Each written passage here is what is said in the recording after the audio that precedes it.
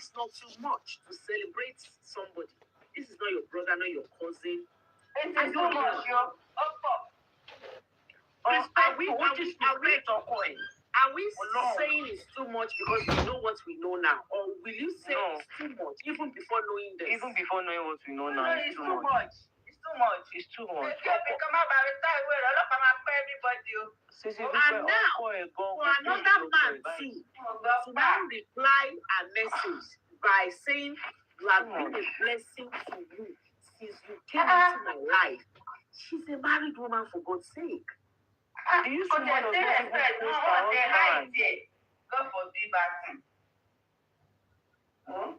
exactly like I was? No, go share Paggy. It's happy birthday, Zaddy. It's Zaddy. No. And people are not pronounce Zaddy. So she's saying that why can't she just use something like happy birthday? Oh, happy birthday, Paggy me, yeah. I won't have happy birthday, Paggy me. Yes, that's how I greet my own friend. I greet my own friend. Happy birthday, Yomi. That's it.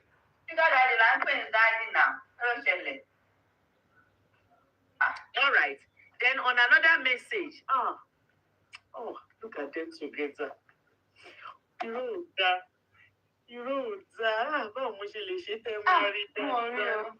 They look good together. Can you see that? Sisidupe, my nickname, man, Nollywood Road. Nickname, man, industry. Wow. And you got together. And according to the gist allegedly, even before he got married, they are always going places together. I saw their video together. Nollywood Road, don't we?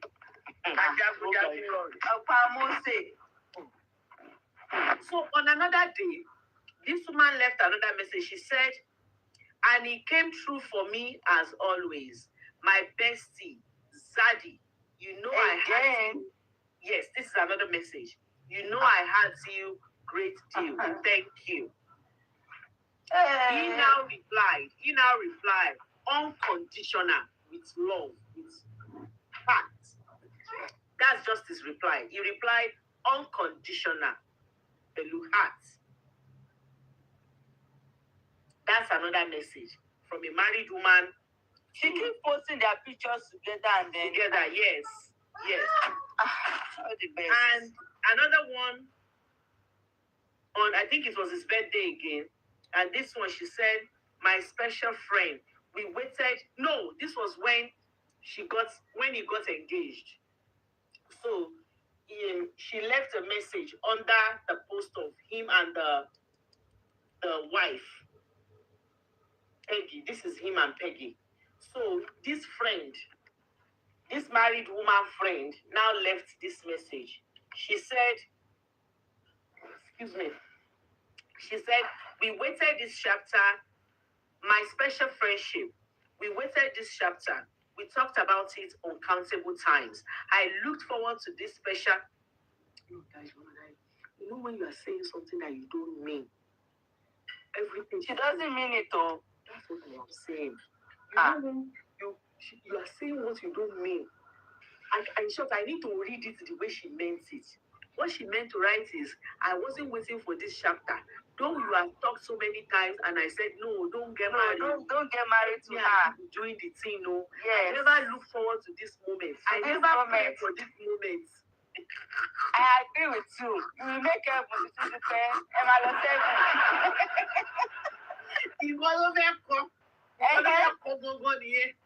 This is not real. Because you had him, you know, she had him to thank you. She had him to herself. Tell her when the woman was not there. So now that the woman is there, of course, they are still going to be doing their thing. But of course, it's not going to be as smooth as it used to be. So she said, she now mentioned the lady's name. Only Paggy, you tick all the boxes as your heart's desire. You both are lucky to have each other. I pray for God to bless this union with heaven's choice blessing. I'm so happy for you, Freddie. Zaddy. Zaddy. The one and only. Oh, Olu, film Lord. Ah, Olu Ikani, film Lord. Okay, the one and only film Lord. We are coming through for you guys. Oh, I reply. Emma will message you, BC. Come and see. Compare the first two. His first reply to our message that thing was, "You have been a blessing to me since you came into my life." That was his first reply. Awesome. Thank you for who you are. The second one was unconditional. Unconditional. But now that there is a woman there, look at his reply. Thank you so much. God bless you.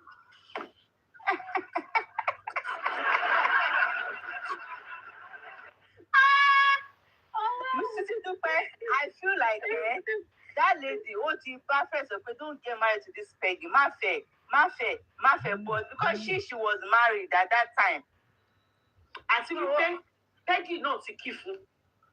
Peggy had a suspicion. Yeah. Ipe, I don't like, but he was able to convince her, no, this person is my friend. And that is why you can see his message, short and sweet. Thank you so much. Like they don't even know each other. This is the kind of reply you will give to every other person. Mark Obami, I am now married. Stop writing epistle. Who asks you questions? Thank you so much. God bless you. Emma Law. Then this is another message. To send. Only Akaria, I want to know you. I want to know you together here again. This is them again here together. I want to know. She now said there, she said, one and only film Lord, not celebrating you on this special day should be considered a sin. May your new age bring everything blessed and beautiful. My winning film Lord, to many years, happy birthday. But I agree, the woman is in, this writing is a bit skinny. I think this one is old though. This was before the woman came home. Come and see his reply. His reply is, my day one. God bless you immensely. Why are you calling her your day one? Somebody's wife. What does it mean by my day one? Is a married woman husband not on Instagram, not on social media? I don't think that man. Sisidupe, do you know what is even pissing you off in the whole thing? How quick they are to do this public display of affection. Yeah, they are holding their hands together. It is even unnecessary when she posting. She will just post him. I just want to appreciate you. Very unnecessary. Exactly. Very unnecessary. Smiling. I also have a bestie, but I can never post me and my bestie picture together. Happy birthday, Orenuman consider short and simple because he is also married. Which kind of nonsense did that one? Oh yeah, today me man ro pe. Obìnrin lèmi náà. Talk about you guys that are married, that have men as besties. We need to talk about that. Your bestie is married, you're married. Okay, we need to talk about that.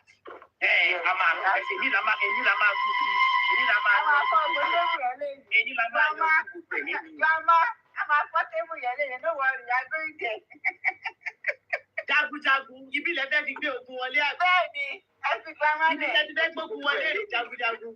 A máa yanjú gbogbo ẹ̀ lẹ́yìn. Okay, so this is another message. Again, Epistle eléyìí tún wá pọ̀. Ó ní, and this was when he was married. He was actually married here. She said, happy birthday to the one and only film Lord. For over a decade, we have shared a friendship built on respect and loyalty and genuine care. In a world where people are quick to assume, our number will, again, yes. Only in a world where people are quick to assume, quick to twist, and even quicker to speak on what they do not understand. Real connection do not need explanation.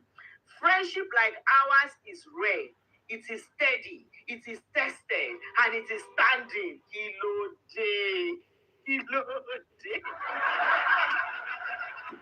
You want to eat too much stuff. You don't tell her to cook. Only it is standing. It is tested. Oluwatosin, what is standing? Standing. Their friendship is standing. Everybody. Is standing. Thank you, Whitey Lloyd. And it's standing today. Only I celebrate. Not just Celebrate, but the kind of person you are, consistent, grounded, unshaken. I want this you to go and please. I need to see the rights of this woman rights when it's her husband's birthday. I would like to see it. Oh, I'm more curious. Because what is left for you to write when your husband says nothing, no. If you write this.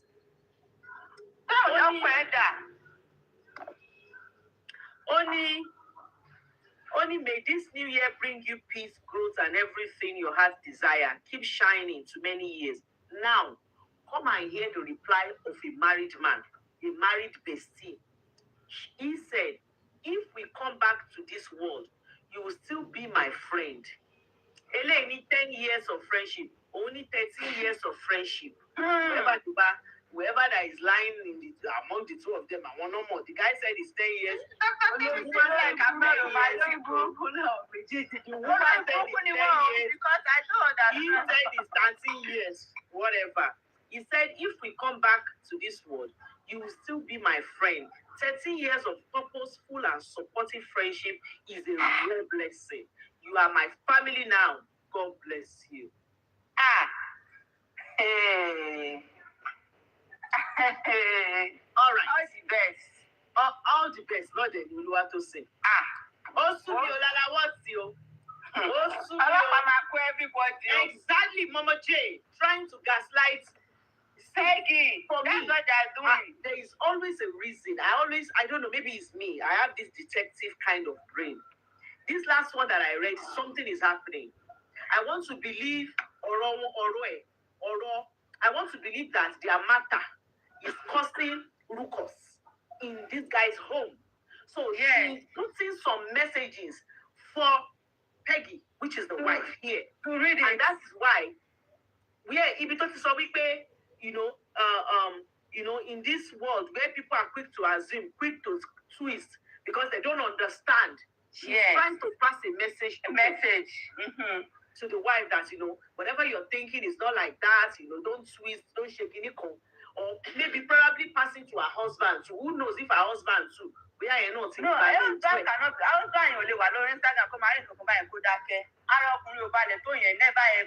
don't know, Sha. I don't know. No, I don't know about it. Social media. Àwọn èèyàn ti ń gbé plákáàdì pé kọ́kọ́ lọ ṣe I agree. Àwọn èèyàn ti ń sọ pé kọ́kọ́ lọ ṣe jí tó ní ẹni tó ní hé wọ́n ní kọ́kọ́ lọ ṣe òun wọn náà. Out of those four, MP méjì lè jẹ́ ti Fred is allegedly.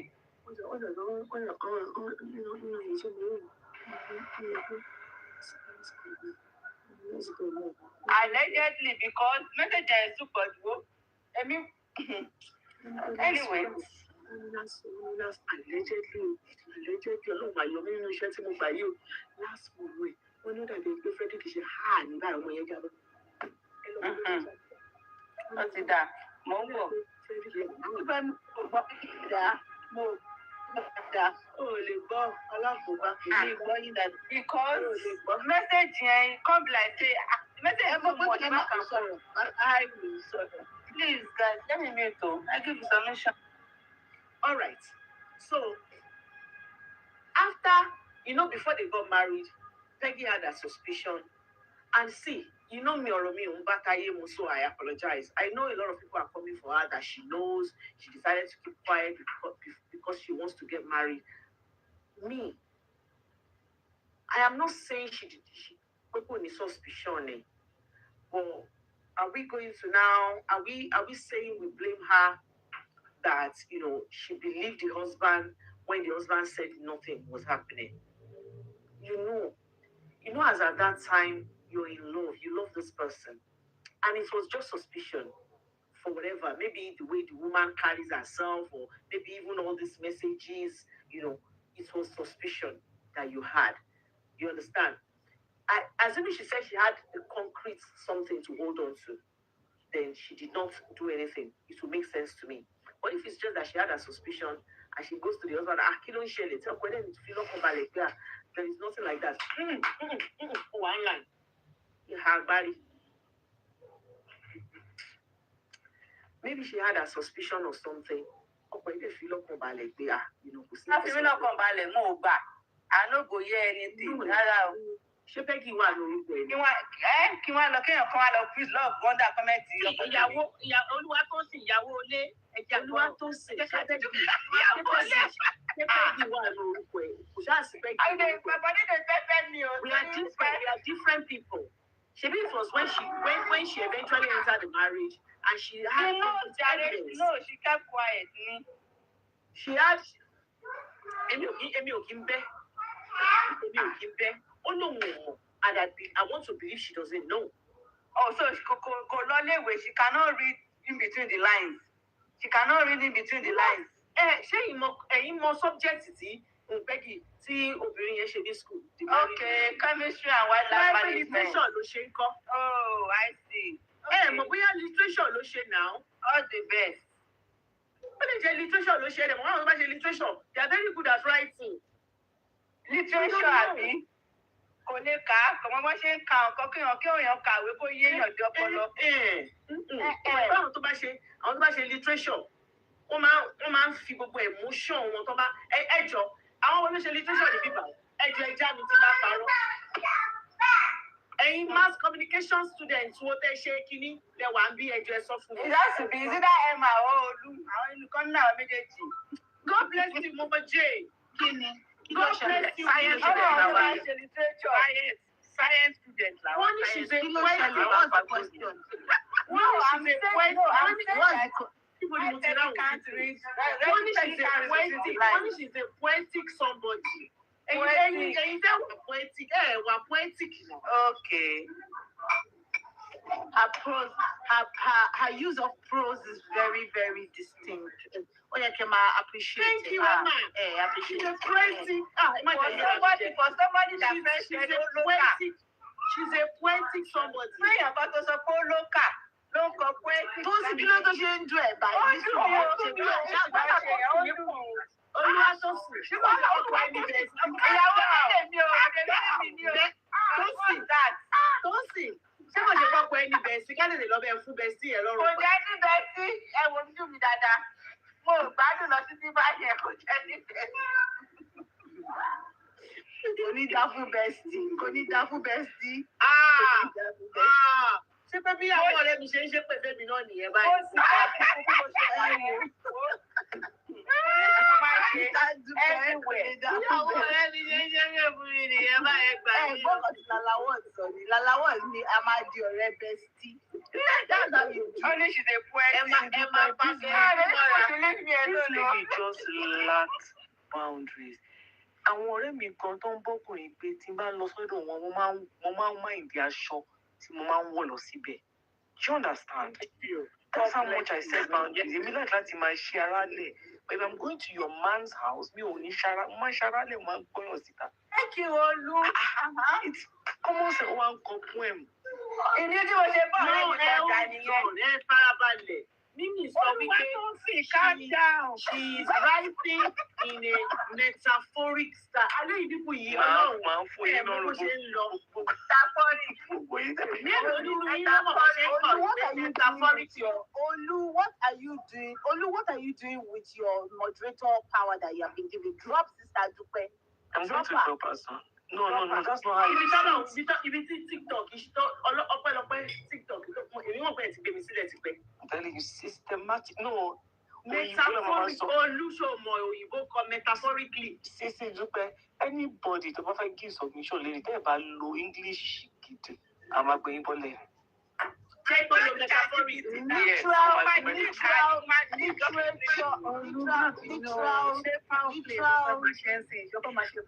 Wọ́n ní pé tẹ bá fẹ́ sọ̀rọ̀ lẹ́nu, ẹ gbọ́dọ̀ lo metaphoric style. I am going to use metaphoric today. I am going to say this is a foul play. It's a foul.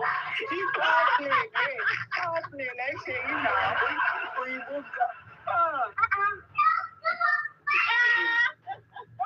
twist. What then twist? What you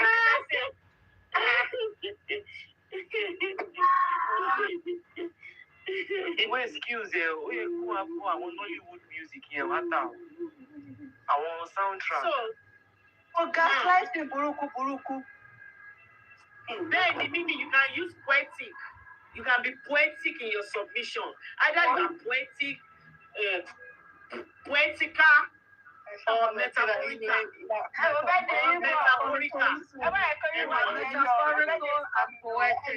And come with your phonetic. Let your phonetic sync with the metaphoric style. And let it connect to the country that you are living in, not Phonetics might share the line. phonetic of the America. There's the Nigeria.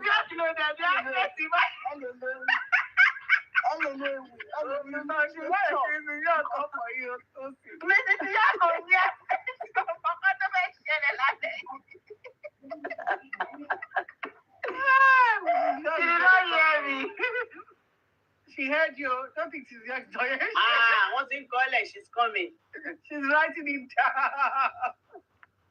So I think what's now, okay, I don't think it's just the married side chick that has a metaphoric style. Even the wife too is a very metaphoric somebody. And I'll show you now that I think this Leonard is lucky to always have women that are metaphoric and that are very metaphoric around him. I think he's just blessed like that. Because the wife too is very metaphoric. I'll play it for you. When I met Frederick, I saw a man that was willing to. I'm late again. Let me go to this. No, she was sitting down. People keep saying she was sitting. No, she wasn't. I saw that. Go and check. She was sitting on the chair. The husband was standing up. She was not kneeling down. She wasn't.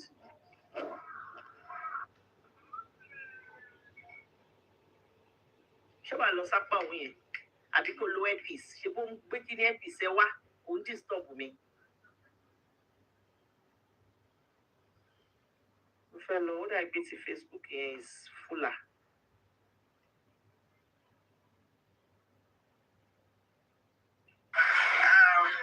When I met Frederick, I saw a man that was willing to make money.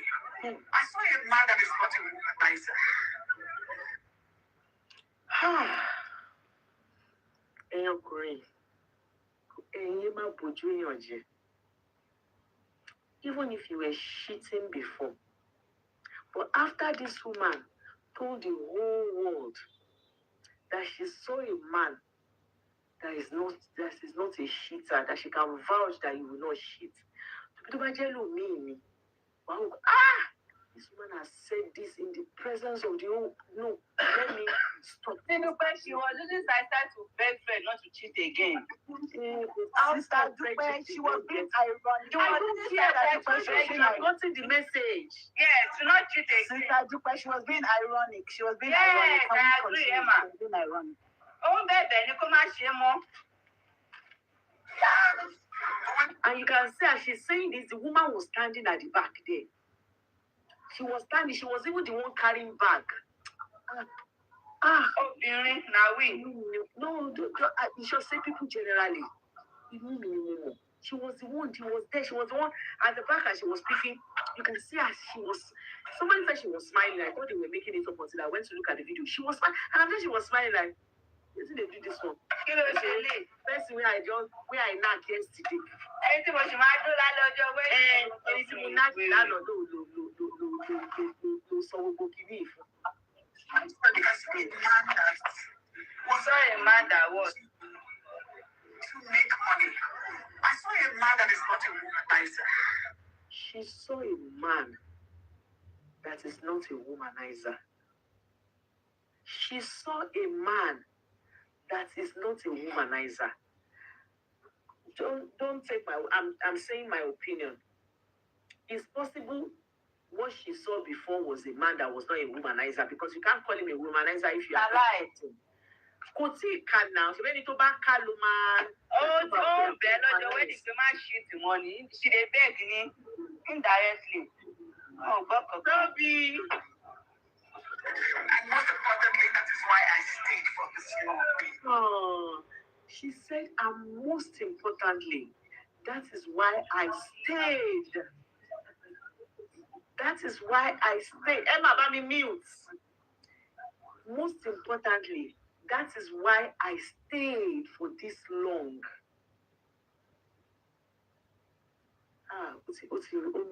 Omo. Most importantly, that is why I She knows now. Yes. This long. I lost school now. Honey, please don't change. Please. He has promised not to cheat again. No. Emma, you think that's sort of metaphoric. She's that way is not one metaphoric. Because when you're saying please don't change, don't so she's actually saying please change.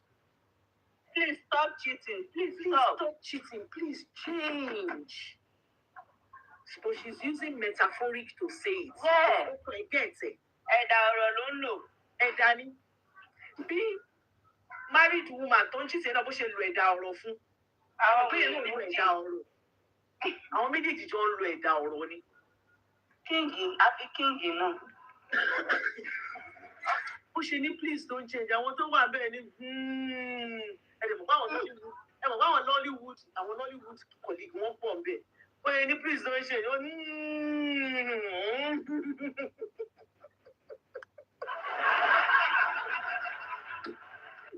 burúkú ẹlẹ́rìí. Cedric is one man I can beat my chest for, despite what everyone is saying. Frederick is one man that I can beat my chest for. Hussein, how long was she in the marriage for? 3 years. I'm sure by now she will have chest problem. I had to mad because she has been beating non-stop. And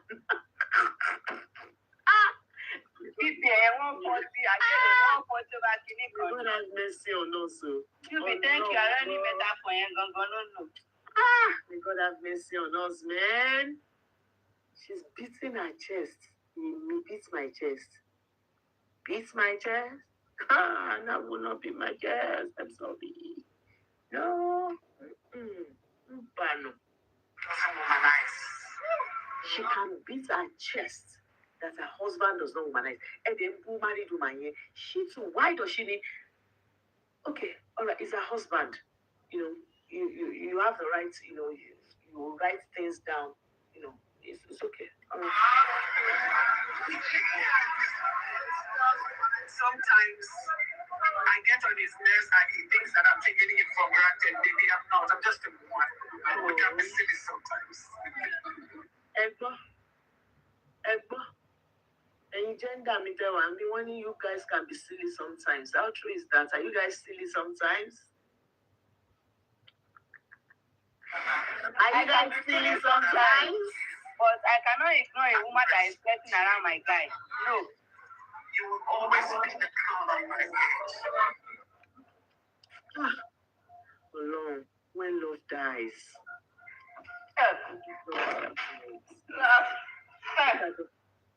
Look at the woman promising heaven and heart for the man of her dream. He said you will always... Sisidupe, ṣé bí máa ẹ̀rọ ẹ̀kọ́ máa sọ gbogbo ọ̀rọ̀ tó ń sọ yẹn? Máa ẹ̀rọ ẹ̀kọ́ máa sọ náà, no her. No, why not now? Why we... See, no her. Máa ẹ̀rọ ẹ̀kọ́ máa sọ lè tó kọ́. Olúwatósìn. We are assuming we are watching this while we've not heard any negative about their marriage. They are still intact and happy and, putting, front, everything okay. And we watch this. We will not say... Yeah, we still believe something is fishy. What is Rojoju? It's because of the photo to share and she must have been Rojoju. This is the first time I will hear it. Don't cheat on me. I don't say womanizer. No, she didn't say don't cheat on me. She said, I know you are a good man. You are not a cheater. You don't womanize. You don't have to say that. Chamo, she's alright. You don't have to say Mr. Wale Sami. Oh, God. You don't have to say that. But Oluwatosin fall in love. ibi tó soft. A máa mọ àwọn tó bá fall in love soft place. Mo like fine boy ibi ò sọ yẹn. Àwa tá a fọ́ọ̀lù síbi tá a ti forí gbá, a lè ṣe nǹkan tó ṣe yẹn. Máa kọ it used to be 3 pages ní tá a máa kà lọ́jọ́ yẹn níbi tí ìfẹ́ ti ń ṣáàkì wa. Mo gbọ́ ògbó ní máa fi ṣe kíní máa fi proof love with it. Decisions before I make it. Oye, ẹ lọ wo fídíò yẹn, ó ti sú Leonard. Ó kàn dúró sílẹ̀, ọ̀gbẹ́ni wo ṣe fọ́ tó fẹ́ ṣe. Ẹjọ́ ẹ pọ̀ tètè dìde mo fẹ́ sọ. The man is just like, ọ̀gbẹ́ni, say what you want to say, Oje. And you know he's using one eye to look at the other woman standing there, looking at him. The guy don't tire. To everybody that you have fought my case for, God will fight your case for you. Thank you for waking up in the morning and saying, babe, let's pray. Frederick, as much as you look good, you make me want to love God the most. Frederick doesn't stop praying. Sometimes I feel bad that I don't pray enough. Frederick wakes up in the morning, he prays. He wakes up at night, he's praying. And I said, this is a good man. And when I met Frederick, Martin, he had a girlfriend. But then I looked at his future and I said, this guy is going to make it. I don't want to box it.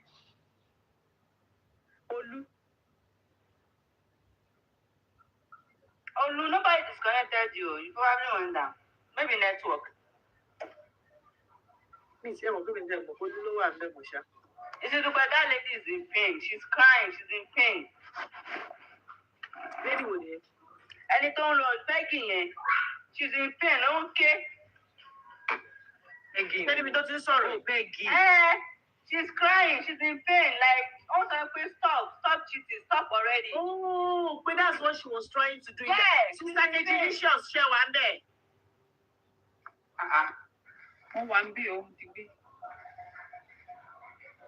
Yeah, okay, and she's in pain. That's right.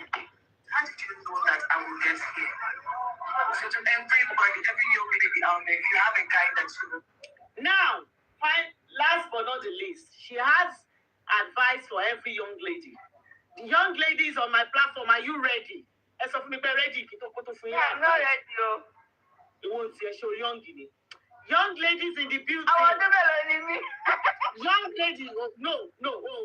Category, I want to get full advice. Young lady, I say old lady, ain't that by tea, look, she's ready, delicious, ready, Mimi ready. Oh, yeah, it's a question, we're ready to get to advice. We are ready. Oh, yes, you are not part of them. Grow there. Okay, Stabisola. Oh, yeah, at ready. At the young Puri, not a singles, no bawi. She's ready, I want advice. Come and take advice. Please don't come every time like that. Once you're ready, treasure to ready, some of them are ready, let's go. Peggy sleep. Until tomorrow, Frederick asked me, how did you know that I will get here? So to everybody, every young lady out there, if you have a guy that you like, you love him, he doesn't have money, please stay. Shagba. I did not hear that. Shagba. She said for you young ladies out there, she said when you have a guy that you like and he doesn't have money, she said you should stay. You should not go anywhere. Oh, so no friend. Listen, Sisidupe, that lady, she's happy of all the women that Fred is sleeping with, that he chose her. That's why she's happy. Look,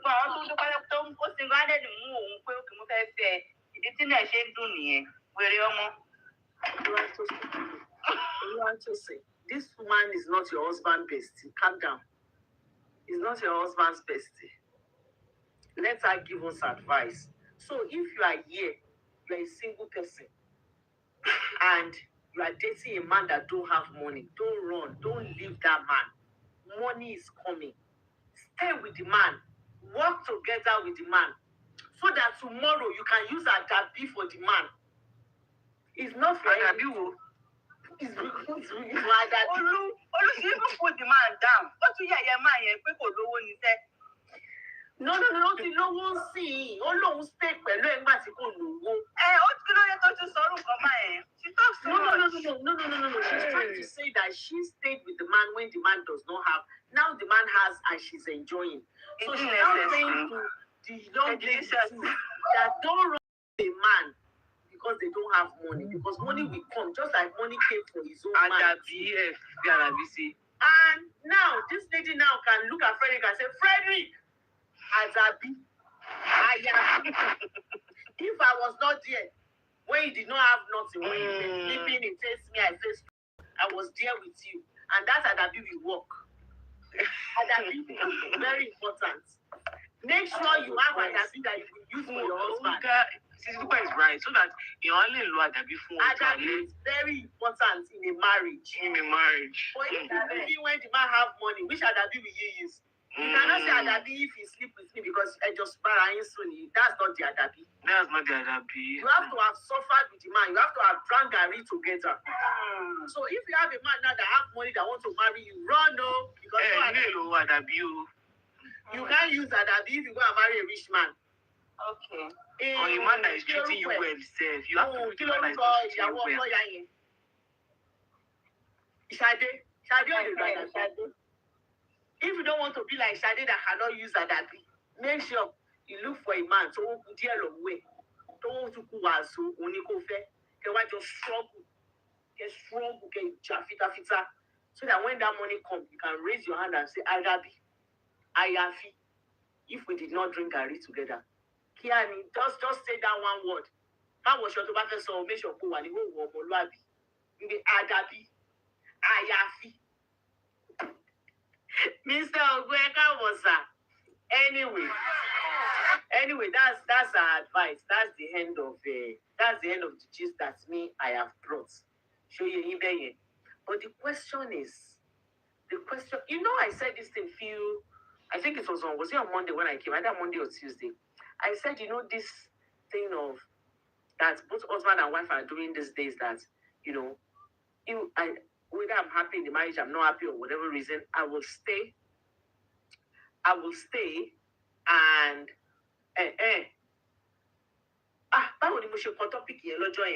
that the people are staying, I will stay and do whatever I want. That's what people are doing now. People don't want to live, marriage that is not favoring them, that is not fulfilling to them anymore. What they are doing now, they'll stay in it while they do whatever they want to do. That's exactly what's happening now. Even men, a lot of times, the women that men want, is that woman is already married. And that's the woman that man wants. But that woman has already been taken. That man will not mind to still be having that woman if it's once in 2 months or once in 3 months, if the opportunity arises, just like Leonard is doing. But they will now put another woman in the house that they don't fancy as much, but they just need to settle down. They will settle down with that woman. But the person that they actually love is that person is with somebody else. That person is married. But they will now be managing to see that person, even if it's once in a year, while they are staying with the one they don't like that much. And now, like I always say, that me envy and want to run the dating markets these days, because now it's even difficult for you to know what is on somebody's mind. Because these days people are saying one thing one thing is coming out of their mouth, but something else is what they are planning to do inside. And since today we are lying, there is no way for us to know what somebody have inside of them. How will you know when somebody is speaking the truth and when somebody is lying to you? Because for those of people that are saying, oh, this woman knows that the husband was sleeping with this married woman and she went ahead, the truth is we don't have evidence for that. I will not come outside and say, oh, she knows that the husband was cheating. The truth is, if my husband is cheating now, I want to use myself as an example.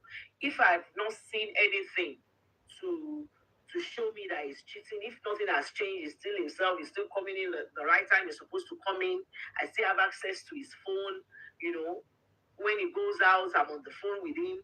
There is nothing for me to say to suspect anything about me. So how will I know that he's cheating? So let's say somebody now walk up to me and say, Sisidupe, oh, we saw your husband with one woman at work, or your husband is talking to one woman at work. What am I to do? Is to do my own little bit of investigation, whichever way I know how to do it. If I do that investigation, don't forget that there might be times that you don't even have access to even find out. So the person that you are going to ask, is that your husband? In most cases, you might not have access, except you want to go and take, man, personal investigator, your private investigator, PI, except you want to do that. But most cases, you are going to go and ask that your husband or ask your wife, but what's going on?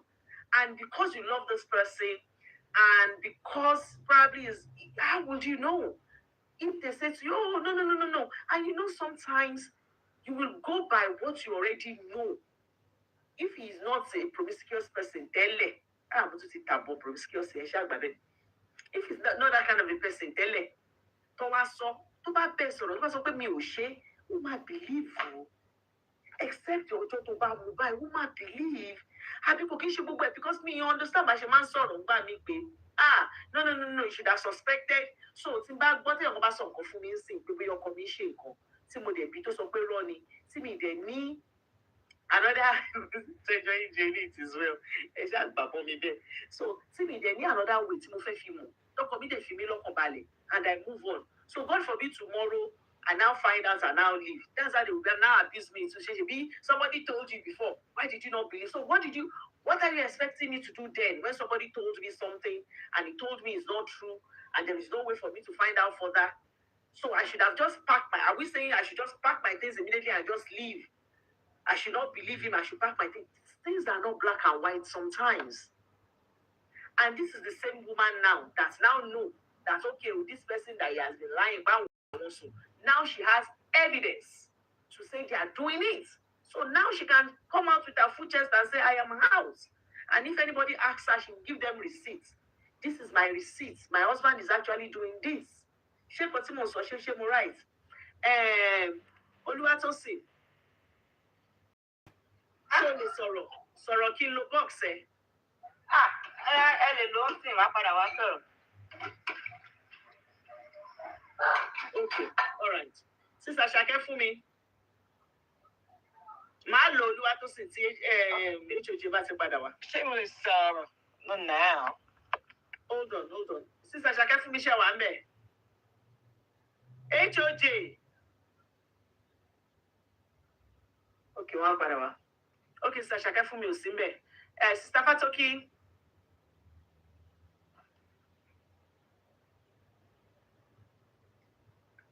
Kí ló ṣẹlẹ̀? Ọ̀gbẹ́ tán bá ti wá. Wà lọ́wọ́ mi kí ó dàbí pé Sister Ṣàkẹ́ fún mi gan ti sùn. Sister Fatoki. Tí lọ ìjọba mi yọ gbogbo AC inú kìíní bá mi yọ kúrò. In the box. I'm doing that. So, Sister Fatoki, are you there? Ẹ bá mi yọ. Sister Fatoki. Oh yeah, Olu, go ahead. Okay. Olumala, what's going on? I was like, everybody's sleeping. We were waiting for me. Life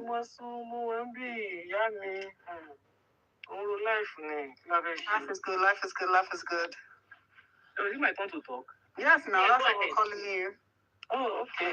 Okay. What I wanted to say is,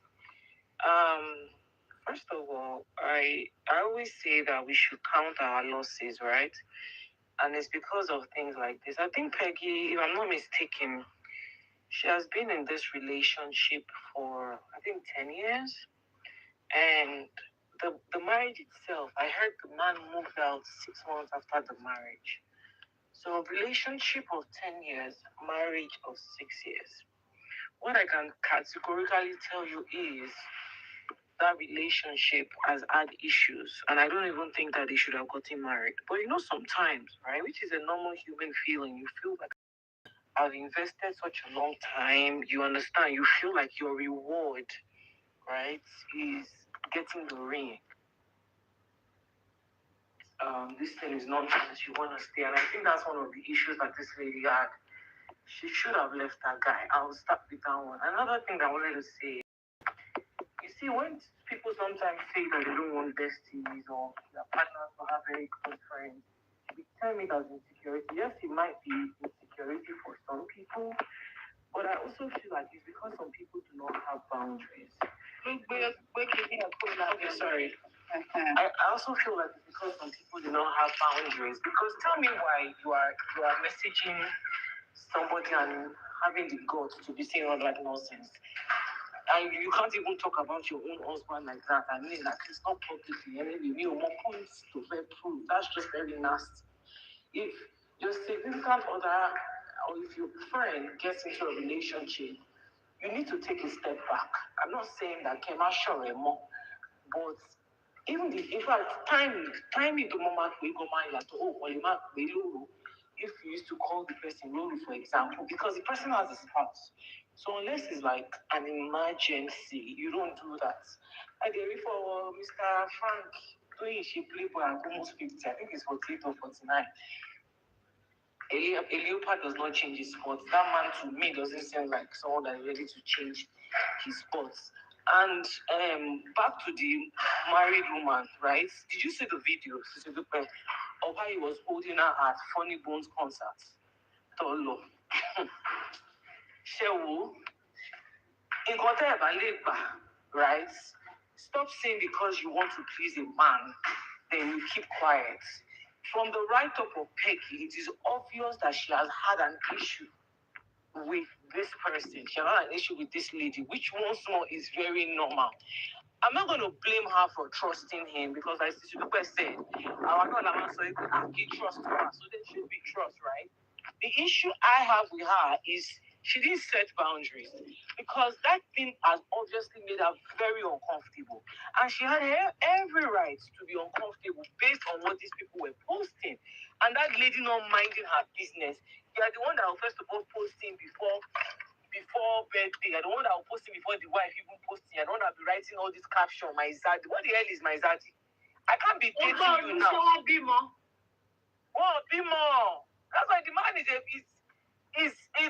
I'll see it. That's why I said count your losses as obìnrin. I'm giving bad advice. What are you doing with a man for like 10 plus years? Your biological clock is ticking. You're with a player, a 50-year-old player. What are you doing with a 50-year-old player? And I feel like sometimes I go, we want to win. Is he 50? He's 49 or so. Yes, the guy is an Agbaya now. It's an Agbaya. So me, taking in Wakiri. God forgive me. As in Lori Koto Mari. I will not even blame Peggy at all. Those kind of men, you heal while you are in the relationship with them. Because I know that 10 years is not easy. So to just open mouth and tell somebody to leave, so if you know that this man is a nonsense man, you cannot be with him anymore. Start to heal inside the relationship. Start to go on other dates. You don't have to sleep with the person. Just know that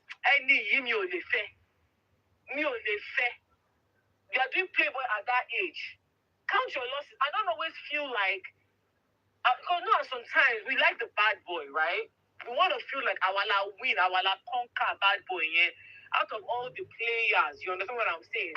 We are the ones that made him choose us. And I think that was just our issue. It is okay. A lot of women here, we've been in one or two relationships, still feel forward. That is life. Nobody here is perfect. As like nobody is a saint. But what in 2-3 years, so that we are or any count your losses, man. But waste 2 years. 2 years not bad as opposed to can waste 10 years. I'm telling you.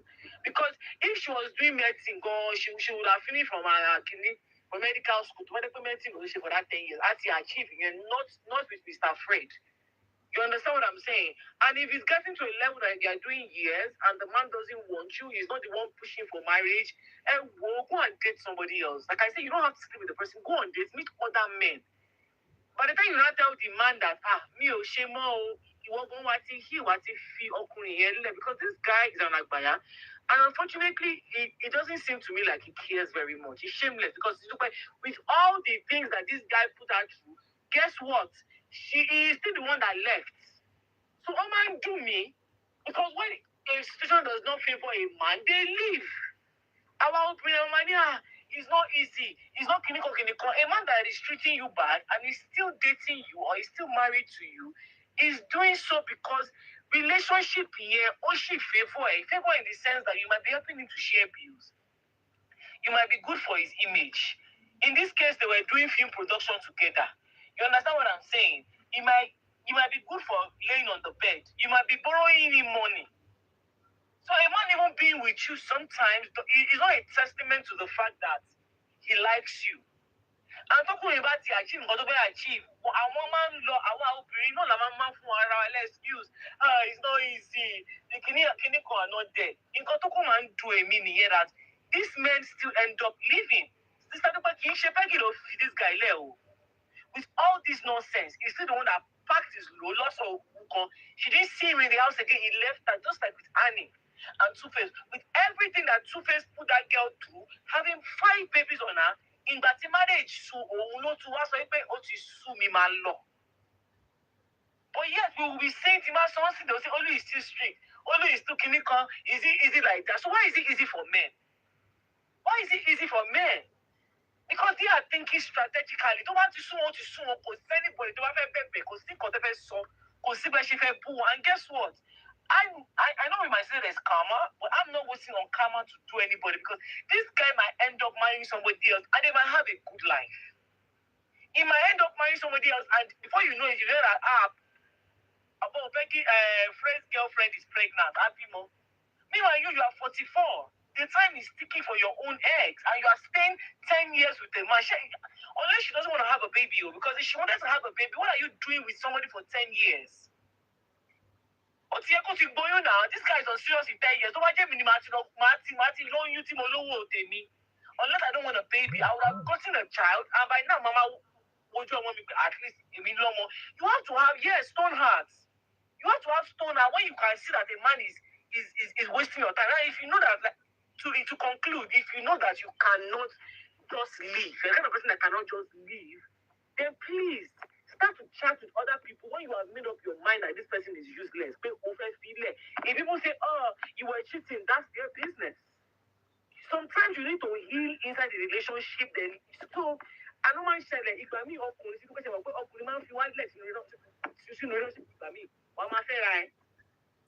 want to move on. They've left you inside the marriage because it's Frankie. Right? Less in marriage. Marriage. I'm giving you your marriage. And he was doing his own thing. Any bestie, son, that is your bestie. That is your bestie. That is your bestie. Please have some decorum. Have some decorum. The way I relate with my married friends or my friends in relationships is not the way I relate with my single friends. See, boyfriend, the kind of conversations I have with them is different from when it's just us. Not because I'm afraid of your man, right? But you give respect. Once people enter a certain kind of dynamics, your friendship changes. It doesn't mean it's changing for bad. It just means that there are certain boundaries that you set. You understand? Tó bá jẹ́ òun nìkan mo lè wà nínú night gown kí n má wọ bra àbí Sidúpẹ́ bọ́ ṣé wọn máa mú ọkọ ẹ̀ wá mi wà ní wọ bra sábẹ́ night gown ni. Extending me with big titties, those are just examples. It's not nice. Respect people's relationships. Ẹ ṣé.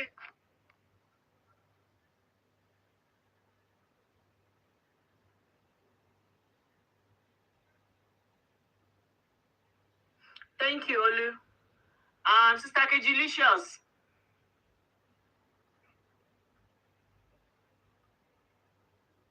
Please give me a couple of minutes. Let someone go. All right, Sister Batoki. Ẹ̀wọ̀n má bínú lẹ́ẹ̀kan fún àròpẹ́ ti sùn ni. Mi ò sùn mo wà fáàrọ̀ wẹ̀ fóònù. Mo gbọ́ bẹ ṣe ń pariwo mi bọ̀. Kò sí bí mo ṣe lè mute níbi tí mo wà. So, Sherry, it's just like what Olu said. That was my opinion about it. She might not have known, actually, nípa gbogbo àwọn kìíní yìí. Ẹ mọ̀, ó lè máa ń rí mọ̀ pé àbí nígbà yìí lẹ́sìn. Ẹ má bínú.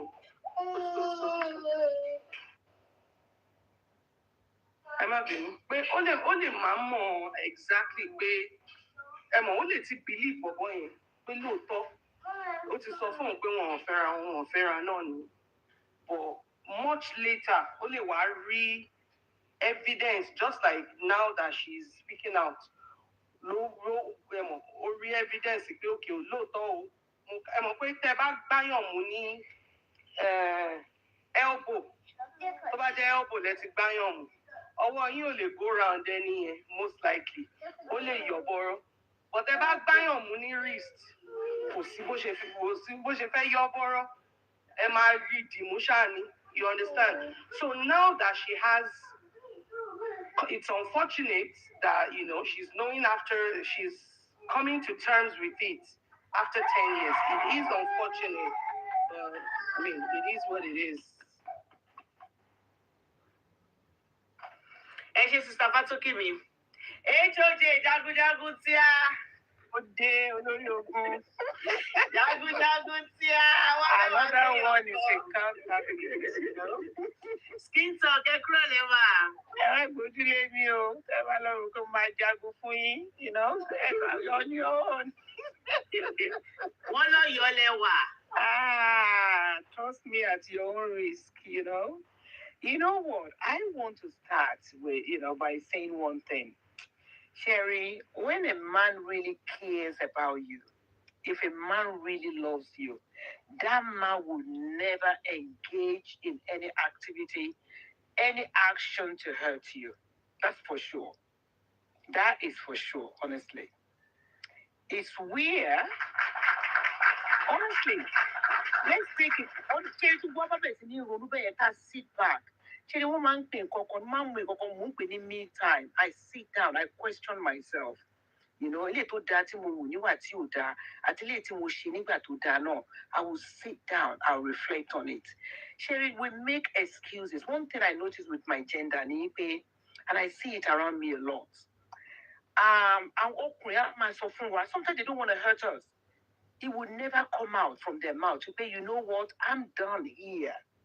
You understand? The relationship with Isumi, I'm not feeling it anymore. And when a man love has shifted, when a man love has shifted, it's not difficult for us to know. After Bantorawa, talk about in love, tó bá wà ní relationship sí ẹ̀yẹn ṣe test yẹn pẹ̀lú ọkùnrin ọwọ́ ẹ̀ ò ní kúrò ní ara ẹ̀ ojú ẹ̀ ṣe tó bá dìde báyìí ojú ẹ̀ máa bẹ́ẹ̀ rìn lọ ni you will matter sí i wọ́n á fẹ́ gbọ́ ohùn ẹ̀ voice ẹ̀ in a day ẹ̀ kó máa ní many times wọ́n á fẹ́ gbọ́ ohùn ẹ̀ in a day mo kàn ní kí n gbúrò ẹ̀ ni ẹjọ́ ń gbénu lé o mo fẹ́ gbọ́ voice ẹ̀. Káwa máa sọ pé ń sìn kìíní kan ṣé that man's love ó ti shift for a very long time. Èmi ò mọ̀ bóyá máa tiẹ̀ love woman yìí at all. I don't know. Can I ask a question please? Sisidupe no picture tẹ gbé sókè yẹn. Èwo ni real wife, èwo ni side chick? Kò yé mi inú àwọn picture yẹn.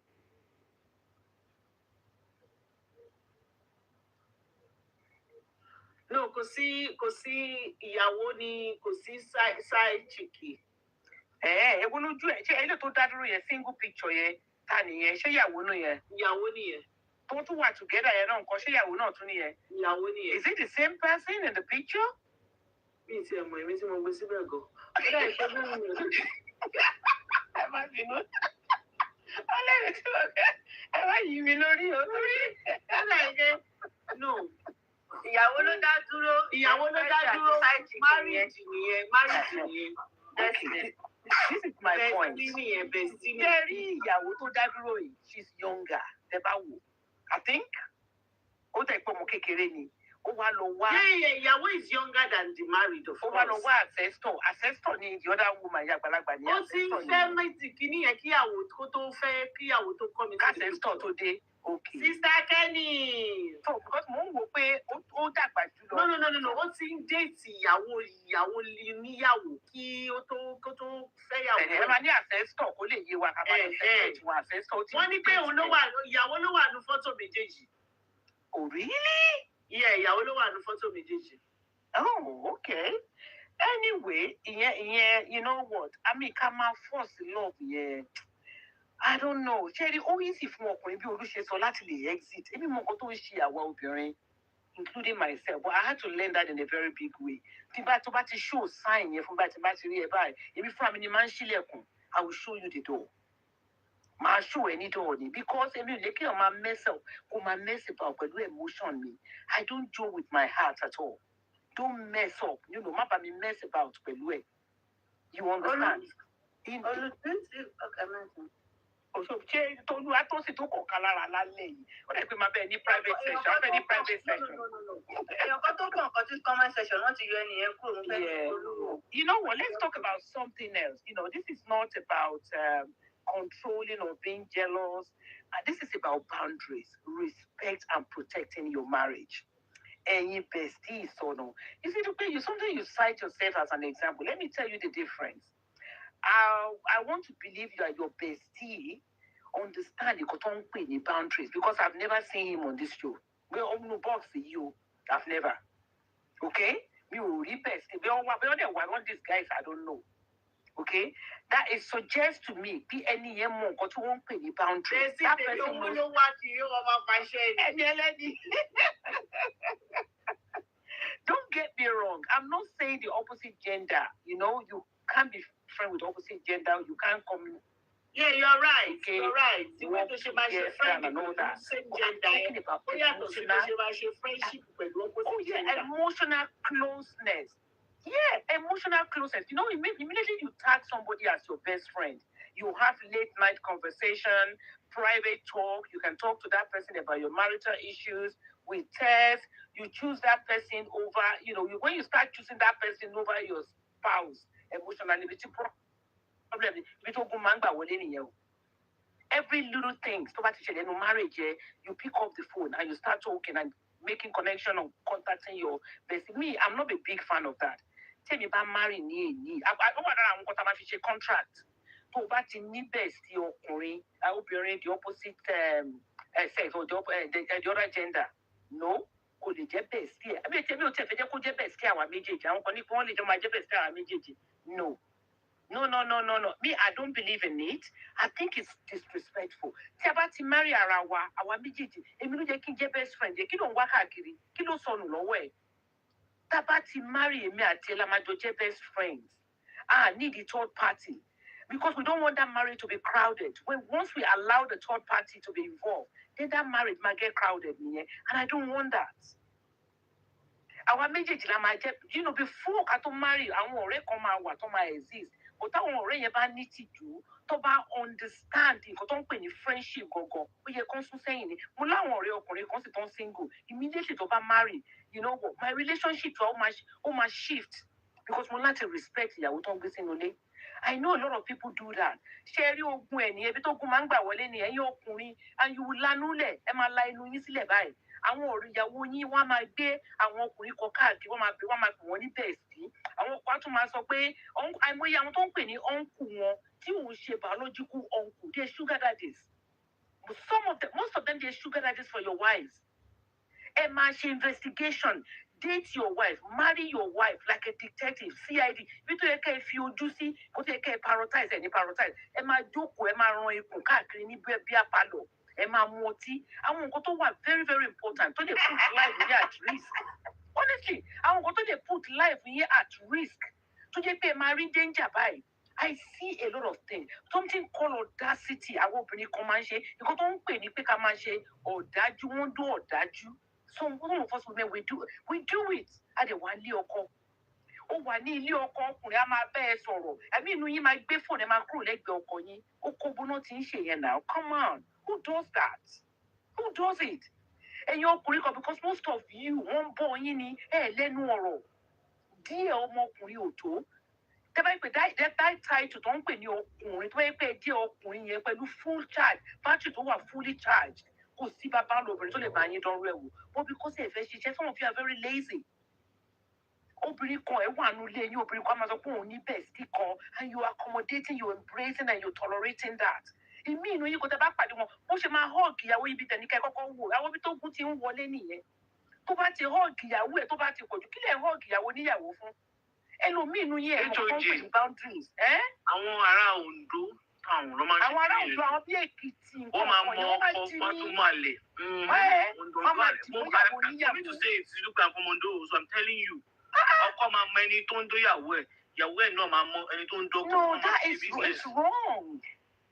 It's wrong. Ẹ jẹ́ ká stop gbogbo àwọn opinion, àwọn nǹkan burúkú. Okay, a fẹ́ jẹ́ role models fáwọn ọmọ wa as how? How are we going to achieve that? every little time. Àwọn àbúnísìn yìí o tẹ́lẹ̀tẹ́lẹ̀ sugar daddy sugar àwọn ìyàwó ilé náà ń dún sí. I don't get that. I don't understand it. Ṣé kò sí love ẹgbẹ́ mi ẹjọ́ ètò náà ṣé love ti tán ni? Èmi ò understand àwọn nǹkan yẹn. Ẹ̀yin ọkùnrin, you know, I mean, ẹ máa pè é sínú box nísìn. I want to be a leader. Women, àwọn nǹkan tẹ́ bá kàn pariwo nìyẹn. You need to respect me. Eléyìí tó jẹ́ nǹkan tó wà important gangan. Nítorí kẹ́ ẹ fojú sí, nítorí kẹ́ ẹ ti kó igè, àwọn six pack tẹ̀ ń kó káàkiri yẹn kẹ́ ẹ ti fẹ́ dáadáa. Nífẹ̀ẹ́. Òun wọlé sí máa yìí lára ẹ̀. Àti ẹ̀ mọ picture ọkọ woman yìí gan. Ta ló ń fẹ́ máa woman yìí gan? Kí ló tà rí picture ọkọ ẹ̀ gangan náà? Òun ni victim bí yóò ṣe mọ̀. Máa yẹn gangan ni victim ní gbogbo ọ̀rọ̀ tó wà lẹ́yìn o. Ọkọ lady tó wà married. Òun gangan ni victim. You know? Because I don't. Ẹlòmíì inú wọn àwọn obìnrin máa bá ọkùnrin máa jẹ lunch. Ìwọ ìyàwó ilé wà lọ máa jẹ lunch pẹ̀lú ọkọ. Wọ́n máa lọ pẹ́ lọ fún lunch. Nítorí pé ẹjọ́ HOG àwọn náà jowú jù. Ẹ bá rí married woman tó ń jowú pé who is that girl that is calling you? Married woman. Àwọn náà tún máa jowú ìyàwó ilé ni wọ́n o. Ìyàwó ilé ni wọ́n o. Wọ́n tún máa jowú. Kí ló tá lè jowú? Kí ló bọ́lẹ̀ tún gbọ́rọ̀ lọ? Kí ló tá lè jowú? Ẹ máa jowú bestie. Àlọ́ jẹ́ married woman náà. Married woman tó ń jowú bestie ọkùnrin. Ẹ̀rọ tó ń pè ní bestie ẹ̀ tó bá lóbìnrin ní ìpẹ̀lú bestie ọkùnrin á máa jowú. Á máa jowú bestie. Á máa jowú bestie. Ẹ jẹ́ ká stop gbogbo àwọn nonsense honestly. Ọmọ àlè kan ti pọ̀. Ṣé ní kò tí Nàìjíríà ò ṣe lè tó nígbà tó bí gbogbo ọmọ àlè tó wà Nàìjíríà bá kúrò ká tó lè ro ká lórí ìsinmi Nàìjíríà. Ọmọ àlè ti pọ̀ jù. Ọkọ tó dẹ̀ ń da ìlú yẹn láàbí kó àwọn ẹ̀jẹ̀ oríṣiríṣi kún bẹ̀ yẹn àwọn ẹ̀jẹ̀ tó ẹ wò. Àwọn ẹ̀jẹ̀ Ọlọ́run àwọn ẹ̀jẹ̀ oríṣiríṣi. Mo lè sọ fún yín jẹ́ pé mò ń sọ fún yín pé mò ń parọ́. Ṣé rí ọ̀dọ̀ Mary ló ti bẹ̀rẹ̀? Because ní Joseph sọ olóhùn òmọbi tó yún ẹ̀mí mímọ́ ìtiwá. Ó ní oyún yìí òun ò mẹ́ tó ní oyún Jesus Christ. Òun ló gbà wá là o. Ó dẹ̀ kú fún mi, mo dẹ̀ appreciate ẹ̀. But Joseph sọ pé òun ò mọbi tí Mary ti gbé oyún ìwá, á bo gbogbo ẹ̀ mọ́lẹ̀. Wọ́n lóyún ẹ̀. Ẹ̀jẹ̀ bí tẹ̀ appreciate. Oyún ẹ̀mí mímọ́ ń sìn. Oyún ẹ̀mí mímọ́ ni gbogbo wa máa ní sìn. Torí oyún ẹ̀mí mímọ́ ti wà nínú Bible. Everybody kàn máa lóyún ẹ̀mí mímọ́ sí ń sìn. Thank you. Thank you. Mrs. Yongi, we are moving on. Oh, Sister Kate is ready. Oh, yeah.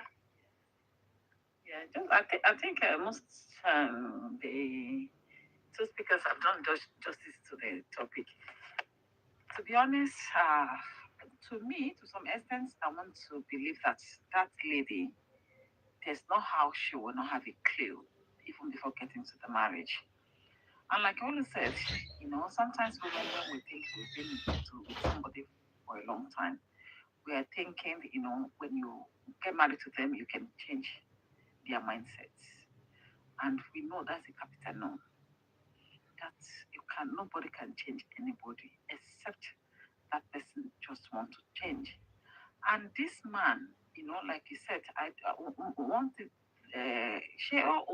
this man ló sọ pé òun àti married woman ló sọ pé àwọn ti jọ mọ́ra for 10 years 13 years ọjọ́ ń drag àbí.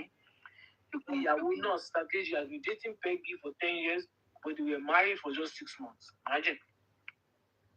So ṣẹ́rí woman yìí ti wà in the picture ṣẹ́rí woman yẹn gan ọkọ tẹ̀rù pé òun ni victim ọkọ gan ti já lọ ọkọ married woman yẹn gan àwọn méjì náà kan jọ wà ń bẹ̀ for convenience ni.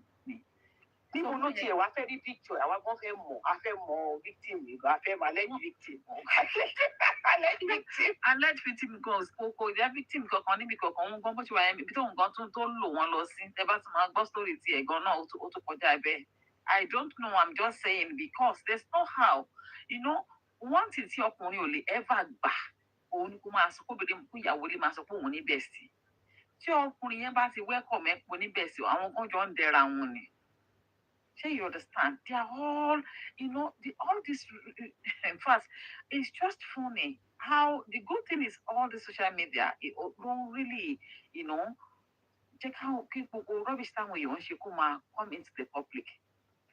How can a married woman, say you are a friend to a single guy for 10 years and the friendship alone standing? If alone standing, see, with Rod. Ó tún wá marry pẹ̀lú 6 footer. Imagine. One yìí tún wá marry kẹ́lẹ̀ mọ́ pé lady yẹn gan wà desperate pé kò ní clue pé bọ̀bọ̀ yìí òun ní with this particular lady. You understand? If the guy have other girlfriends, I don't mind because obviously we want to jump play again into our end. But this lady, I don't want to believe they could declare but boy in fair that married woman because how will what on earth Lufe Sofuyin? Is she the only actress or just Hatney? So they play friendship one very close to there, yeah. And you don't ask what is she doing? Why what is special about her? You understand? I think she if not that she just want to marry, it's a shame that when women get to a certain stage, they won't think through that, what's the point of you married for a couple of years and you have that tag on you and it doesn't last for even 5 years. And like Olu said earlier, Kalute ti bimo consider I'm a bone jerry, Bobe. You understand? So this lady went in there thinking, she did say something that, what Frederick just want to do is to make money. I think what married woman, not from boy, beautiful boy alone. So she went, she has a mission as well. So by the time she got in there, she realized the mission to Gomba Losibe, who work with Shiri. You understand? And she started gathering her evidence. Lastly, only if it's because it's going to be to the public, it's going to come out to the public. So, that is one thing I realized this is they all know the game. You understand? And I don't say, like Madam HOJ said, that is what happened in Nigeria the way it is. Not just only Nigeria, anyway, most African country. Because if it is here, everybody has it ara ẹ you understand ẹ wá fẹ́ okay kí ni gẹ́ni bèbí yẹn sìn kì í ṣe bí àpéjọ kan ní fabric mi tó fẹ́ gé níbẹ̀ you understand she went there for a mission and mission was accomplished and this man the person he really loved is that married woman but because she is married lady the wife Peggy as a cover up me that okay, at least if I'm married, nobody will be thinking the way you understand. So steadily, brother, he sticks sort of married woman. You understand? So women, please love yourself. Have a meantime, like Madam Eshoj said. Have a meantime, reflect on yourself. Love yourself first. This man, like he always said, turn party, she turn by one man fiercely, no marriage, you want to move on. You understand? And always go 10 years. Evidence is it. I just hope divorce no longer fight for you. There'll be something that will come out of it. Because to me, it's just a waste of time. It's just a bunch of rubbish. Right. Sisidupe, thank you so much, Sister Delicious. Yeah. You know what? The other thing, sorry, very quickly. Sherry or marriage, maybe that's just me. Maybe because I'm a lover girl. That's what I exercise caution. Man, take care. Man, very careful. Kito, because I know the kind of person I am. I'm a ridiculous lover girl. Anybody timber marry, that person it will be my word. Maybe mama away from mama away from Laro, my away from Laro, my away from Laro. Oh no, mama away from Kudi Latima away. Tobati Dilaro king with the basket. Tobati Diale, my away, what's the Lati Bishet, my away from Kudi Lati Wala, Mama Boba, Mashi Wubeni. If it's in my fee, if you for Lori Deni. That's why it's my exercise caution, because of the power you are understanding, you don't pay the marriage more, you don't pay the love. Honestly, when I understand him more, I can be anyhow, sir. I was so emotional, the tap water, you can turn on and off. I just don't get it at all. Respect Okurimo, bring the audacity, you're in a marriage, you're in a relation with a man. A man to new audacity. Woman, you want to do me, but we already can cover Olu. We want to see show. What if and she's still legally married. Regardless of whether maybe you're separated, you have kids. I want to repeat about to be I want to you would there's a red carpet show. I mean, more people want to go. I mean, it's your red carpet. Can you imagine that? Emi o mo bi ti aye wa lo nsin yo ko ti e si ìbẹ̀rù kankan mọ́ kò sí pé à ń respect ara wa mọ́, we just hurting each other's feelings, you know. Ká màmá wa o, oníjọ́ kan ṣá ká màmá wa, I don't get it. She might be a single, ṣé ọdẹ àwọn ní stigma dé, she might be a single mother, kì í ṣe single mother, ó wà married. No, truth is, Technically, she's married, but just like Sister KG said, I won't be surprised if that woman's husband is not even with her again like that. Okay, so to check out emotionally. Yeah, I don't think physically and emotionally. I don't think those people are still together. They said that man, the married woman's husband, he's really rich. He's, you know. I don't think that's one together. No, wait. Unless it's an open marriage. The married man, the husband for the married woman. Ó ti rí rainbow flag. Ó kọjá red flag. But ó tó bá divorce. I don't think they're together like that. So the man has checked out red carpet. On top best. Láti pé pẹ̀wù dání ló fẹ́. Olúwo kó tó máa ṣe nínú Chike máa máa dùn sí kẹ́tẹ̀ máa fọ̀rọ̀ òun sílẹ̀. Àwọn ọkùnrin tó ń sọ̀rọ̀ Chike, ṣọ́ sọ̀rọ̀ Freddy sí. Ṣọ́ sọ̀rọ̀ Freddy, wọ́n dákẹ́, ṣọ́ sọ̀rọ̀. Mo mà dé láì kí mo Freddy o. Àná ẹni ṣùgbọ́n voice ẹ̀ ni máa ń láìkì náà àwọn móbì. Ó láwọn voice kan báyìí. Èmi mọ̀ pé èèyàn báyìí ni o, èmi ò mọ àtọ́. Sisidupe mo wo múvì kan tí Bọ̀bọ̀ Freddy act. Ẹ bá rí bó ṣe burú, àyàn wá ní bó ṣe máa rí. Ó fẹ́ bí ọ̀kan láti abúlé. Kì í ṣe nice husband no movie, kò ń ṣe romantic kìíní kan lọ títí, you know. Ó máa ń ṣe traditional man náà. Because at the height, wọ́n máa ń lò jọ because he's very tall. He's a very tall guy as well. Sister, if any that the man might not be on social media, even if he's not on social media, ìyàwó níyàwó ẹ̀ ń gbéra yín lọ red carpet, ẹ̀ ń hàn gara yín, ẹ̀ ń mọ́ràn yín dání. Unless wọ́n jẹ́ pé pẹ̀wù dání wọ́n ní London wà ó kún lídìí ó dé. Ó má rí ní Nàìjíríà o. Má gbọ́ Olú, ó má rí ní Nàìjíríà, ó wá ń pe ọkọ ẹ̀. Mo wá wà bẹ́ẹ̀, mi wà bẹ́ẹ̀, ó ń pe ọkọ ẹ̀ ní Nàìjíríà, ó dẹ̀ wà lẹ́gbẹ̀ẹ́ boyfriend. Ó wá gbé ẹsẹ̀ lé boyfriend, ó wá bó ṣe rántí sí, wọ́n yóò wò bẹ́ẹ̀ pé mo ń wò ní live. Mo wá bẹ̀rẹ̀ lọ́wọ́ àtọ́kùn, mo ní ṣé ọkọ woman yóò ní family ní London ni? Ipe ẹ̀mọ̀ tó lọ́dọ̀ máa ń lọ káàkiri, wọ́n ní gbogbo èèyàn kan ló máa ń ní family nílùú òyìnbó. Kò ní ní cousin, just one cousin, àbí bí a second or third cousin ni wọ́n ní gbogbo èèyàn máa ń ní family rárá ní ìlú òyìnbó. Wọ́n ní ìyẹn ga o. Èmi mọ̀ páwọn èèyàn kan wọ́n fẹ́ ṣé tọkọ́ ní má lè sí lórí social media most likely. I know, bó ṣe wọ́n léèyàn ni.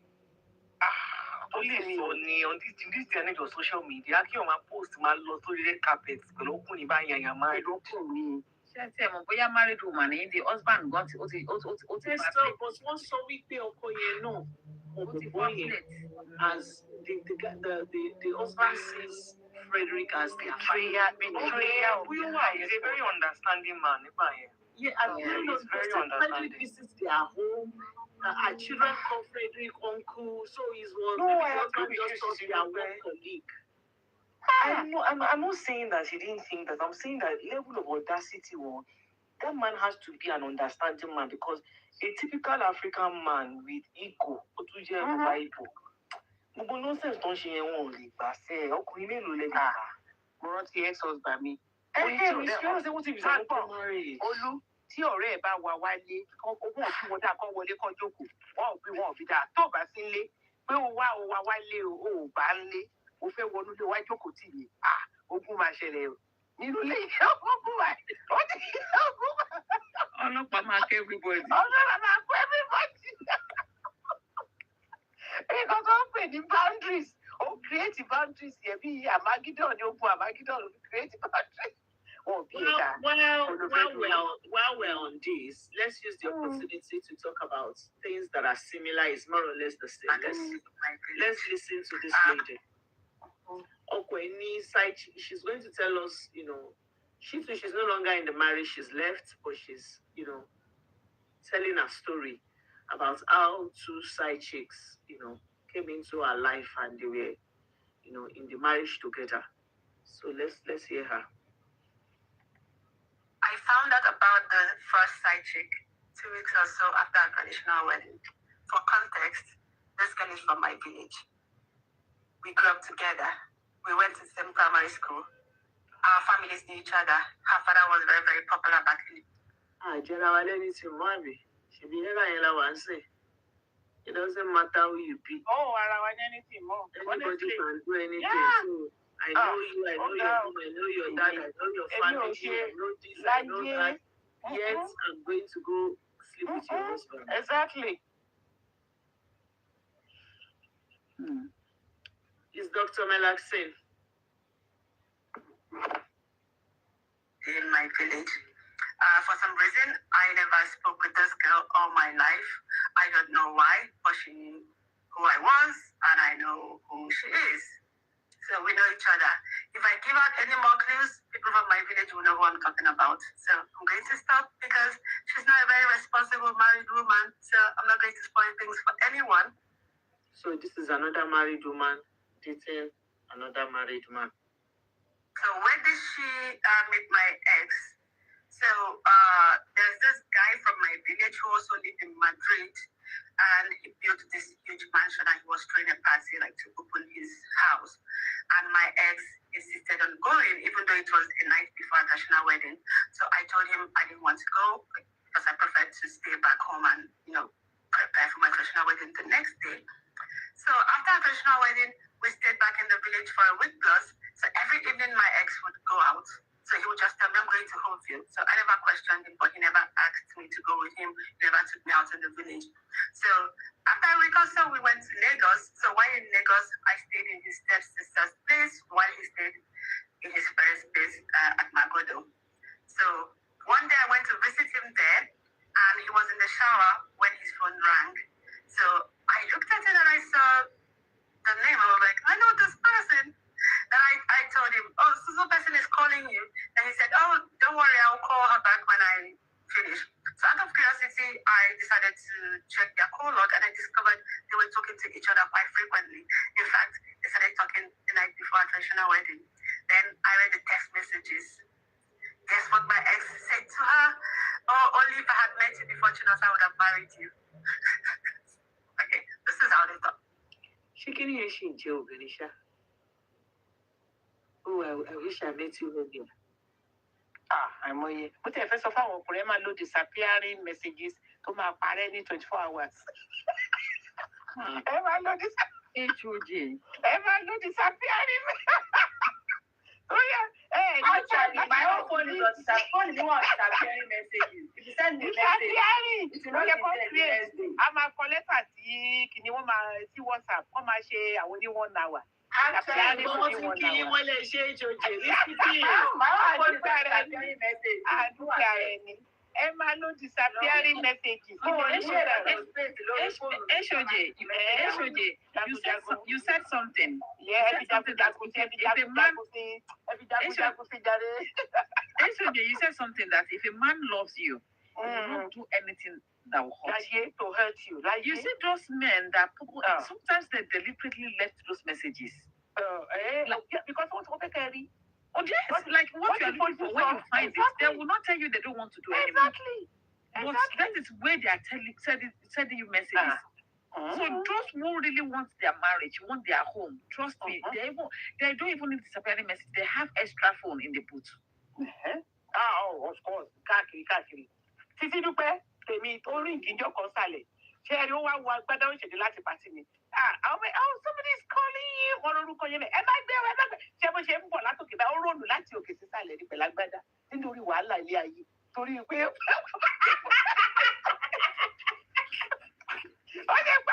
wà agbádá ní láti dájú.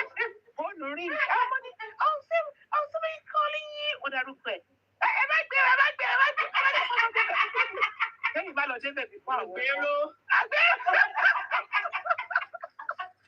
Wọ́n ṣe ń sáré lórí síà. Ó ṣe wọ́n pé ṣáà nílò accident and emergency lálẹ́ ìgbà ìpínlẹ̀ wọ́n ṣe ń róòlù láti òkè wá. Wọ́n tọ́mọ̀ jẹ́ lóyún o.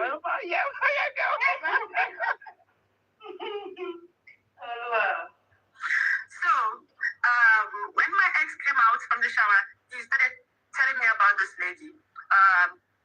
He told me where they had met, and he told me, he started saying so many negative things about her, how she had been bugging him, asking him for money. So I didn't say anything because I was stupid. Okay, I thought to myself, like, my ex was broke. He had only 280 euros left at that traditional wedding, and he still had, like, 1 month close to stay. Like, it's not like now, like, 280 euros back in the day was not even up to 100,000 naira. So, like, okay, it doesn't even have money to give to her. So, that relationship continued when he went back to Spain, because a year later, I gave birth to my son, my first son. Hot cake. I see. I had him in September. My ex came back in December. And when he came back, he was still seeing this lady. Starry He gaze. was reading their text messages. He would tell her, let's meet at this place. Let's meet at home. She said something here that is very... She said, I didn't push further because I was stupid. She's not stupid. Is she? Is she? You know when the husband told her... No, she's not. Actually. When the husband was saying to her that, you know, the husband was trying to tell her who the lady was. So the husband said, oh, don't mind her. She's just been, you know, disturbing me for months. She read messages. She read messages. Okay? No, not messages. She said that she didn't see messages. But she said they started talking a day before traditional marriage. Okay. So she saw that they have been calling. It's the calls that she saw. I don't think there was anything written to see. But like you said, why are they calling each other? Oh boy, I'm like, what's going on here? Like, they were always meeting at Hopeville. And mind you, Hopeville is next to my village. Like, they were not even trying to be discreet. Like, they were dating openly. So, they kept seeing each other even 1 year after I had my son. And this family member that was very close to him, Nonso, his name is Nonso. I'm sure Nonso was wondering for years why I didn't like him, because Nonso was his wingman. Nonso was the one trying to get me out of the way so that they could go and see her. And for so many years, like, I wouldn't say I hated him, but yeah, I didn't like him. I think I told him my reason for not liking him 2 years ago or like a year ago. So now he knows why. I'm sorry I mentioned your name also. But yeah, you were there with, like, you know, everything he was doing. You were his wingman. You were the one facilitating everything he was doing. So sorry I mentioned you. Alone again. Someone Sierra Leone.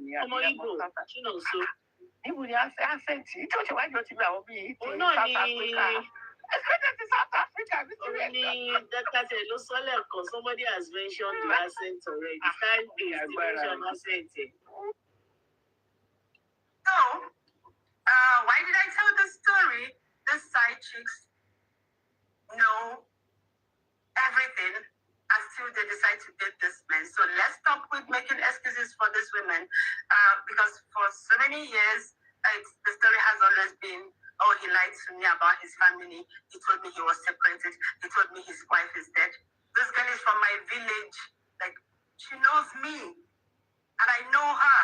Like, she could have told him, oh, you're getting married tomorrow. Like, she could have told him, no, you're getting... How do you sleep with somebody that you know is getting married tomorrow? Except to buy Jashewu. To buy Jashewu, to mo okay, o fe sise owo e, won sanwo fun e ko ma lo. But why would you want to start a relationship with somebody that is getting married next week? Oh, Puni. Oh, she's awful. Oh, Puni. She's married too. Oh, for me, oh. Only agbára o. Only agbára gan ni. Wá kúkú remain single, right? Someone I know, but she chose to date him. Why? For money. For money. So let's stop making excuses for these women. Yes, I know the whole blame should go to the majority of the blame, 99% should go to my ex, because he was the one that got married. He was the one that should have been responsible. Yeah, he's the one that should have respected his wife. But then he went to pursue a woman a day to his traditional wedding, and this lady accepted him. Well, I would never accept a married man. I've never accepted to date a married man in my life, and I would never, ever, ever, ever date a married man. And please don't tell me that you didn't know he was married. It is very, very easy to find out a man who is married. It is very, very, very, very easy to date a man who is married. So stop. To me, Is it very, very, very, very, very, very, very, very easy to dictate a man that is married? Is that true? Yeah, no, it's very, very, very, very, very, very easy. No, it's not. Except you want to talk on social media.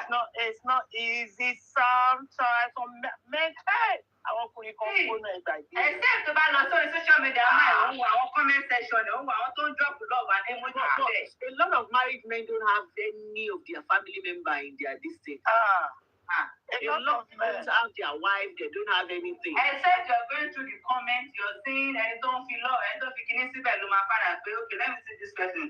Don't constantly call love, ló máa find out. Okay, let me tell you. Why do we believe them?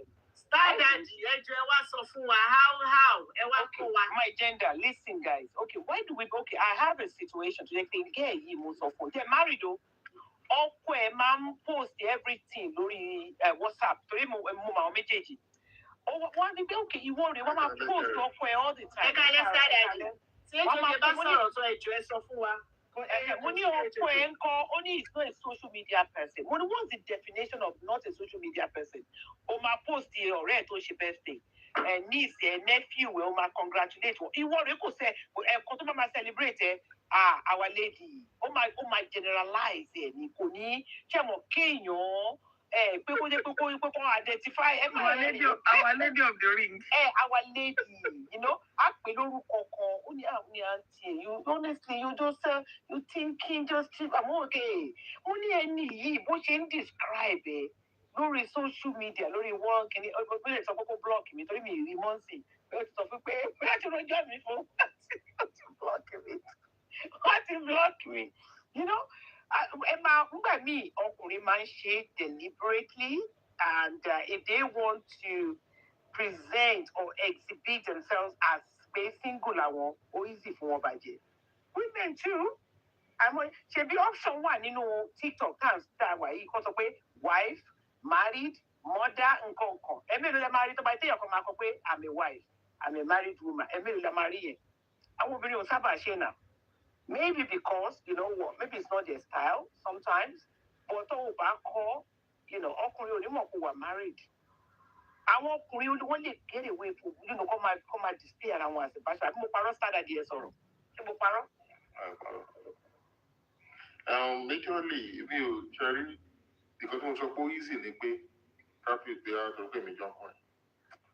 There are some things that you will see. But lustfulness and probably contemplating and why àbí ìfẹ́ can get you all look down into all these things. God bless you, standardy. If you see a man, if you see, okay, let's say you see my face like this, you think it's only my money that is making my eyes to be fine like this. You should know that there's one woman somewhere that is taking care of me. Fine, I want more standardy. Oh yeah, kí ló wá fa ìpolówó ọjà? Kí ló fa ìpolówó fine? Fine. You see a man tó yọkù tó fine, you should know that there's a woman. If I tí o bá jẹ́ ìyàwó ilé, there's one woman somewhere. It's not his money that is making him to be fresh like that. We see a woman with a Sienna. You see a man with a Sienna. Ṣé NURTW ló ti ṣiṣẹ́? You should know it's a family car.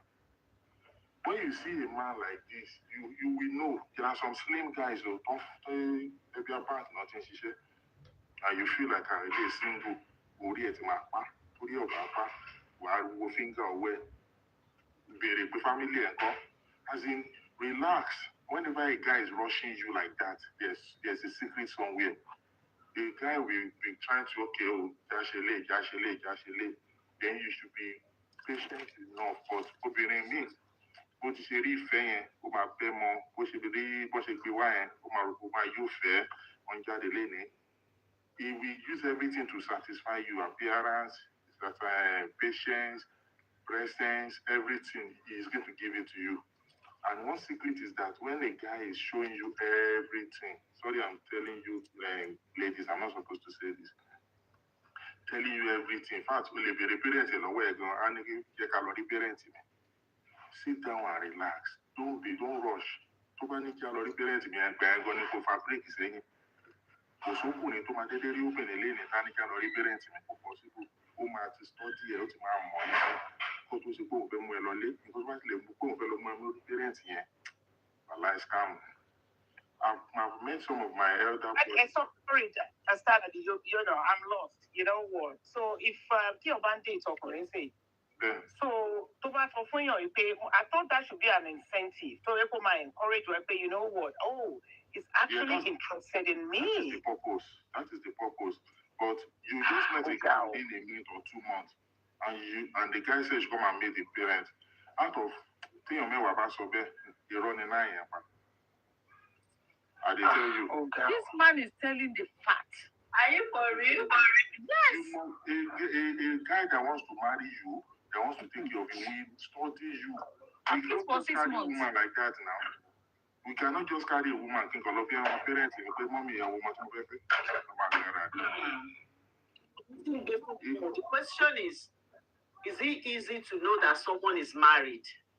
That's what I'm saying. That it is. So are you saying when you don't marry in sin, to fair me balancing?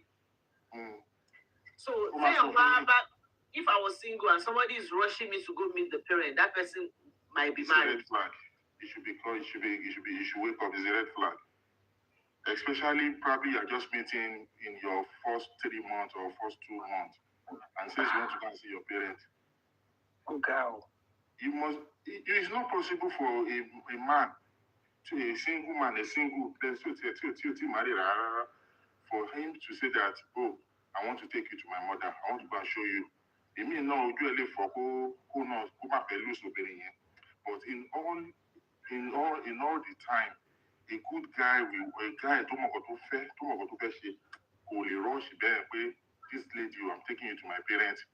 We did not even know anything about you. No culture, nothing, no habits, no probably past about you. As in, they will want to know you. And if a married man knows that, can you man job? If I'm a married man, I'm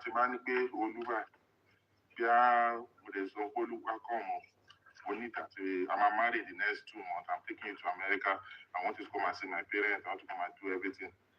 Olu needs to open his eyes like this, open her eyes, and make sure that is this person saying the truth. Because you can hardly find a guy like that. It is because I want to sleep with you. That is just it. By the time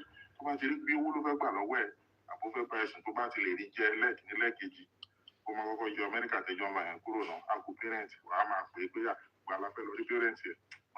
next week. Dada, this my uncle, also marry you, those people marrying. You know, ọ̀rẹ́ ló ṣe bàbá.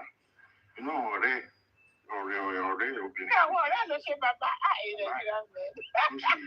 Kí ló ní kọ́ fẹ́ dóbò náà lọ ṣe fún ọkùnrin máa ń ṣe wàhálà gan. Wọ́n máa ń ṣe wàhálà. They went to this lady's family house. They went to prostrate. They carry everything. This was because the lady was proving stubborn girl. And the moment my street brother told the girl, okay, my worry, I'm gonna share everything. Can you calm down? She gave in, she fell into it straight. At the end of they did introduction. In fact, they gave the girl pregnant until one way or the other, she now started work by living. So one person got paid my head, paper boy and married, go to be more. Oh no, go to because I want to cash a lot of them, but all long mine.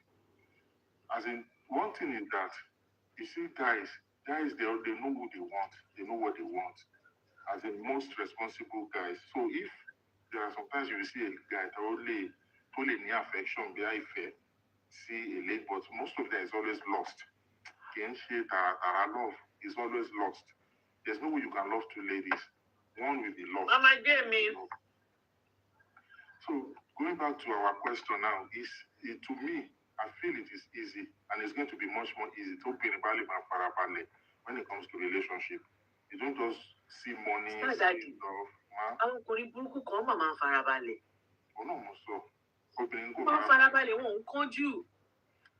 Obìnrin kò farabalẹ̀ torí èmi kò tẹ̀ máa sọ fún àbúrò mi obìnrin nìyẹn o. Thank God àwọn àbúrò mi dàpọ̀ pẹ̀lú àwọn ọkùnrin. Ẹ jọ, Paggy, kí ni definition farabalẹ̀ yìí?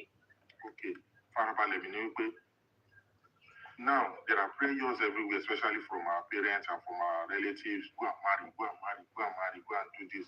It means once anybody else has come back, go ìmí tí ẹ̀ ní prayer lè wà níbi iṣẹ́ àbí nǹkan á dé tipátipá dé dandan wọn á ní kó lọ mọ́kọ wá ìyẹn ni prayer tó máa sábà ń tì wọ́n but tóbìnrin bá Olúwatósìn Yami box ẹ.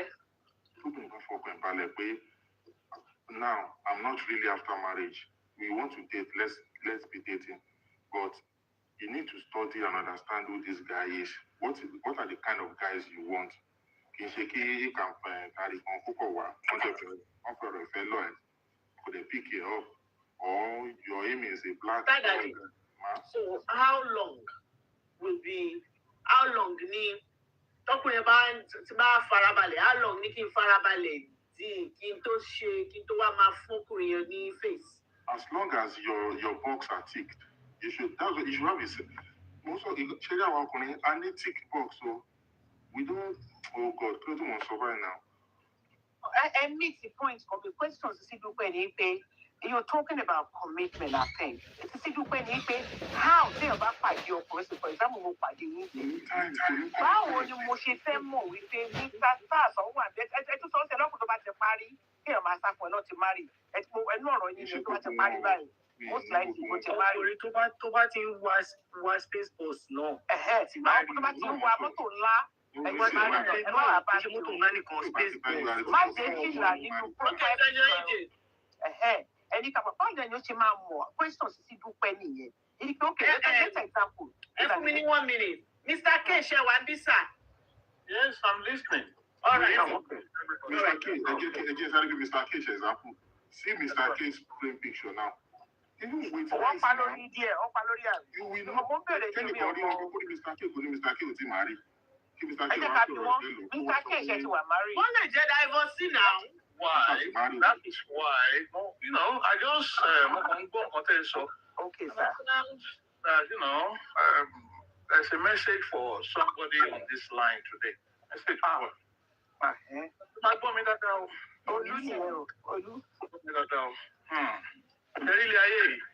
There are different situations. Situation she started is something. Woman yẹn ló wà gullible. Woman yẹn ló fẹ́ tètè marry o. That's why tí gbogbo nǹkan tí ẹni tó lọ dáná ṣe tó fi jẹ woman yẹn. Ló wà gullible. Yeah, I agree. There are different scenarios in life. Èmi sìn ẹni tó bá mọ̀ mí bí báyìí, a sọ pé Pastor K, are you single? Yes, I'm single. I'm single. What made me single? Very simple. I love life and I invested a lot in my family, everything. My first daughter is married. She's in the US. I've been in the UK almost 35 years. Issue man Shelley. But if you call our level, it got to a stage I started feeling. Sister K Yami boxing. I started feeling funny. Life story come from you. Okay. I started feeling funny. You know, let me know. Waiting back to Shisha Law, I'm a financial advisor.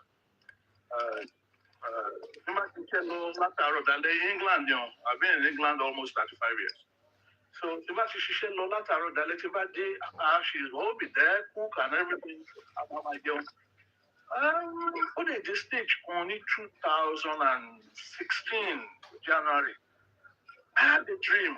The dream said, I saw the mother of my children extending ring with another man in that dream. And there was darkness. Darkness and no family. Why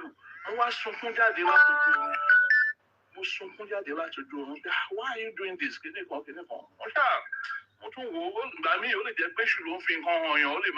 from God. I pray after a week or two, I want to mention a phone. This is the dream I had. That can never happen. Wherever you are going, I'll go with you. Okay? Fast this forward. 3 years after, in Contimori Loju,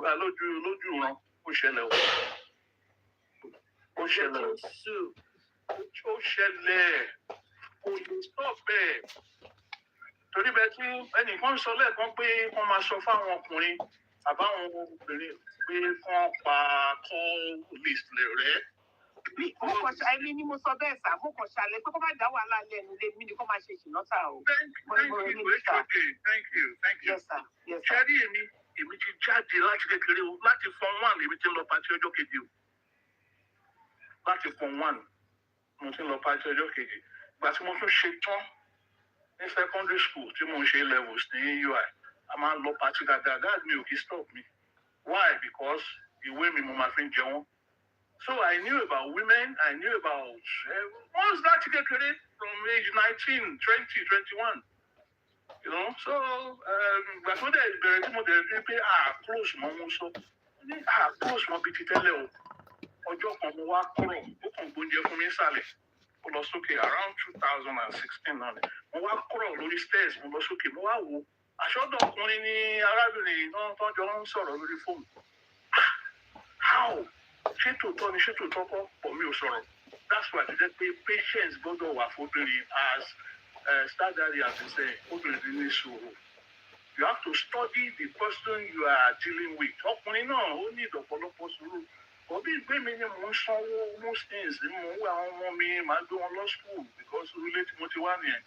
You know, gbé wọn lọ school tí wọ́n fi ṣe tán ti my last born tó ní admission to grammar school báyẹn mo free o. Gbọ́dọ̀ ọmọ mi pè mí last born pè mí daddy I want to be in a good school. Just like my brother, Dr. Matthew. On Sunkunjo, the same thing for that. We come back to chat from me. So I've always been a class student. So, that's what I said to family. I shame for 14 long again. I bought houses, you know. So, gentlemen and ladies, Mr. K is single. For the past 6 years. So story here too and Kí ni mo sọ fún yín? Mo sọ fún yín pàtẹ́kẹ́ ló máa fi orí Mr. K máa fi sọ ní pápá. Ẹ fún mi máyọ̀ púpọ̀. ẹ jẹ́ kó parí story yìí náà báwo lẹ ṣe ká wọn. Seniors ipò sí làwọn senior làwọn. Ẹ jẹ́ lọ wo profile o. Báwo lẹ ṣe ká wọn. Ó máa ń wà easier owó bá wà. But I didn't want to be a single man. Torí mo ti invest jìnnà. My first daughter is going to 34, married, doing very well in the US. So, my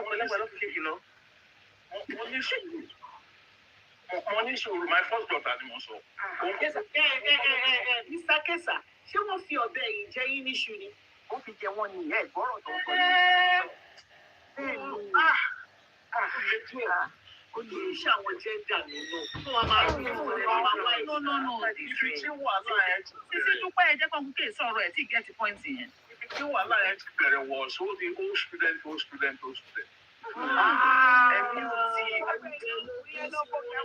tí Wọ́n náà. Ẹ jẹ́ kí Mr. K sọ̀rọ̀ ẹjọ́. One guy came from Nigeria. He's a banker. The guy is a fantastic guy. But òun náà ó ń date kan lára àwọn girls ó dẹ̀ marry Nigeria. Ó marry Nigeria. All of a sudden, àmọ́ àwọn ọmọ mi kàn ra ticket ó lọ sí Èkó. Ó ra ticket fún àkàrà ó lọ sí Èkó October without discussing with the guinea. But èmi ò mọ bọ́ ti ní sùúrù. You know why? Ibi tí mo ti kọ́ sùúrù ni. Láti mo graduate Nigeria. Mo ṣiṣẹ́ pẹ̀lú Copec construction. Àwọn la máa ń ta spare parts fún. Lẹ́kọ̀ọ́, I served in my degree in 1987. Ìgbà tí mo dé Èkó, dáàdi ìwé tẹ́ fi ní kí n kà ní ọmọ kan kó gbogbo ẹ̀ lẹ́fún wọn. Wọ́n sábà mi wáṣẹ́ within 2 weeks. So mo ní about 46 staff lẹ́kọ̀ọ́ ńgbà yẹn pẹ̀lú Copec. So oní wàhálà ni wọ́n àwọn amúgbó gbogbo ẹ̀. Ibẹ̀ ni mo ti kọ́ sùúrù. Kí hàn ní sùúrù gan-an tó bá ní sùúrù kì í fọ́n máa yanjú. So ibẹ̀ mo ti kọ́ sùúrù different side èmi ní site engineer. Gbogbo ìjú water works ni mo bẹ̀rẹ̀ ṣẹ́ yẹn gbà yẹn. Kan tó lọ sí ìdìmú másámásá. Àwọn òyìnbó dẹ̀ lè máa report fún Lebanese. Àwọn náà ní Copec. So ibẹ̀ mo ti kọ́ sùúrù. So mo kọ́ sùúrù bẹ́ẹ̀ from there mo ti wá sí England 1992. So gbàtí mo wá dé first I had a marriage but I became born again in that marriage. Born again tèmi dẹ̀ ní kì í ṣe born again Muslim ní mi tẹ́lẹ̀ kì í ṣe born again pé èèyàn lọ confess in church o. encounter, face-to-face encounter with Jesus Christ. Oh Lord. Ó dá nǹkan rú gan-an. Ó dá nǹkan rú gan-an. Ó jẹ́ pé kò tún wá jẹ́ pé kọ̀rọ̀ ilé àwọn àná ló ti ṣẹlẹ̀ lẹ́kọ̀ọ́. Ilé àwọn àná ló ṣẹlẹ̀ o. Ilé àwọn àná ní Jésù lẹ́sìn di lónìí. Yes. It was mo ṣàdúpẹ́ ọpẹ́lọpẹ́ yẹn lára mi tí ò bá ṣe yẹn lára mi maybe I would have gone long ago. So ilé àwọn àná ni mo ti bẹ̀rẹ̀ sí sàsọtẹ́lẹ̀ for 3 days. Ẹgbẹ́ ó yà wọ́n lẹ́nu pé pé kí leléyìí pé mi ò lè kí n pretend pé mò ń kírun àbí mi ò kírun. So since agbára yẹn ti dé èmi náà wá mọ̀ pé ayé pé méjì. So through that I came back to England wọ́n wá bẹ̀rẹ̀ Bible college gbogbo ẹ̀. Ìgbà yẹn marriage àkọ́kọ́ ó dàrú because I became born again pẹ̀lú ọmọ àfà. Ọmọ àfà ni mo kọ́kọ́ fẹ́. So Ọlọ́run fẹ́ lo nǹkan tí mo sọ ìfẹ́ nìkan bí bàílẹ̀ ni. Ẹ̀rí ibi tí mo lọ. So mi ò ní sọ jù but máa kàn kọ́ tẹ̀ bóyá tá a bá tó sọ̀rọ̀ ńgbà mi. So Exactly. Èèyàn mọ̀ like you said, èèyàn mọ̀ ẹni tó ní láti gbọ́ nǹkan tẹ̀ sọ lálẹ́ yìí. I don't want to think that your coming here was big. Kò ń ṣe mistake. Many people don't you are delivered. Even business, I'm a businessman. Láti gbà tí mo dé my business, mo ṣe in business. Máa rán àwọn tí mo ti train because Ọlọ́run gbà fún mi. Nígbà tí train àwọn èèyàn financial service, wọ́n wà very successful. Wọ́n máa ra ilé méjì mẹ́ta mẹ́rin, you know. Exactly tí mo ṣe wá duplicate ẹ̀ láyé ìgbà látàrí ìgbà yẹn. So you know, tí wàhálà bá ti ṣẹlẹ̀ fún sọ́kùnrin lé, màá ráwọn èèyàn lọ kán lọ wò ìyàwó mi ẹlòmíì wọ́n máa lock out. Ọmọ fún mi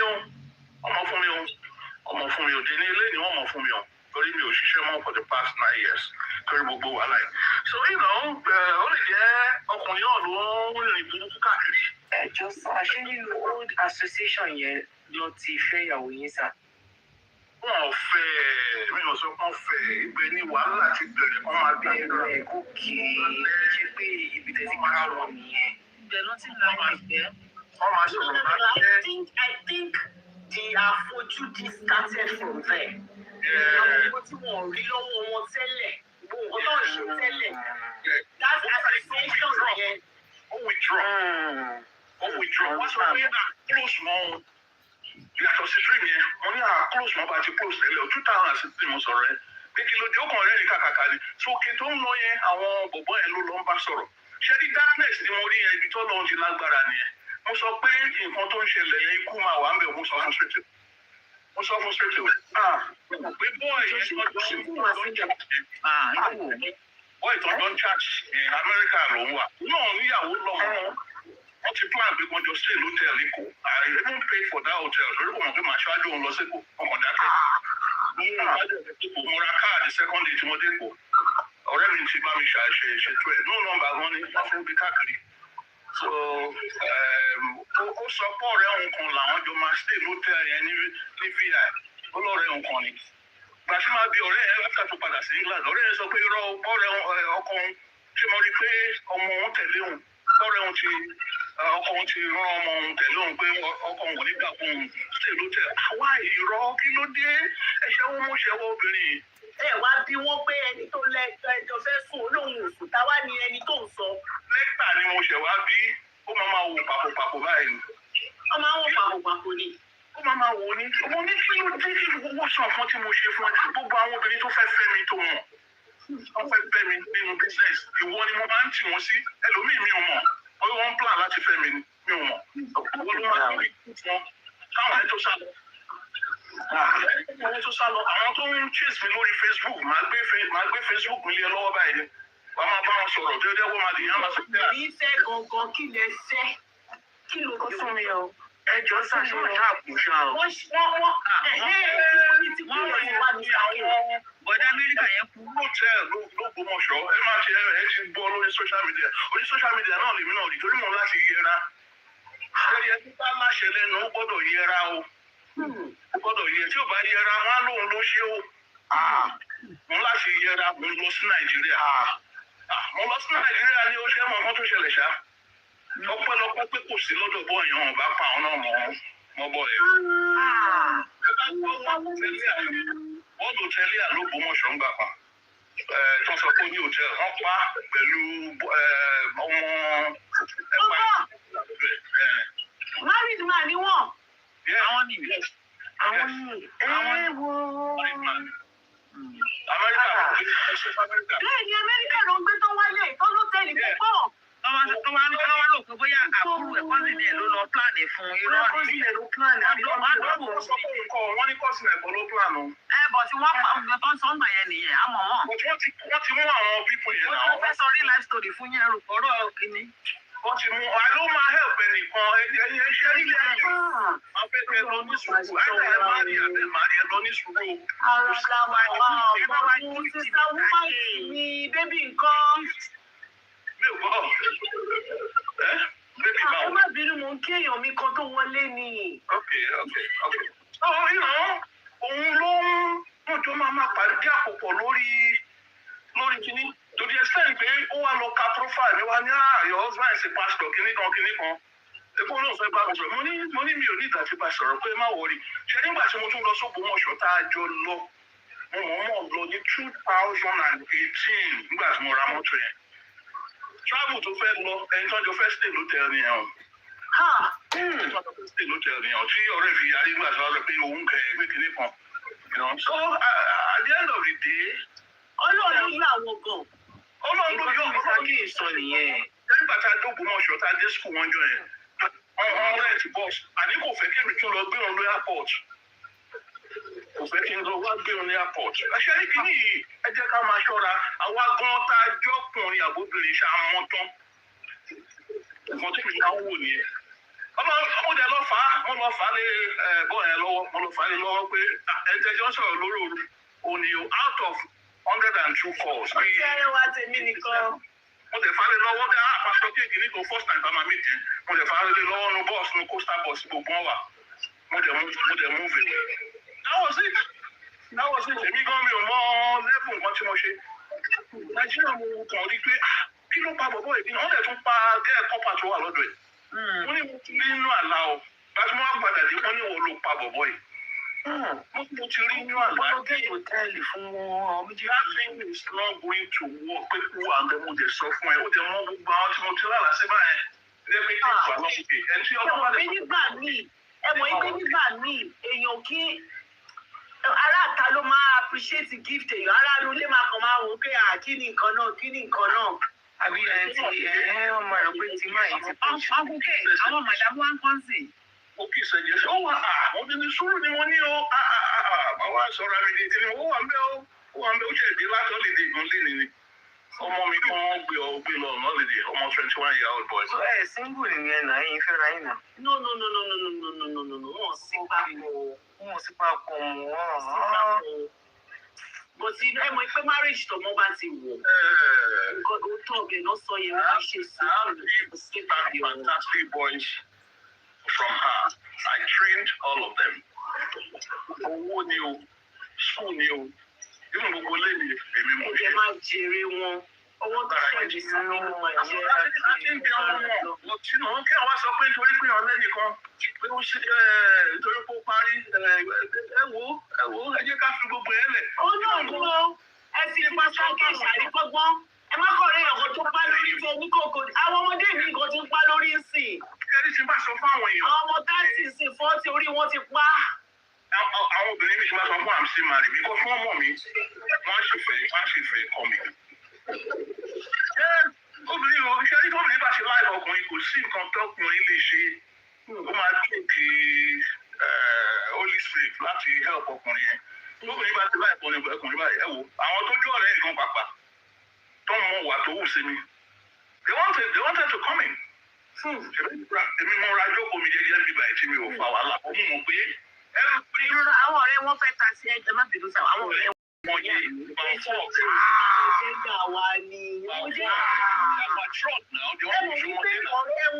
ẹ mọ̀ pé ìyàwó wọn tó jẹ́ èso wọn á ti máa jíìsì àwọn ọ̀rẹ́ wọn irú èèyàn yìí táwọn jẹ́. Ọkọ wa ti wọlé wọ́n á ti máa sọ ìyàwó wọn á ti máa sọ fáwọn ọ̀rẹ́ wọn nígbà tó wà nínú ọkọ mi báyìí ó tọ́jú àwọn ọmọ ó ń ṣe.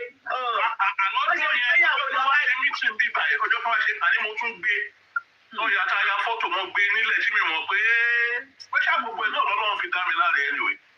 Gbogbo lọ́lọ́run fi dá mi láre. Ọjọ́ yẹn abẹ́ lọ fi sí. Ṣé rí ẹ wo nǹkan tí mo kàn fẹ́ sọ fáwọn obìnrin lélẹ̀, obìnrin especially. Ọkùnrin náà ní sáàdàdì, ọkùnrin náà ní láti béèrè. Tẹ́ bá fẹ́ relationship tó dáa, ẹ kọ́kọ́ béèrè náà, what do you value most about relationship? Lọ́dọ̀ obìnrin, kẹ́yìn náà sọ tí, is it real love or convenient love? Real love wà, convenient love wà. What kind of love she believes in? Ẹni tó fẹ́ convenient yẹn, Mr. K. Ṣé yóò kọ́ lóyún tó fẹ́ convenient? A sọ fún yín pé convenient ló. Matured women, we say, you have your own money, I have my own money. Start that in knock on the head. Ọkùnrin ó bá wà sensible. Ọkùnrin lọ introduce obìnrin anyhow. Same parents. Ó kàn fi touch and go ni. Mr. K, mo fẹ́ béèrè question kan. Nítorí wípé àwọn ò sí níbí báyìí. Mo dẹ̀ rí àwọn question àwọn èèyàn ní comment. I know the answer already. Torí bí mo ṣe tẹ́ ṣe sọ̀rọ̀. I don't know, there's just something about you that I can tell that pé mo ní answer mi, but just to bá àwọn tó wà ní comment section yẹn.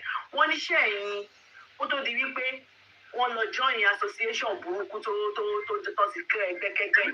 Wọ́n ní ṣé kò ṣe wípé wọ́n rí anything ní ọwọ́ títí yín náà táwọn náà lè rí dìmú pé kéè náà ṣe bàbá yọkóyọkó nígbà kan.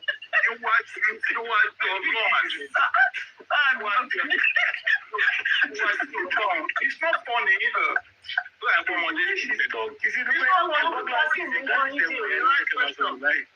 right question. Because ọkùnrin mi ilé ìṣe ló máa mẹ́sọ̀ ń ta. Bẹ́ẹ̀ni, because obìnrin yìí sì, excuse yẹn náà máa ń lò táwọn obìnrin bá fẹ́ USA. Wá gbọ́ ẹ̀ ní ọmọ ó ti ṣe báyìí, ìdí náà wá ṣe padà. Nǹkan tí mo ṣe ń béèrè yẹn pé ṣé kò sí tó máa dọ̀la? Àwọn máa wá ní kiri kan, kéè náà ṣe báyìí. Being a public figure, mo sọ pé ṣe máa ń recruit àwọn èèyàn. Òun gan tún máa ń recruit fún mi tí company máa ń sanwó fún MetLife. World class company, wọ́n máa ń sanwó fún directly. So tí n bá ti pa àwọn kan fẹ́ gbowó kọ́wọ́ fún ìmọ̀ àkọ́fí style. Màá ṣe lórí mi lọ́n ti lè rí mi mú níbi bẹ́ẹ̀ iṣẹ́ mi. Àbí church. Ní church wọ́n ti mọ̀ mí pé this man is direct. So táwọn obìnrin yẹn lọ́wọ́ ẹ̀yà ló yá go to my wife. Ẹ̀yin ọkùnrin ẹ wá kẹ́kọ̀ọ́. Ẹ wá pẹ́kọ̀ọ́. Wọn kì í mọ̀ pé wife mi ni. Ọgbọ́n tèmi dárí ẹ̀. Wọn kì í mọ̀.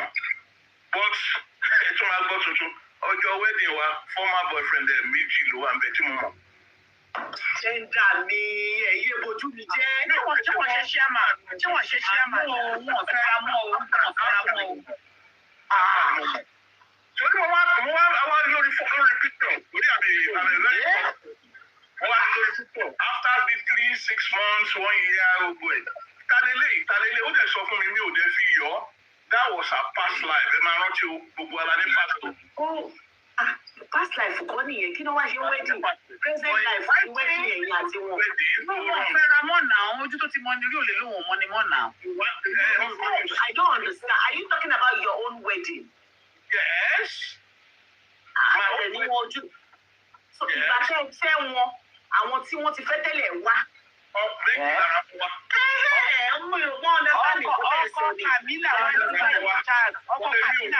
Ọkọ Camilla Charles ọba yín tó ń jọba yín sìn ọkọ Camilla wà wedding wa ti Charles allegedly ó wà bẹ́ẹ̀ tó jẹ́ allegedly. Nǹkan tí ò tó pọ́n Allegedly kọ̀ọ̀kan fídíò wà. Nǹkan tí ò tó pọ́n ni náà wọ́n ti fẹ́ra ti pé wọ́n lè fẹ́ra mọ́. Charles àti Camilla yẹn Ọlọ́run ní Camilla máa fẹ́ Charles ni. We were in Buckingham Palace at some point. Oh, you were there with them? Not with them. I said we were in Buckingham. I was there with my mom, family, the mother of my children, gbogbo orúkọ báyẹn gbogbo ẹ̀ la rí mo dẹ̀ tó ń lẹ́nu tó ń ṣiṣẹ́ ní Buckingham Palace. Ó ẹ kọ́ ní ẹ̀ náà. Ẹ mọ ẹsẹ̀ mọ nǹkan ẹ má bínú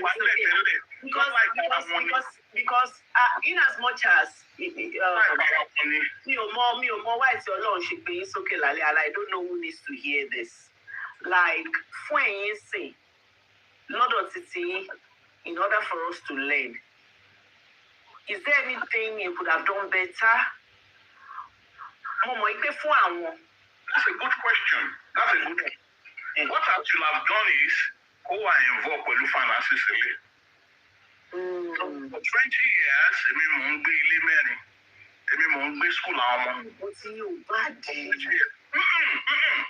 Later, only because she has nothing to lose. She has that entitlement mentality. Up to today. No. Emma Binu, sir. I'm talking as a woman. Sherry, it's unfortunate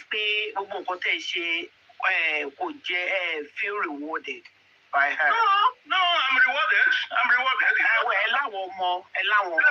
That's all right. But if I want any call, don't she know? Emma Binu, sir. Wọ́n lè máa ṣe wo àwọn shenanigans wo àwọn ṣìnà iná àwọn náà máa ń rí ẹnu sọ sí ọ̀rọ̀ ọlọ́rọ̀ ìpè torí pé kò contribute sínú ilé kò ní nǹkan kan láti lose ló jẹ́ wípé nǹkan tó ṣe ṣìnà jẹ́ lóbi tó bá máa ṣe ṣìnà á ṣe ṣìnà o tẹ́ ẹ máa tọ́jú ẹ̀ gan kẹ́ ẹ máa fi gold wẹ̀ ní àárọ̀ lọ́sàn-án lálẹ́ obìnrin tó bá ní ogun ìdílé tó bá fẹ́ ṣe ṣìnà ó máa ṣe ṣìnà.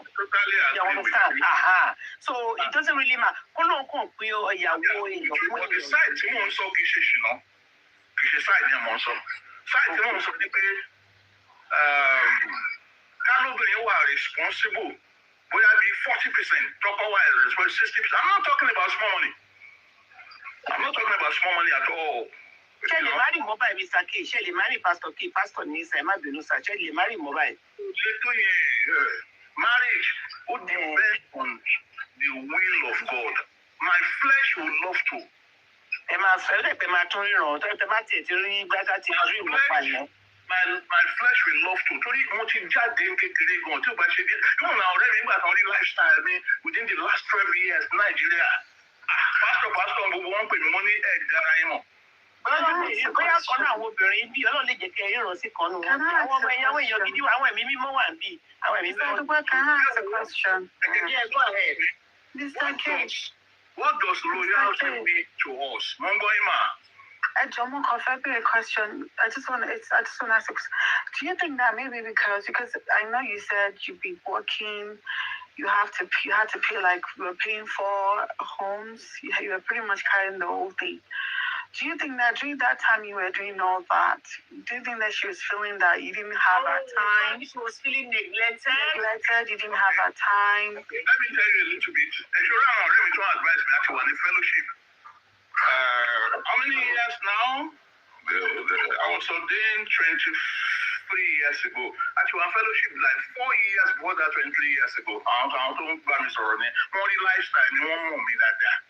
You see, gbogbo nǹkan tá à ń ṣe marriage counseling gbogbo ẹ̀ ni mo ṣe tí mo dẹ̀ lákọọ́lẹ̀ ó dé stage kan first year mo bèrè lọ́wọ́ ẹ̀ can you handle all these things if I'm not around also do you think I'm too busy on the field that I don't give time at home also mo wá ṣe nǹkan kan torí nígbà táwọn ọmọ bẹ̀rẹ̀ sí dé first second mo ní mi ò bímọ mọ́ ó lè tún bẹ̀ mí bóun fẹ́ bímọ sí after the 4 months mo agree.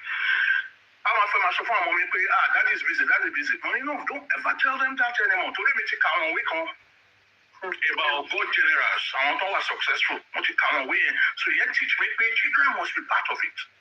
So mo máa make sure pé I máa meet at least 4-5 times a week. Ní restaurant. She doesn't have to cook. I can drive àwọn ọmọ mi wá. Èmi náà drive. I'm a pàdé. Restaurant ọ̀gẹ̀ kò fẹ́ níbẹ̀ ṣe lẹ́ẹ̀ meet yẹn. Ṣé ẹ bá meet restaurant kan ṣe meet ní ibi tó yẹ kẹ́ ti meet náà? Of course, nílé. Wọ́n lè jẹ́ restaurant nìkan ní. The issue was, in fairness to what God asked me to say here today, the issue was, I'm tired most of the time. What the kilo day? Oh, I'm tired first 4 years, 5 years of Mr. King now. Oh, so tired yet you want put you. I saw something today, sir. Nǹkan tẹ́ sọ yìí ló jẹ́ kí n rántí. Something that I saw, when women that are not usually tired now started saying they are tired, husbands are supposed to now, ó dàbí ọkọ náà ni, tó bá ní nǹkan tó pẹ́ máa ṣe tẹ́lẹ̀ freely, tí inú ẹ̀ ń dùn tó ń ṣe all of a sudden, then there is something So kí ló dé tó ń ṣàdédé tired? Ṣé wọ́n ti ń lọ students association yẹn gbà yẹn tó bẹ̀rẹ̀ tiredness ẹ̀? I think she met, research. She met one of her boyfriends about maybe 4 years. Remember, 2 former exes came to our wedding, no more later. Then she now met another one until secondary school. Maybe about how many years? Look at it, we are 4 years after our wedding. So we will support Josh in fairness. So it's okay. I think you're trying to be. I appreciate you. I think the fact that you're speaking you're trying to mind your words and allow people to speak together. It's okay.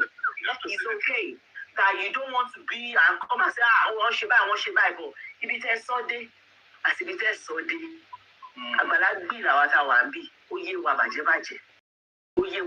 because to buy the time we see, we pay a honey because exist.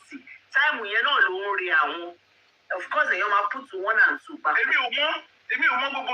fact, no drag just switching your company. They must find out what is going on. They must find out what is going on. At the loss hospital, on she test, but one only saw test me. I'm 100% okay because apart from beginning, I use all these supplements. I even sell them. Àti láwọn a ní supplier kan bí tí bá ti ṣe tán a máa ṣe ìpolówó ọjà fún yín TikTok àwọn kan tẹ ní ìlú wà bí gbogbo ẹ̀ ló kún. I've been in sales for almost 35 years. So I just established people now. I don't have to rush myself. So having said that, ẹ jẹ́ ká ṣàgbà for long. Tí a bá fẹ́ wọ relationship, mo mention ọmọ lẹ́kan ẹ má fi ṣeré o. What do you value most about relationship? Tẹ bá ti ń gbọ́ tẹ́ni ẹ bá ti ń sọ, ẹ máa wò wá ẹ̀. Then what does loyalty means to you? Loyalty. Tí àwọn méjì bá wà loyal síra wọn.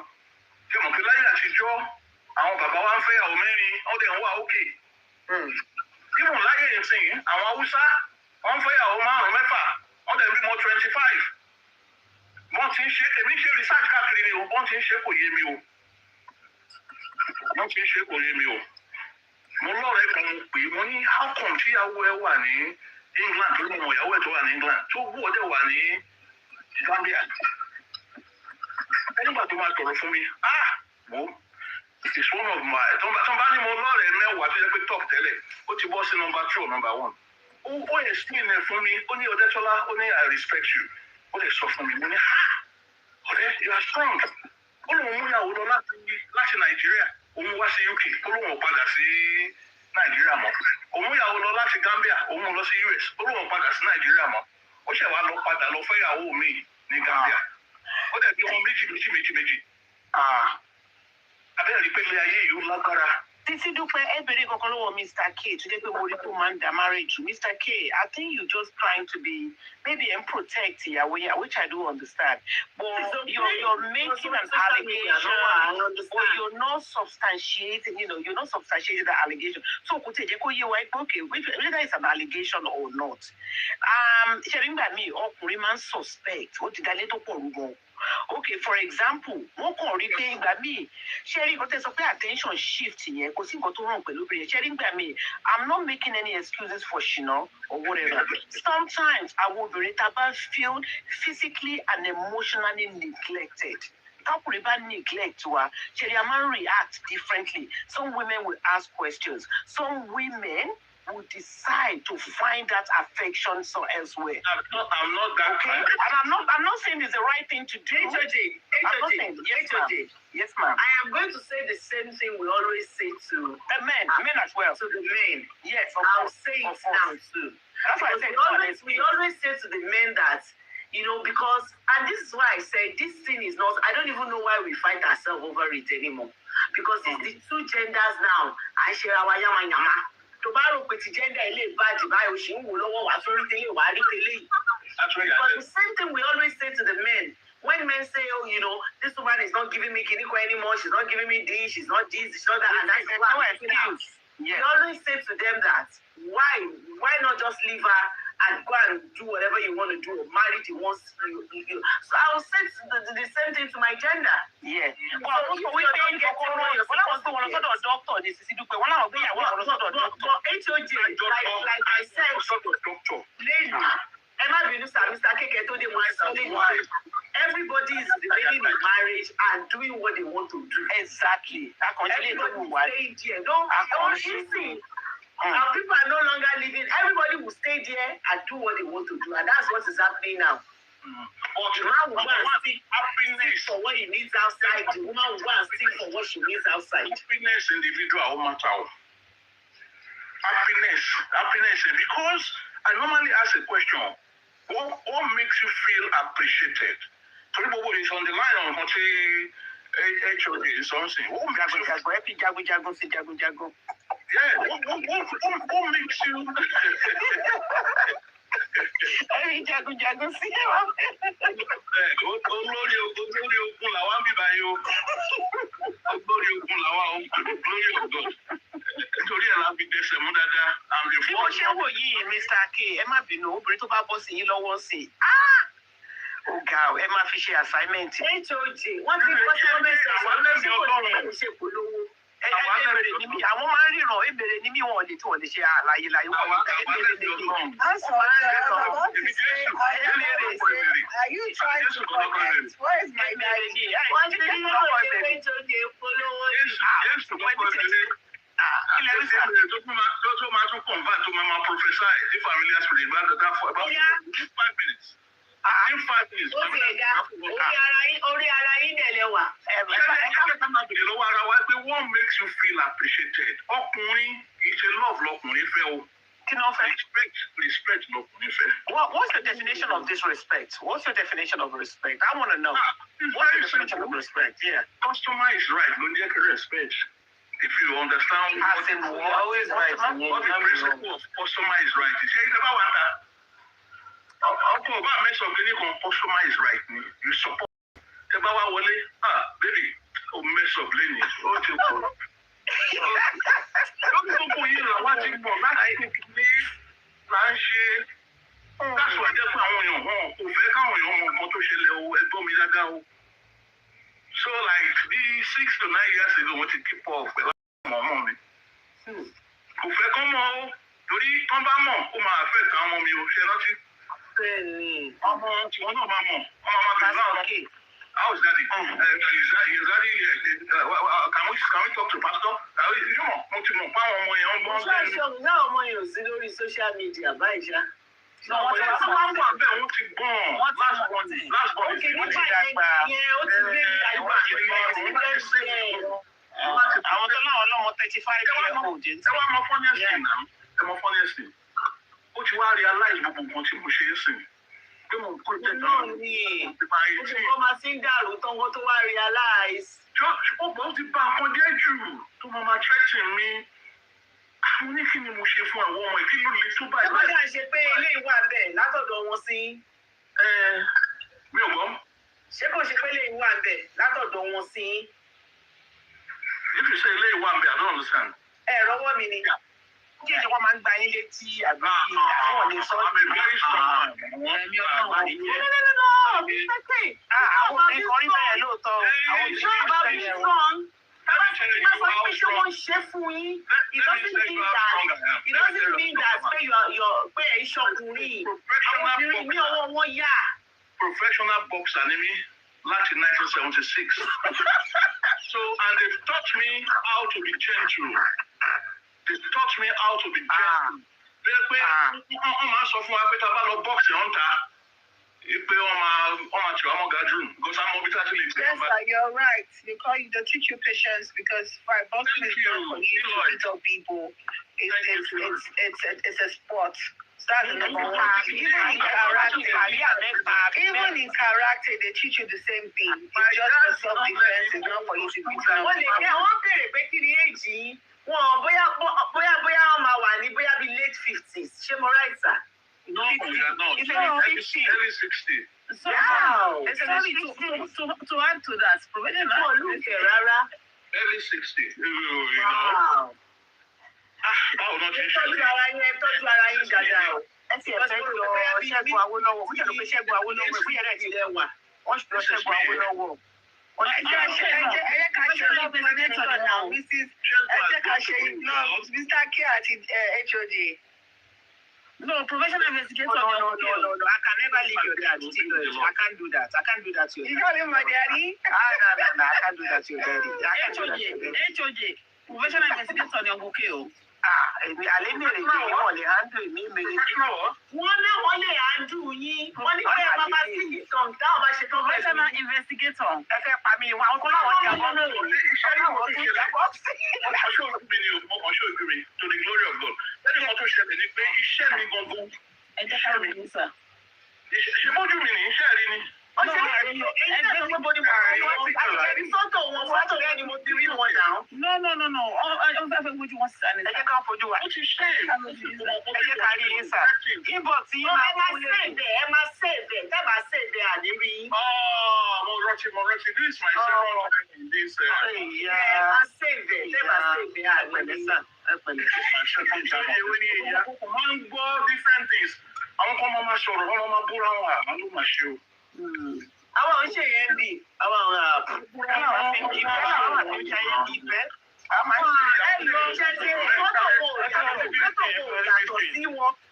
Ṣé ti rí píkṣọ̀ yẹn àní ìwé Daddy is handsome. yàtọ̀ fọ́tò yẹn àtàwọn ò yàtọ̀. He doesn't look 60 now. He doesn't look 60. Wọ́n jọ Ṣẹ́gun Awólọ́wọ̀ o. Ó look 60. Ṣé wọ́n sanwó òpolówó wọn sanwó òpolówó ẹ má máa wọ́n òpolówó. Ṣé Nàìjíríà kan lẹ wà yìí ni? Nàìjíríà ní bí àbí? UK, this is Renam in Kent. Wow, Renam. Wow, Renam. It's Essex Renam. You should have had an auntie for you, sir. I swear to God. You're such a zaddy. You look like a zaddy. Not be the glory. Somebody like Badura. Wọ́n ní káṣẹ́ ni yẹn lè gbàdúrà tí lọ ìdìbò tó lọ máa bá wọn wá ń tì.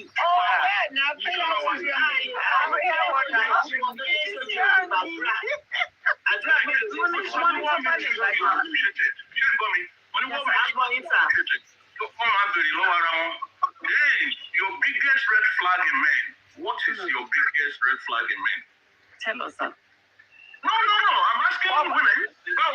I'm asking you, stingy man. I can't stand a man that is stingy. No, he's a man that talks lọ́wọ́. man that talks too much. Yes. That's not the truth. You can tell a man straight away from the one who máa bá kọ̀. Tó bá wọn kó wá sí. Tó o bá lówó lọ́wọ́ tó dẹ̀ stingy, tó o lè ra Gucci, tó o lè ra LV, tó o lè ra Nǹkan tí wọ́n ń gbà láti sọ fún wa ni wípé wọ́n ní kẹ́ ẹ má gbé ara yín wá sílẹ̀. Let us be nice with our comments, Ejo Toriolo. This is what I want. This is what into what 10 years long I said. That's what a lot of women do. You kind of like, bring yourself down in order to accommodate, that man that is coming into your life. And it shouldn't be like that. Start at this up. Peace mean fún ẹ? What does peace look like to you? Ọ̀pọ̀lọpọ̀ aṣọ pé àwọn fẹ́ peace of mind nìkan ṣáwọn ṣé wọ́n gbọ́n wà peaceful.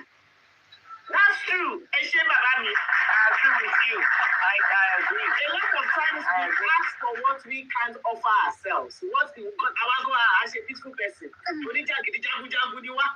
Unprepared. Investigation lẹ́yìn kan sọ lẹ́ẹ̀kan ṣé mọ̀ pé financial adviser ni mi ti bá débẹ̀ wọn ò fẹ́ rí mi tẹ́lẹ̀. Àwọn òwe ti pè wọ́n tí n bá ti pè wọ́n lórí fóònù máa book appointment. That's all I teach people and that's what make me very rich into retire 9 years ago. I intentionally retired. So you're now a rich man. You're now a rich man, Mr. K. You're not a rich man. Amen. You're mortgage free, right? You're mortgage free, right? Rich is a relative term. Yeah, you're mortgage free, sir. You're mortgage free. You're not paying any mortgage. Let me, when you say a lot of people are mortgage free, but they're still poor. You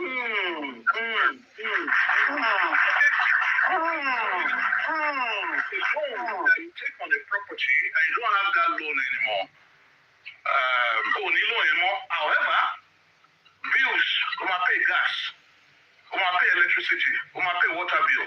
Yeah, there's still bills. Mortgage free does not mean you don't have income expenses. But what you need is cash flow. Ní private pension gan, ó dẹ̀ pé máa ní private pension, kò ṣe state pension nìkan lè máa ní, ẹ máa ní private pension. HOD ẹ bá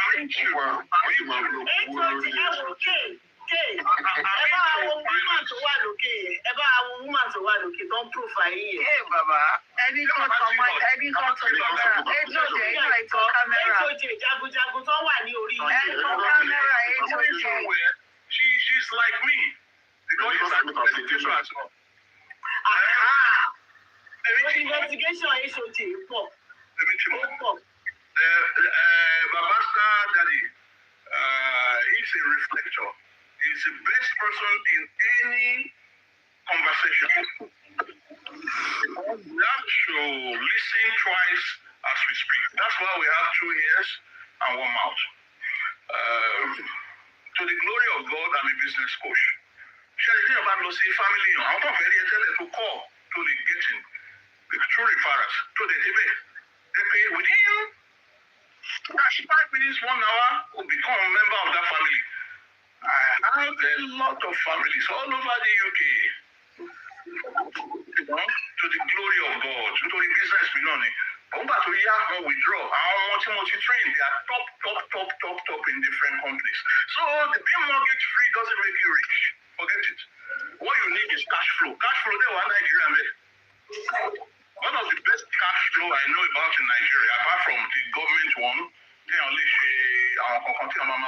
every month, is having flats. People that have 12 flats, flats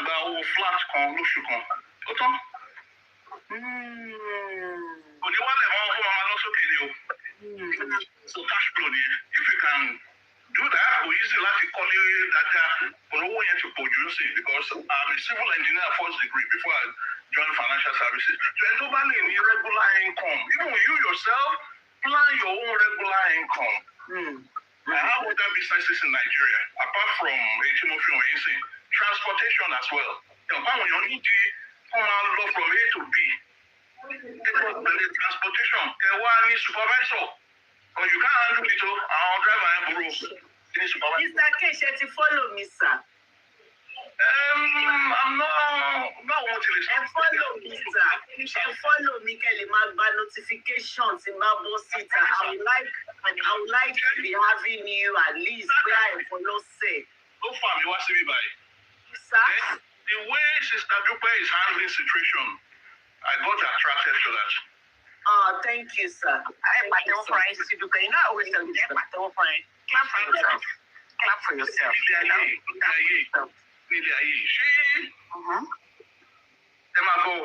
Yes, sir. Keep pastor at 10 kilometers per hour. Keep choir master at 100 kilometers per hour. Show my work. Could it work? More sink. You're wrong.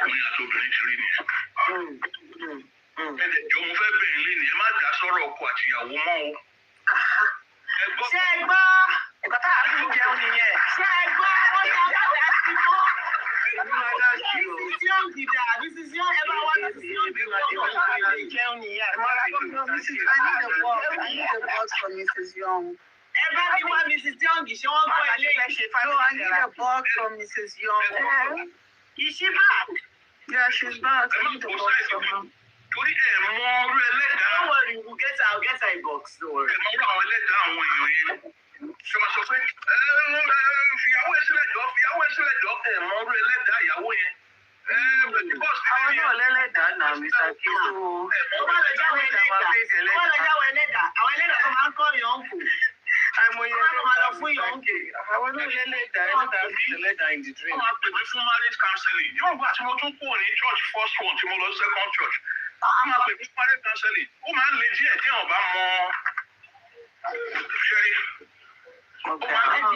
Eddie, what's the first church? Ṣé wo yín nìyẹn? Ìwé mama ni o. Mrs. Sisidupe. Àwọn ọmọ wọn. Ká ní mama. Àwọn kò mọ̀ wọ́n. Ẹ̀ẹ́dẹ̀ Google wọn.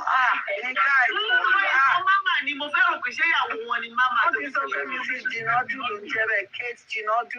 Her name is the nickname is mama. Torí ẹni tó wà lẹ́gbẹ̀ẹ́ ni mama yẹn ju àwọn náà ni. Reverend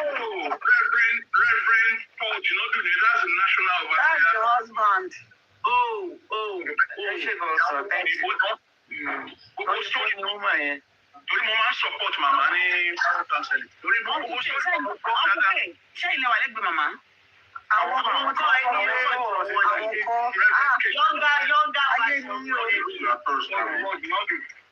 so wọ́n ròyìn gbà yẹn gbà kan ṣe wedding àwọn parents wọn wá àwọn parents màmá wá. Ẹ ṣe gan ni sir. Mr. Daddy, ẹ kú tọ́jú Mr. K o, you know, because Daddy at some point, ẹ má bínú, mo rí pé ìnìkan lè ń dágbé ń bẹ̀ yẹn. Ẹ máa ní ìdí obìnrin o, kí kẹ́mi yín lè gùn, ṣe mọ̀. ẹ ṣòdì sẹ́yìn fẹ́ fún ọ, sẹ́yìn náà fẹ́ fún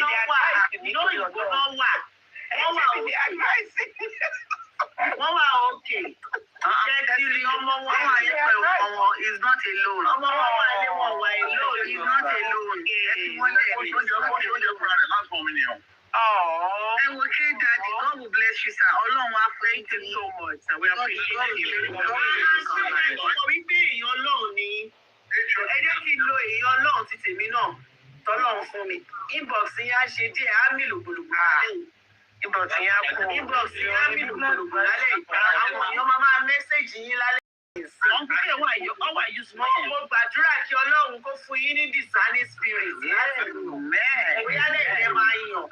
Ẹ bá fẹ́ yàn lálẹ́ yìí, kọ́nà bá mi gbàkóso yíyàn yín kẹ́yìn yàn dáadáa. Ẹ bá mi gbàgbé, èyí ni Thursday, right? Gbàdúrà fún family kan. Kí ẹ jọ pásítọ̀ ní Saturday àìsàn kankan. Ẹ má wà lọ́jọ́ Friday sí. Star Daddy, what book are you married? Star Daddy, are you married? Mr. I told you the other time that you cannot see a fine man like this. It is not just by my power. No. It was Daddy K was asking the question. He's married. He's married. Yes. Okay. Okay. It was Mr. K that was asking. You can say that is why it's a man with a little word. Tani máa wí tèmi tí wọ́n ṣe Saturday àbí tèmi tí wọ́n dàbí Mr. K. Ẹ jẹ́ kó ní sáré sọ̀rọ̀ kan ká sáré Mr. K tó mà lọ́lú. Over to you, please. Yeah. Olu is touched. The message touched Olu, let her go. It was very nice, but the only thing I just want to say that I know you love this platform. Please, I just want you to be careful coming on Fridays because on that one zombie. I don't know if you'll be comfortable with it. Because any other day apart from Friday.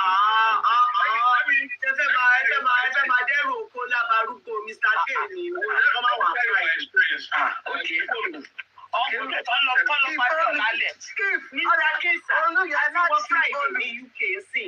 Is a few 12 minutes to 1, so that's one Friday. So Alain in the UK.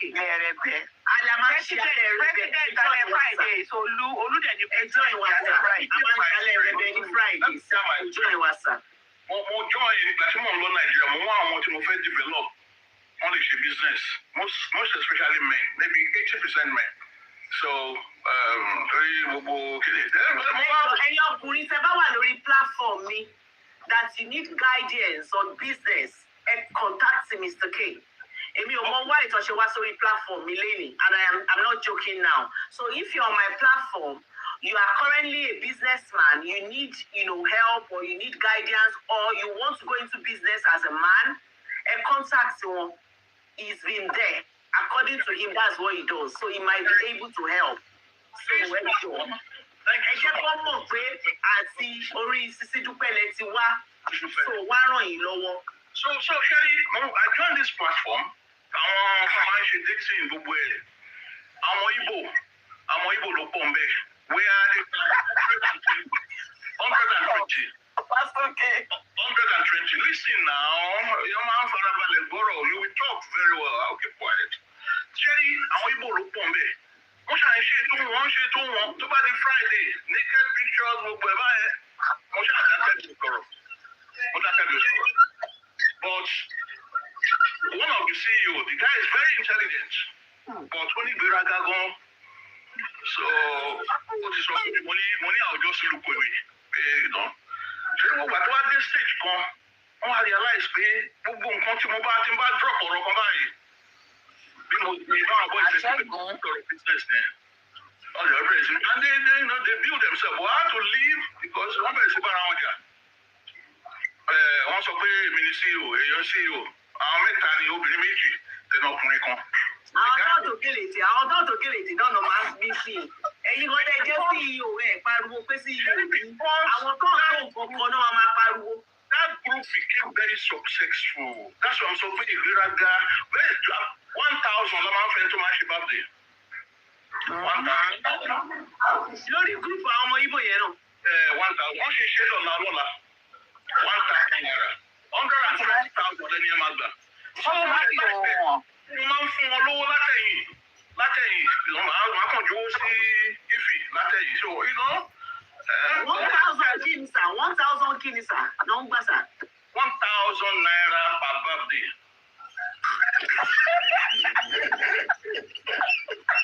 You understand? Each person might have 1,000 naira.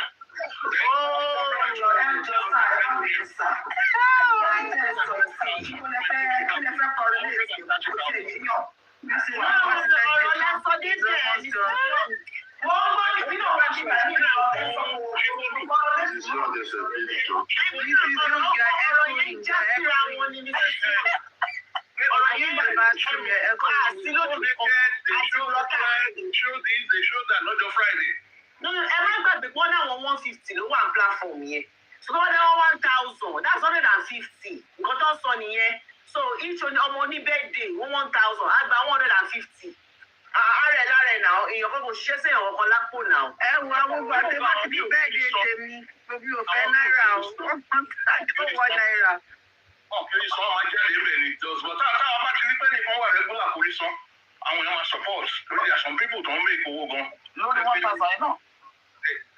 Ẹlòmíì ò ní 1,000 sọ náà tó jẹ́ pé in a week nígbà míì ẹni márùn-ún ló ṣe birthday the following week ẹni mẹ́rin. Náà lùkàrẹ̀ nígbà téèyàn márùn-ún bá ṣe 5,000 ẹni yẹn máa dá téèyàn márùn-ún bá ṣe náà. Within a week. Kí ló dé? Wọ́n máa ń support ara wọn. Ọ̀kan tí mo rí bẹ̀ ni pé that boy is very smart. Ó ṣe wá bẹ̀rẹ̀ kémi tó kúrò bẹ̀ torí wọ́n set up panel and I was. Ṣé yìí ti kúrò bẹ́ẹ̀ sè? Mo ti kúrò bẹ̀ ti pẹ́. Mo fún one time ní pé tí wọ́n bá ṣì wà together. Mo bẹ̀ 2 years ago. Torí ìgbéraga yẹn ti pọ̀ jù, wọ́n bára wọn jà, wọ́n split. Ṣé ẹ̀yin náà lọ ṣe ìgbéraga sí yẹn o? Sáàárín ara wọn. Wọ́n wá choose me pé kí n get head of the panel. So I now chose one lady and 2 guys. And the funny reviewer, this is what to do, support the people that are working too much. But got to be Mr. Olu, every Friday, kò sí nǹkan tó lè rí. In fact, nǹkan tí mo rí bẹ̀ gan bóyá gan ni Mr. Olu, I understand nǹkan tó ń sọ ni pé àwọn ti rí.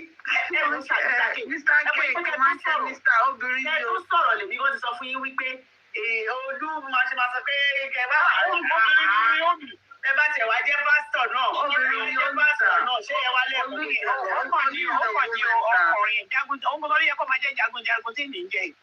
Títọ̀ wọ́n ti múra ṣe mí o. Are you alright? Ìyá ọkọ tó ń jẹ́ títọ̀ tó ní kí mí ó ti mi. Just ignore them. No, èmi ò máa bọ́dà. Èmi ti lọ́ọ̀ tí wọ́n kọ́ fún ẹni tó lọ́ọ̀ fún mi. Mr. K, thank you so much. Ẹni tó bá mọ̀ ní ọjọ́ Yeah. More appreciate you, sir. More appreciate you, sir. Thank you so much for coming. Yeah. Ẹ lọ máa lóòdù bẹ́ẹ̀ kó ṣe ń kí ìtòkẹ́ ṣé mo bí TikTok gift ṣe ń wọ́ọ̀kì mi sẹ́wọ́n ṣe ń gift. Mi ò tí ì há lówó sí ọmọ ọ̀gá máa fowó sí. Tẹ bá fẹ́ ṣe sà Mr. K, ẹ lọ sórí ọtí ni máa pe Google pé Google la máa sábà lò ní UK. Ẹ táìpù ní TikTok coin. Bẹ́ẹ̀ ni ìbẹ̀lẹ̀ tí máa lò. Ẹ bá rà láti bẹ̀. You get more coin for the same amount. But ẹ bá rà látòrí ẹ lè rà straight náà látòrí TikTok yìí. Bẹ́ẹ̀ni. But you get more coin. Tẹ bá rà láti ta látòrí Google yẹn. Tẹ bá ti táìpù TikTok coin ló máa gbé jáde fún yín. It's still part of TikTok, but they sell it. You get more coin from there. It's very therapeutic. Ẹ lè bọ́ọ̀lì kẹtẹ̀lì fáyé lọ lóòdù. Àwọn àbí àwọn ò tí ì lọ bí kankan. Ẹ lè ṣe padà wá gift.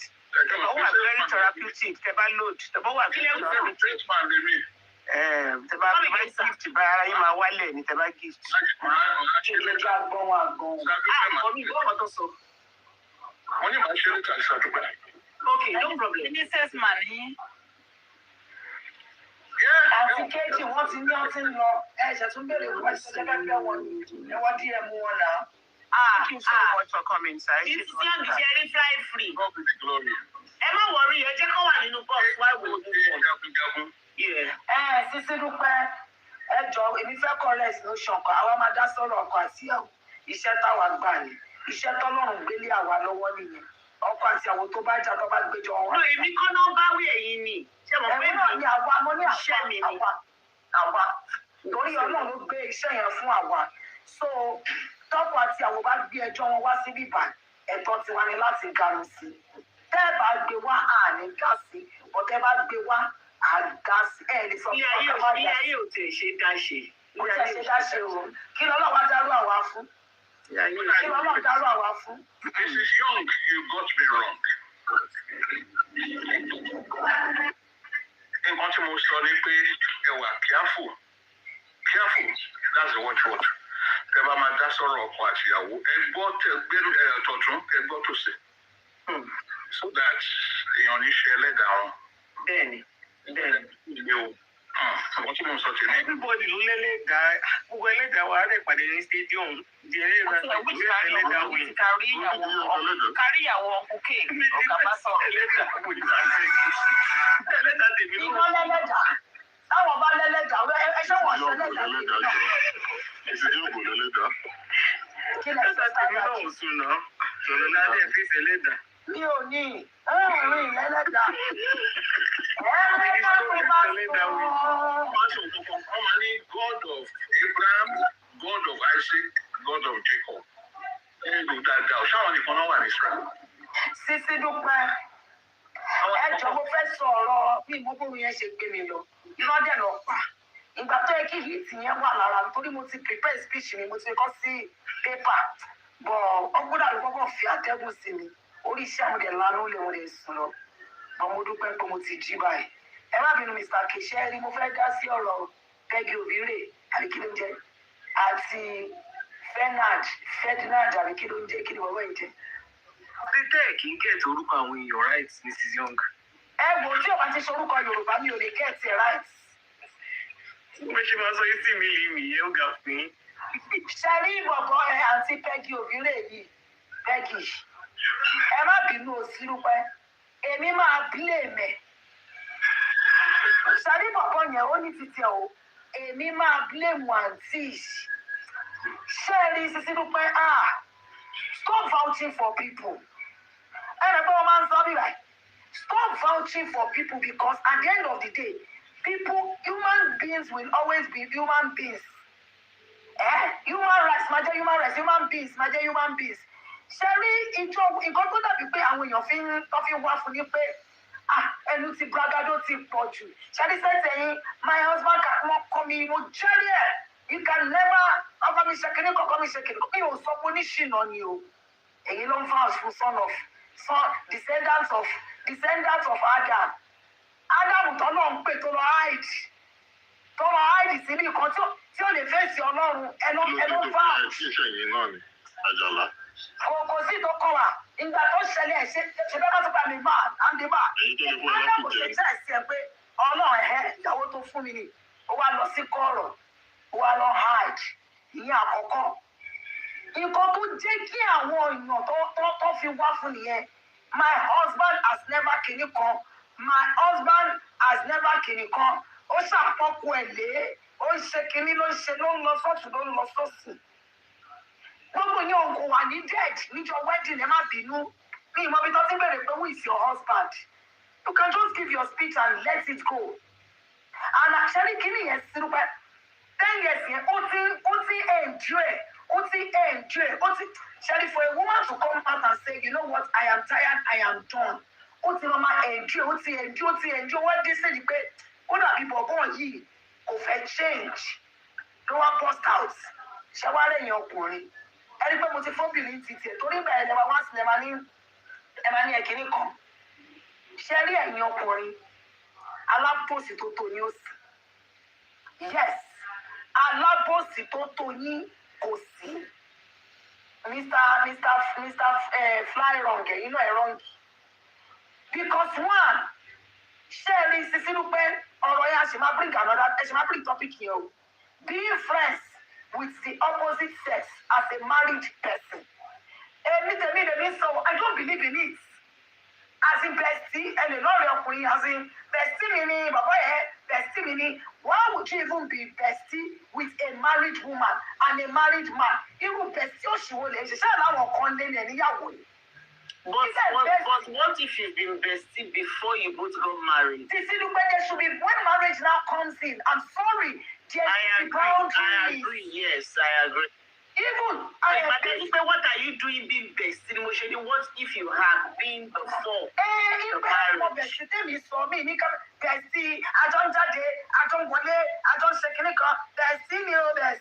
Bestie, because that's the bestie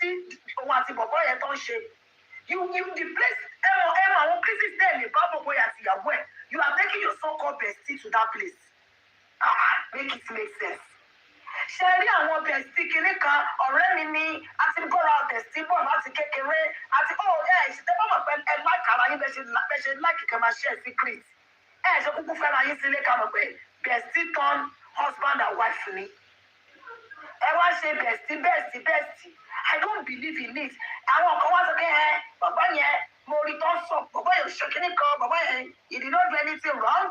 He ṣe kíní kan and the same people dey bú ṣìkè. Bí mo ṣe sọ pé mo ṣe support ṣìkè tó sì ń bú ṣìkè. Make it make sense.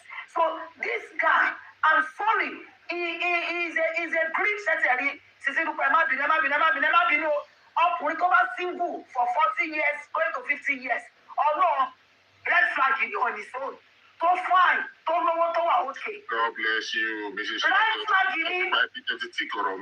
Kí ló dé pé she settled down I mean this guy is good looking, he's got the money, he's got but ṣé in the first woman ni. Àti máa date àwọn èèyàn ti rí pé bọ̀bọ̀ yẹn rọ̀ ni. So now, wá mọ̀ kan tó tí mọ̀ pé ó build kìíní. Ṣé rí ìwé èèyàn bíi bọ̀bọ̀ yìí báyìí? Ó tún wá jẹ́ ẹni tó ní àwọn ṣẹ́ náà àwọn traditional Igbo guys tó ní ego yẹn tẹ́ pé wọ́n máa demand fún you must respect me, I'm the man. Bọ̀bọ̀ yìí wà nínú WhatsApp group, I'm the man. Àwọn head of fish. Ẹjọ́ orí òkú gbogbo yín o, àwọn kàtígórì àwọn bọ̀bọ̀ èlé mi bò torí bẹ́ẹ̀ lẹ́ máa wá ń sìn. I'm the man. So, I'm the man. Cut the wings ọmọbìnrin. You want to tell her what to do, what not to do. You what to go, where to go and where not to go. Control it, but you free. I wanna be free like a bird. Kò lè walk now. Kò lè walk. Kò dá. So, bó ṣe divorce yẹn, Ọlọ́run bá mi pèsè ọkọ alálùbáríkà fún Paggy Ovire. Ṣàwárí bọ̀bọ̀ yẹn kó máa bá married woman yẹn kọjọ máa fẹ́ ara wọn kọjọ máa fẹ́ra wọn kọ́ máa jọ kọ lọ Ọlọ́run á bá mi oní tiẹ̀ náà ní iwájú. Kò bọ̀ṣẹ́rẹ́ yìí obìnrin ẹ jẹ́ ń sọ fún wa yes àwọn kan wá dá bí ìsọpọ̀ ọkọ̀ burúkú la fẹ́ àwọn ọkọ̀ gidi la fẹ́ bọ̀ ẹyẹ máa my husband is kele kan my husband is kele kan ẹyẹ jẹ́ kára máa brag díẹ̀. Mi ì rí bí kọkùnrin tí Sisidupe obìnrin náà ni. Ìmọ̀ lẹ ti rí kọkùnrin máa brag pẹ̀lú obìnrin ní ìta. Àwọn ọkùnrin òun rojọ́ jù. Má brag o, ní brag o. Ǹjẹ́ ò lẹ ti dé bẹ̀rẹ̀ sọ pé ìyàwó mi ṣe kíní kan, ìyàwó mi bá àwọn ìtọ́wọ́ fún ẹ. Kò tó sọ́bí ẹ̀mẹ́ta ń bí ẹ̀sìn. Èmi ṣẹ̀ṣẹ̀ gbọ́ ẹ̀ tí ẹ̀ brag kan. Báwa ṣe máa ń brag. Please ẹ jọ àwọn obìnrin. Ẹ jẹ́ kí ni kẹ́ máa trust. Sisidupe ṣùgbọ́n ẹ̀ ló ń sọ̀rọ̀ trust ìjọ yẹn. Can you trust without love? Ṣẹ́ríǹsì, òun ló dé bá àǹtí Paggy Ovire ni. Èmi o, ṣé wọ́n lè yìí tẹ́ máa ń bá married women sùn? Àtọkùnrin o, àbí tẹ́ ń bá married women sùn? Báwo lè ṣe ń sùn? Báwo lè ṣe ń jí? Báwo lè ṣe ń sùn? Tẹ́ ń sùn dọ̀kàn, tẹ́lẹ̀ máa mí kan lẹ̀ tẹ́ máa ní tẹ́tún máa ọrùn, ẹrú ọ̀pá yìí. Báwo lè ṣe ń sùn? Báwo lè ṣe ń jí? Ṣẹ́rẹ́ ẹ̀yin ọkùnrin mi tẹ́ ń bá married woman, tẹ́ jẹ́ married woman, tẹ́ ń bá married woman sùn. Wọ́n sì máa lé má bù fún yín. Ẹ kàn gbọ́ pé ẹnìyàn ń wúkọ́ báyìí àbọ̀ omi o ìbẹ̀rẹ̀ máa gbà sọ́dà ṣé ìyàwó tí ń lé mi kí ni married woman yẹn fún yín tẹ́lẹ̀ sọ fún ìyàwó yín pé kó ṣe fún yín àwọn obìnrin tó ń tẹ̀lé married man náà tẹ́jẹ́ married woman tẹ̀lé married man kí lọ fẹ́ kọ́kọ́ yín ṣe fún yín tí ó jẹ́ pé married man yẹn ní kó máa ṣe kọ̀lọ̀ bí ìdí fún yín ní dignity ni ṣé ní respect ni tí ẹ bẹ̀rù orí ara yín ẹ bẹ̀rù orí àwọn ọmọ yín àwa sọrí ayé kodò oníkálukú ṣáà ń ṣe bó ṣe wù ṣáwọn tí Jésù kún fún lórí igi àgbélébùú rẹ̀ Jésù kan máa mi rí pé wọ́n lọ ṣé irú kan tó yẹ ká máa ṣe rè àwọn fi òṣìṣẹ́ ayọ̀ tá bá sọ̀rọ̀ tá bá sábà the word has advanced anything can happen the word has shaken the word has shaken the word has justify nonsense. Kí ló dé tá ní dignity where have we lost it? Kò sí mọ́rọ̀ mọ́ kí wọ́n ní ìyàtọ̀ wà àtàwọn ẹran kí ni ọtọ́ ní ìlàkùn sí àtọ́ náà ní wà àtàjà bá dìyẹ ẹni tá dìyẹ bá rí ládìyẹ lọ́wọ́ ìgbègbègbè àwọn èèyàn náà wá ń ṣe bí animals àti wá ṣe bí homo sapien the higher thinking animals wá sí àtàwọn ṣe bí lower thinking animals kò yẹ kó rí bẹ́ẹ̀ àwọn àti monkey àjọwọ́ wà ní kátígórì kan náà ọwọ́ sọ̀rọ̀ wa ní ọmọ erectus from homo sapien we went down to homo erectus that's BS. ìṣiṣẹ́ ọ̀gbìn tó tẹ́ ń ju yẹn ń bá àwọn èèyàn. ẹjẹ jù ó dùn mí somebody needs to speak it somebody needs to talk about it it's getting out of hands I wan celebrate yes God bless him na correct man yes correct woman for how long na fẹ́ máa ṣe gbogbo rọ́bìṣì jà Sisidupe àrùgbọ́n yín jàre. Mo ní pé àwa ń fòṣìṣà yọ. Àwa ń fòṣìṣà yọ àdẹ̀wá now it's not we are not seeing it as norms. Ó normal. Kí lè fẹ́ ká kí lè àwọn ọmọ wa kí lè fẹ́ ká gbélé wọn lọ́wọ́ ṣe tẹ̀lé àwọn generation tó ń bọ̀ yìí ọlọ́run ṣe rí Jésù ló máa wò wọ́n sàn. Àwọn ọmọ ẹ̀ bá kò sí nǹkan tó àwọn wo lórí wọn lẹ́yìn lórí wa ta ló lórí yín bọ́ọ̀sì lẹ́tì ẹ̀ka ọ̀ṣọ́ lórí yín o. Mrs. Young, ẹjọ́ fún yín láyé ọ̀kẹ́ mi. Mrs. Young, ẹjọ́ fún yín láyé ọ̀kẹ́ mi.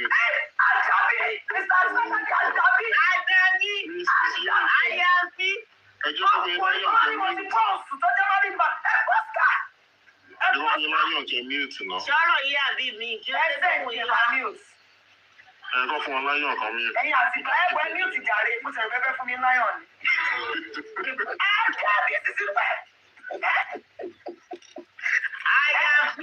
Àjàbí. Àwọn fòṣìṣà yọ.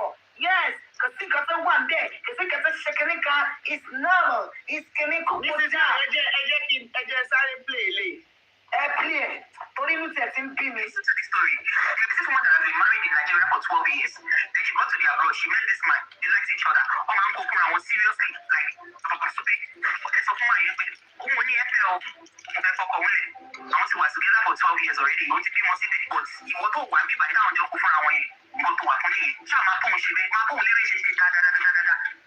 Òun ò ní ẹ̀fẹ̀. Lẹ́kì sọ wípé bí máa yìí ṣe ti bá òun sùn, ó ní ọkọ òun tó ti fẹ́ bọ̀ ní past 12 years. Ó ní kò tí ì bá òun sùn bẹ́ẹ̀. Kì í ṣe bí ibi tó dùn mí lélẹ̀ nínú ọ̀rọ̀ tí lédè pípàtì òtútù mú mi ọkọ tó ti fẹ́ fún 12 years àtẹni tó ṣẹ̀ṣẹ̀ dé ìlú òyìnbó tó mọ̀ tó ń kú fúnra wọn ó ní ìṣọwọ́ tí boyfriend yẹn ti fi kú fóun lẹ́nu oṣù mẹ́fà yẹn ó ní ọkọ tó ti fẹ́ òun fún 12 years put together kò bá òun sùn tó tó yẹn rí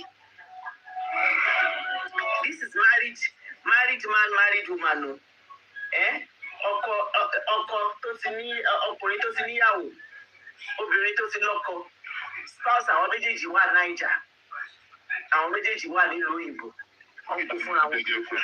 òun ò ní ẹ̀fẹ̀ o òun fẹ́ fọkọ̀ wọlé àwọn ti wà together for 12 years already ó ti bímọ síbẹ̀ but ìwọ tó wà bíbá ìdáhùn jọ kó fúnra wọn yẹn ìwọ tó wà fún nìyẹn ṣáà máa bóun ṣe bẹ́ẹ̀ máa bóun lérè ṣe dáadáa but òun ò ní ẹ̀fẹ̀ lẹ́dí sọ wípé bí máa yìí ṣe ti bá òun sùn ó ní ọkọ òun tó ti fẹ́ bọ̀ ní past 12 years ó ní kò tí ì bá òun sùn bẹ́ẹ̀ kì í ṣe bí 1 year plus táwọn ti pàdé bí máa yìí tí ò kì í ṣe ọkọ ẹ̀ married woman tó wà ní Canada wà yìí bí máa yìí ṣe ti bá òun sùn ọkọ ohun tó wà ní Nàìjíríà ó ti jẹ́ ọ̀pọ̀ the past 12 years ó ní kò bá wọn tó bẹ́ẹ̀. wọ́n sọ fún yín sí tó bá ṣe distance relationship wá bẹ̀rẹ̀ bá ìyàwó ẹ̀ and the thing is you see the. See, what I'm trying to dig out is that in short, set gbogbo wa. And when I say gbogbo wa, I mean as in both genders.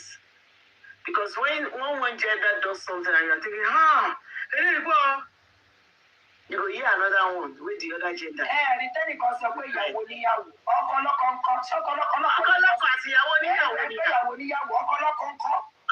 àti ìyàwó níyàwó ni. Play yẹn má bínú Sisidupe ó ti kún ní London ṣẹ́rẹ́ àwọn jápa kan wọ́n pè wọ́n ní SSOC àbí SOS àbí kìnnìkan tó ń gbà yẹn SOS. Báwo yẹn lè níyàwó wọn wá most of them. Most of àwọn ọkùnrin yẹn wọ́n fi ṣe iṣẹ́ ṣe ni. Kábàdì the way tán ṣe ń wọ́n kòkò dí àwọn ìyàwó níyàwó. Àwọn ọkùnrin àwọn ọkùnrin yẹn àwọn ọkọ wọn tó wà nílé wọ́n máa ń rẹ́ndà àwọn ọkùnrin yẹn useless ni. Because kẹ́mọ̀ wọn fi àwọn míì inú wọn ò ṣiṣẹ́ agbára most of àwọn ọkọ wọn tó jẹ́ ọkọ wọn àwọn máa ń ṣiṣẹ́ agbára báyìí táwọn máa fi délé ó ti rẹ̀ wọ́n wọn ò lè ṣe ju round méjì ṣe láwọn ẹni tá à ń sọ yìí tẹ bá fẹ́ kàn ṣe 6-7 rounds wọ́n ready láti ṣe wọ́n dẹ̀ tún máa ń lọ gym tẹ bá rí wọn wọ́n máa ń lọ gym dáadáa wọ́n máa jó wọ́n máa ní àwọn wọ́n pọ̀ tó ń wálé tó ń wá ń sìn tó ń wá láti àwọn Nàìjíríà yẹn ń sìn iṣẹ́ tó ń ṣe nìyẹn.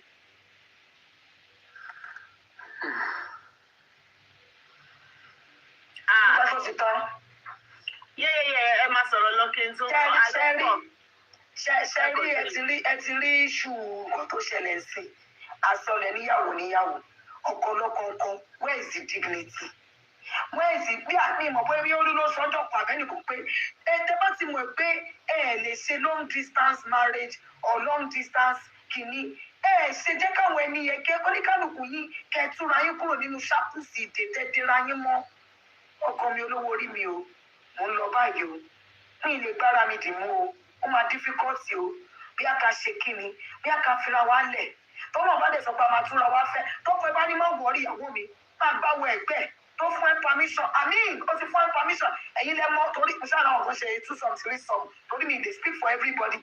Bí ti sí ọ̀nà àwọn open relationship àbí tẹ́gbẹ́ anybody. Àwọn kan wà tó máa ń ṣe ó tiẹ̀ ní nǹkan tí mo sẹ́ndì sí Sisidupe mi bọ̀ mí ìṣọ́bẹ̀ Sisidupe ti gbọ́ yẹn tó sọ pé ìyàwó òun how my wife left me ní ṣe Europe ó ní òun fún ìyàwó òun ní bọ́ọ̀sì òun pé káwọn bá bọ́ọ̀sì òun ní pé bọ́ọ̀sì òun rí ìyàwó wọn parọ́ pé bí sister or something mo sẹ́yìn sí WhatsApp. Interest mi ni mo kàn wọ́n pé kí ni eléyìí. I don't know, even though it could be content, but it doesn't open more. I don't even want to. I saw it. I just don't want to go there. Ó wá ní ìyàwó ẹ̀. Ó fẹ́ gba ìyàwó ẹ̀ wá fall in love pẹ̀lú bọ́ọ̀sì lọ́ọ̀kì ẹ̀ nìyẹn. Ó lọ gbéyàwó fún kínní. So ẹlòmíì sí ọdẹ pàdé kínní tèmi lèmi sọ pé ẹ bára yín kọ ẹ communicate.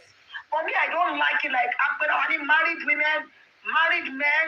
Our sharing that means that we're speaking marriage, what kind of marriage are people they don't want to do it. Honestly, I don't blame people that say it because as it bastardize marriage, as it make it look. In fact, I don't want to get married. So by the marriage is people don't want to get married and I don't blame them. I was the egg ping pong. I want table tennis. I pass. Then again, Sherry and you say once they be always they be. Over addressing, you know. Kí lẹ sọ bá mi power tap ẹjọ. My time. Tap we got to 300. And you once they be always they be. Àánú yìí ṣe mí ọkùnrin ni mo fẹ́ bá sọ̀rọ̀. Ọ̀gá ìtọ́lẹ́dọ̀ mi ní ìrọ̀lẹ́ ìyá ìtí ìyàwó àwọn bá padà wá. Àwọn máa débẹ̀ padà. Ẹlòmíì nù yín wọ́n sì máa sin gbẹ́rẹ́ sọ́wọ́ fún yín. Dẹ́gbẹ́ gbogbo nǹkan tẹ ní báyìí. Ẹ wò ó máa kó lọ fìànfìànfìàn ni. Ẹ yà ṣe èmi tí wọ́n fẹ́ bá ìyàwó mi sùn lè bá sùn lè kọ́ sí lè kọ́ fún. Once débẹ̀ always débẹ̀. Ẹ fi ń brag. Ẹni pé mo rẹ́rìn.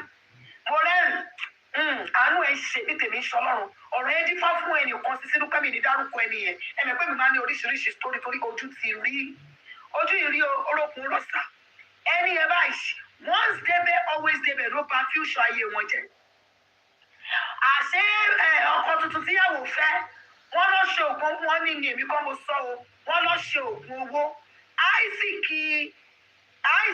ẹ mọ̀ kan tó jẹ́ Isaac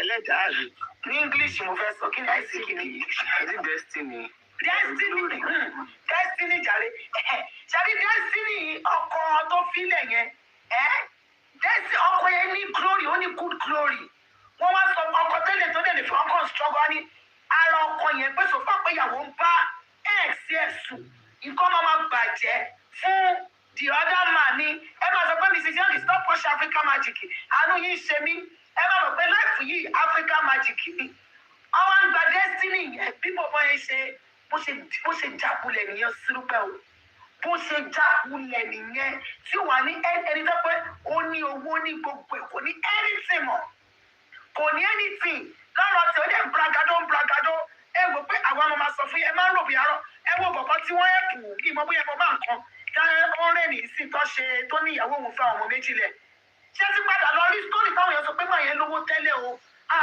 àwọn èèyàn náà ti sọ school fees àwọn rí different people were saying nice things about him that man was wealthy ó ní ATM lọ́ máa ń pè kọ́ tó péyàn ní ATM sí sínú pé ẹ̀ mọ́ owó tó máa wà lọ́wọ́ ẹ̀ bọ́dì máa lẹni tó ti ń fún yàn tẹ́lẹ̀ ó wá di atọrọ èmi ò mọbi tó ogun ti wọ̀wọ̀ ẹ̀mí kò sọ pé ẹ̀yin tẹ̀sán pé Nollywood ń ṣẹlẹ̀ ní real life ó ń ṣẹlẹ̀ ní real life tèmi ṣáà ní pé ẹ rọra máa dóyàwó tẹ́tí fílẹ̀ ẹ rọra máa dún ọkọ yìí náà tẹ́ ló ń dún ọkọ tẹ́tí fílẹ̀ ẹ rọra máa dóra yín ẹ rọra máa dóra ẹ ti fira yín lẹ̀ nìyẹn ìwọ ti máa yọ wá. àwọn tó ti fira wọn sílẹ̀ tí àwọn èèyàn ti rì máa rí tọkọ yẹn ò sí rì máa rí tí wọ́n wá bára wọn sùn níbi tí wọ́n ti ń ṣe exchange of the children. ṣẹ̀ṣẹ̀ láwọn yẹn tí orí wọn ti burú ọkọ rẹ̀ ní sọ fún wọn ni honestly orí yín ti burú kí wọ́n ní kókó kẹfìlà yín lẹ̀ irú wọn dẹ̀ ló máa wọ̀ online men has come ọgbẹ́ ọkùnrin náà máa wọ women has come ẹ̀dẹ̀ ń gbáwọ ẹ̀gbẹ́ yín serious ẹ̀yin méjèèjì serious fly free orí ẹ̀ṣọ́ sí ní pàṣọ tí mo bẹ̀rẹ̀ yẹn ó ń dun èèyàn kan ní comment section. mo ti dájẹ́ lọ orí tí ẹ bá sí ní fly free. nǹkan tí mo fẹ́ sọ nípa last thing tẹ́ sọ and this is why I don't take men seriously when they say one woman cheated on me. Because sometimes, right, you don't mind cheating with another man's woman. About to wash it funny.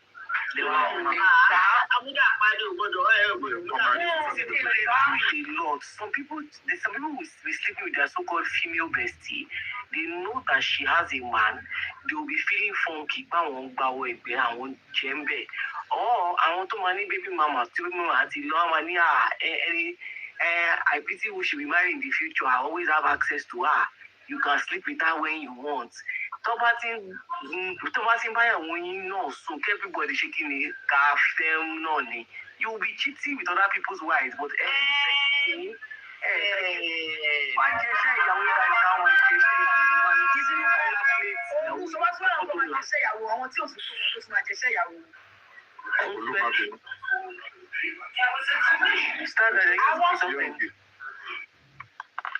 kí lẹ sọ kí ni mi sí ọ̀nà Sisidupe wọ́n máa kọ́ pẹ̀ wá láti ọ̀dọ̀. ṣé wàá ní standard bá wí mo rò pé bóyá ó ń sọ̀rọ̀ lábẹ́ ni o.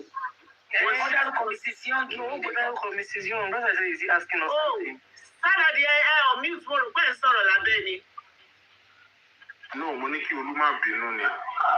wọ́n ní pé gbogbo àwọn obìnrin ká wà bí wọ́n ní ṣáà lè ṣe àdá bí pé kò sẹ́ni tó bá èmi ò wọ́n ní ẹ ṣe àdàbí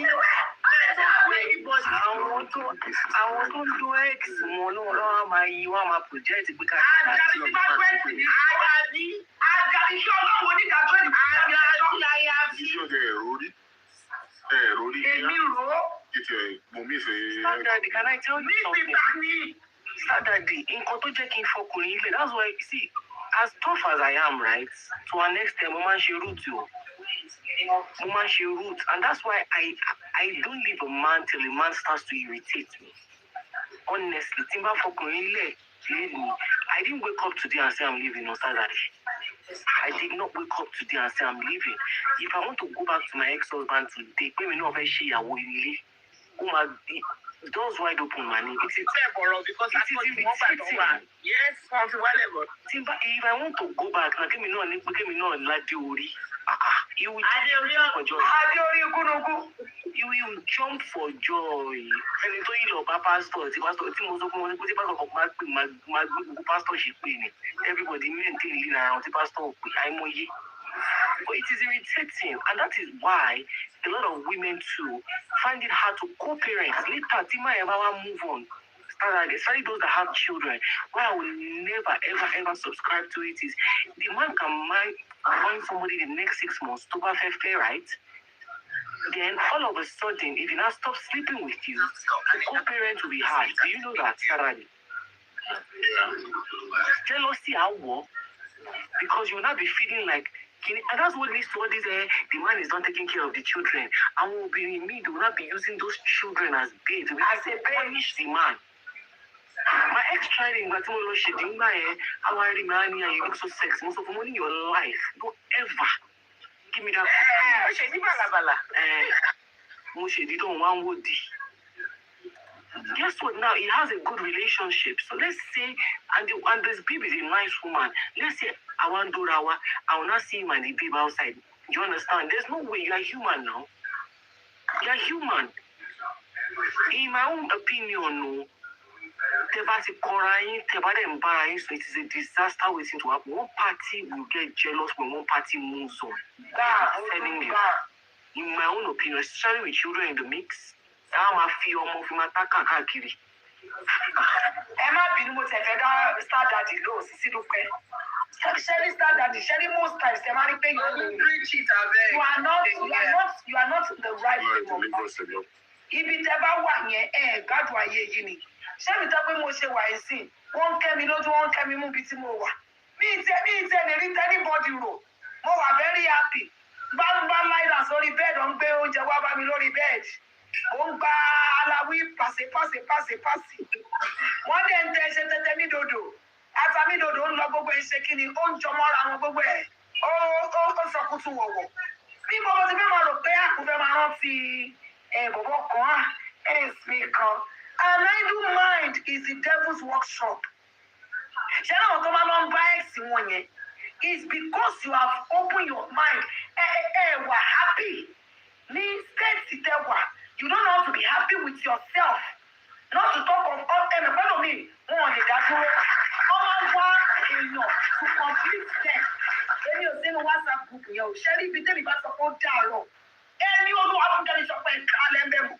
Or no, to me, to our 98 people. Timothy, baby, mommy is there. Basta. This is Daddy. I'm Daddy. This is what I'm Daddy. If I'm dancing, you can open. Need Jetta. The mobile testimony. Message in Facebook Messenger. It was you. Hi. How are you and the family? You don't respond. Kill it to be high me. Kill up with the family. So if you tell me not to be family, even though the man better, yes, it's in the past. Hi, so the matter why engage. We can pass on you. Why is this? Was it no point? I'm not being a the money.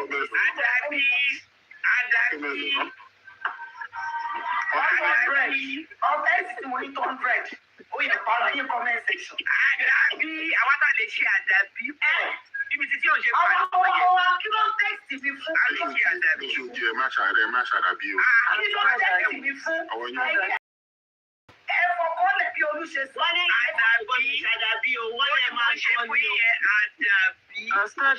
Another reason why I feel people fall to X is they feel the pressure to want to show that they moved on. So they go and get a man or a woman that they don't necessarily care about. You understand what I'm saying? Woman continually beating of his type born. The one was saying, oh, come on, it's so nice, but I want to see. And when she must say 7 years ago, oh, marry a cake. Do you think that lady settled? She saw a nice man that wanted to marry her and take care of her money. Ex 7 years ago, and you know and they don't fear this poor man that he's trying his best, right? Then goes to make you happy. but you are stuck on your ex because you didn't even want him in the first place. He just ticked your boxes, right? He's a good guy. So people marry. A lot of men and women settle. They settle. She settled. A lot of people settle. She settled. And I'm like, it's not fair on this guy. He's trying. She's not really happy on the bed. I say, it's like he was not there for. He's there, but only way the ex she man wish happy birthday money any points. You don't have a point. She settled because she wanted a one. Thank you, so you don't move on. Bí mo ṣe rí nìyẹn. Ó máa jẹ́ pé tó bá fẹ́ ni tó nífẹ̀ẹ́. Tẹ́ bá jà gan, because nobody is saying everybody, ẹ máa jẹ, ẹ máa wojú ara yín. But the last thing on your be to go and open your body for somebody else. That's the way I say it. Sisidupe, I'm address it fly free. Only not be me say make una hate. Una baby daddies. Sherry bi tí kò ti yé ẹ̀yin nìyí. Sherry yìí ti ní. Mo mọ̀ pé ká máa sọ A, Z ilẹ̀ yìí máa sọ fly free. Mo dẹ̀ máa address yín. Téèyàn máa set boundaries. I mean, boundary does not mean you hate them now. Oh, okay, so ẹni tó ń pè mí baby daddy. Àwọn ọkùnrin in most cases, you give them one step, they take 100. You need to be mindful. Sisidupe ṣẹ́ni tó ń pè mí tí obìnrin pẹ̀ ló ọmọ ńkọ́ máa ń gbé fún fọmọ tó wá ń sọ ṣó rìmẹ́mbà ìjọ ta kọ́kọ́ pàdé ṣọlọ́ ti kọ́ máa sọ tó wọ̀ èmi tó ti kọ́ ara mi oníbàárà wo lè gbọ́ oníbàárà wo lè gbọ́ tó sọ kọ́lọ̀ jọ́ tutù. Kí lẹ́yìn sọ? Káyọ̀ ẹ̀ máa wà ókè. Kí lẹ́yìn sọ? Kí lẹ́yìn sọ sádàdì? Wọ́n ní pé ṣó rọ́ọ̀gì kéèyàn tún náìsì.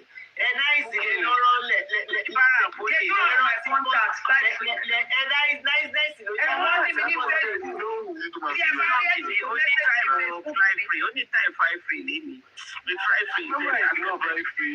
èmi ò lè ní nọ́mbà kí ló fẹ́ fi nọ́mbà mi ṣe. Àlejò báyìí tó bá ti ṣe ní bébí dáàdì tèmi ó máa ní èlò how are you fine how far sọ̀rọ̀. Oh, you remember that time we met? You remember the color of clothes? Mo náà olórí burúkú lélẹ̀ ni wọ́n ní di red color of clothes. Kí ló fa? Wọ́n lè stop obìnrin ọmọ. Ibi tó tẹ̀sí máa ń bẹ̀rẹ̀ nìyẹn o. Ibi tó ti máa bẹ̀rẹ̀ tẹ́lẹ̀ máa ní they love me o.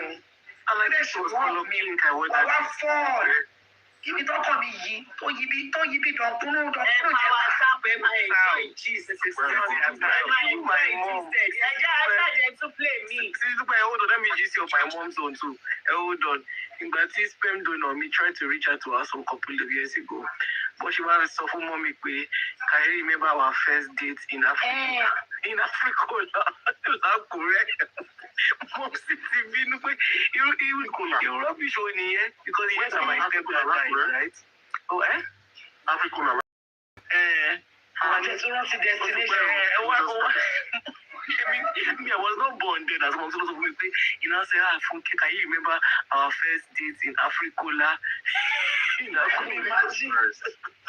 Oh, when you were saying you want to be both over Jeshen and cut off a shin, when did you it? Oh, video. When did you have first date in Africa? Imagine. I'm a lunch excursion Africa. Africa, there's anywhere like Africa, and that's where it's like the country produce the Africola drink. Normally go there excursion or something. Excursion and stuff. Road.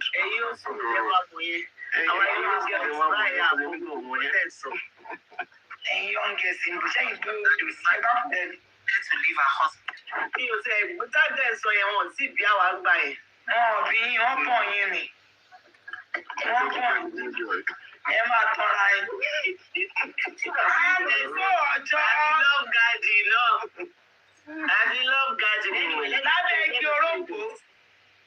I am married to a cheating husband. In fact, the cheating started a week after we started picking. You know, so she see pandemic. You see men say you are married to a shitty woman. Woman will say I'm married to a shitty man. Kí la fẹ́ ṣe sí pandemic báyìí? Pandemic occurs, everybody cheats. Obìnrin náà cheats. A máa ṣe rúbọ ni, a máa rúbọ. Wọ́n jẹ́ kí n kọ kíní ìsojú báyìí sí. Tálá wá máa ṣe rúbọ ni, a máa rúbọ. Ta ló ń shit báyìí sí bí àṣà láì? Everybody cheats. We all shit. Ẹ̀yin wo lè shit? I'll fly free. Ẹ̀yin wo lè ṣe foul play ní báyìí? I'll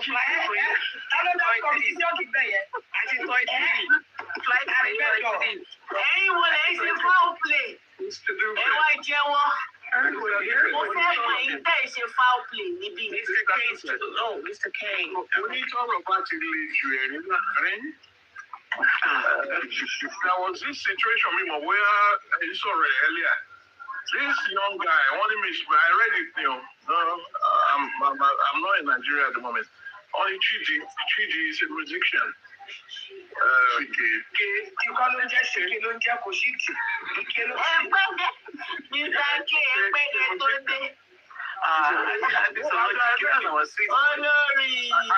don't even know the guy. Oluman presents who wants to be. Oluman presented.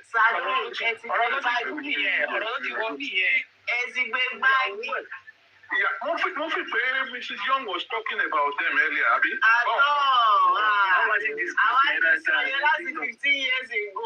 Okay. I read it like a month ago. My classmates,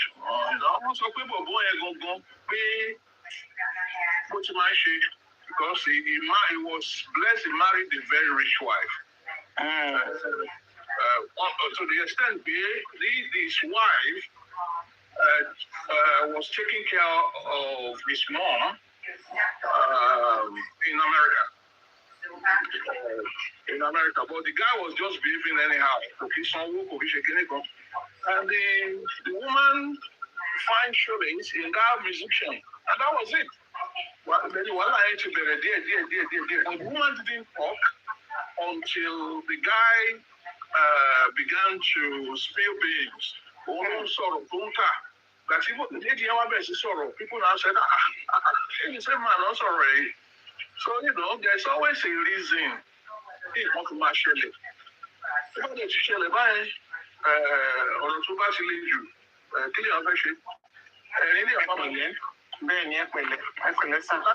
That's just it. At the victim, at the perpetrator.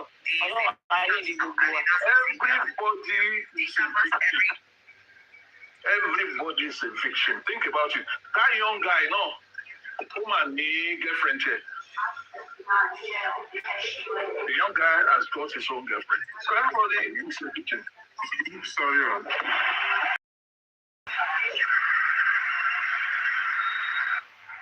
Oh my God, Sisidupe. About 584 people. Ṣé ẹni tó bá cheat àwa bá yín? Àwọn ṣẹ́gun 584 ló wà lórí box. Àwọn tá wà lórí box la lè sọ̀rọ̀. Àwọn míì ṣe FYP ló wà. Ní comment. So of course, everybody. Ẹ̀yin wọ́n sọ̀rọ̀ kìíní náà. Mrs. Young, àwọn èèyàn kan wà lọ́dọ̀ Sidechika bá ṣe ń sọ̀rọ̀, wọ́n wò FYP, wọ́n dẹ̀ wà lọ́dọ̀ Sidechika. Wọ́n cheat lọ́wọ́lọ́wọ́, wọ́n wà lọ́dọ̀ Sidechika. Ṣé àwọn tó máa ń gbé private note? Àwọn gbogbo ní number 1 red flag of cheating. Tí ẹ pé àròjù wọn rí wọn tó kámẹ́rà wọn rí. Àwọn gbogbo ní ọ̀gá tí wọ́n tó sọ̀rọ̀ rí. Àgbóhùn ẹ̀rí. Ní bíṣọ̀ lórí péjì ẹ̀ lè shit. Èmi lójú o, èmi lájẹ̀ ó ti o, ẹ̀wọ̀n èmi o, èmi ti tó yàwó èmi lójú o. Kò sí nọ́mbẹ̀. Èmi náà ti tó fly free. Àgbóhùn fly free. Wọ́n ti mọ̀ pé àwọn girlfriend wọn máa wá káàsì wọn bíbẹ̀. Àwọn sọ̀rọ̀ àwọn jẹ lẹ́hà. Ewu ìdájí ní ètò Sisidupe ẹ̀pá mi sílé. Ilé kan ìtàlẹ̀ máa kú sí. Mo máa pa ọlọ́pàá fún yìí. Ṣáná òun tó ṣe máa ní. Yes, they dey write am for face. Sada di o. Sada di sanwó sókè. Ó yá Sada di sára wọn. Sára wọn. Sára wọn kúrò. Irọ́ ni ẹ on mute. Ẹ on mute. Sada di. Ẹ on mute. Ọwọ́ mi mọ́. Ó yá Sada di ọwọ́ ní ẹ̀yẹ sọ pé Sada di. Ẹ bọ́ wọ́n káyà. Máa rí òkú. Àwọn àti ìfẹ́ ní ilé Sada di.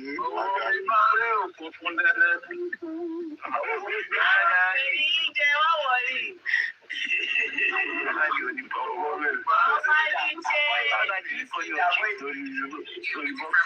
Olú àwọn ò kì í ṣe ìṣìnà Olú. Ọlọ́run má jẹ́. Àwọn ìṣe Oh yeah, everybody, I'm mute. To a cheating husband. In fact, the cheating started a week after we started dating. Now he is a pastor and he doesn't see it as a... The cheating started a week before we started dating. You knew he was cheating a week before you started dating, but you decided to still say you do. Konika look cross here. Big deal. This happens every year with different married or single women. But the one that happened recently is one of the church member that decided to leave her husband 2 years ago and another lady where he went to work. 2 years ago, it was with a friend's wife in the community. And anytime I confront him, he will start keeping malice with me. I have invited his auntie that I know he fears the most, but no changes at all. I carried most of the responsibilities of the children and it doesn't move him. He told his father lies about me and now the father too is keeping malice with me. I am willing to leave, but I'm considering the children. I am really down because of his attitude towards this cheating thing. Oh yeah, you're gonna see. I don't understand. Kí ló fẹ́ dàgbà lọ sí ẹ̀sìn? Ìṣòro tàti sọ̀rọ̀ ṣì kì í. Ẹ̀bùn ìtọ́gbọ́n ti tọ́ lẹ́nu. Kọ́dà fẹ́ sọ sí wọn wá. Etí sí rẹ̀ rè ó ti súnmọ́. Ṣé mo kọ́ kéèké ni mo kà wá dá sí ká rọra wá dá sí ọ̀rọ̀? What are the signs and symptoms of a cheater? Èmi ò tiẹ̀ fẹ́ mọ Signs and symptoms. One more sign and symptoms. Okay, sir. Obìnrin kan wá. Wọ́n ní kán ṣòkúta fún kán pa. Wọ́n ní kán pa nítorí pé ó ṣàgbèrè. Ọkùnrin tó bá ṣàgbèrè ò mà sí níbẹ̀. Kò sí níbẹ̀ wá àrọ́kùnrin yẹn. Nígbà tó dẹ̀ béèrè pé ẹ̀ṣẹ̀, that's true. Wọ́n dẹ̀ bẹ̀rẹ̀ sí kọ̀ọ̀kan sílẹ̀ báyìí. That's Jesus Christ. Wọ́n bẹ̀rẹ̀ sí kọ̀ọ̀kan sílẹ̀. Real ni o kì í ṣe ó ṣẹlẹ̀ o.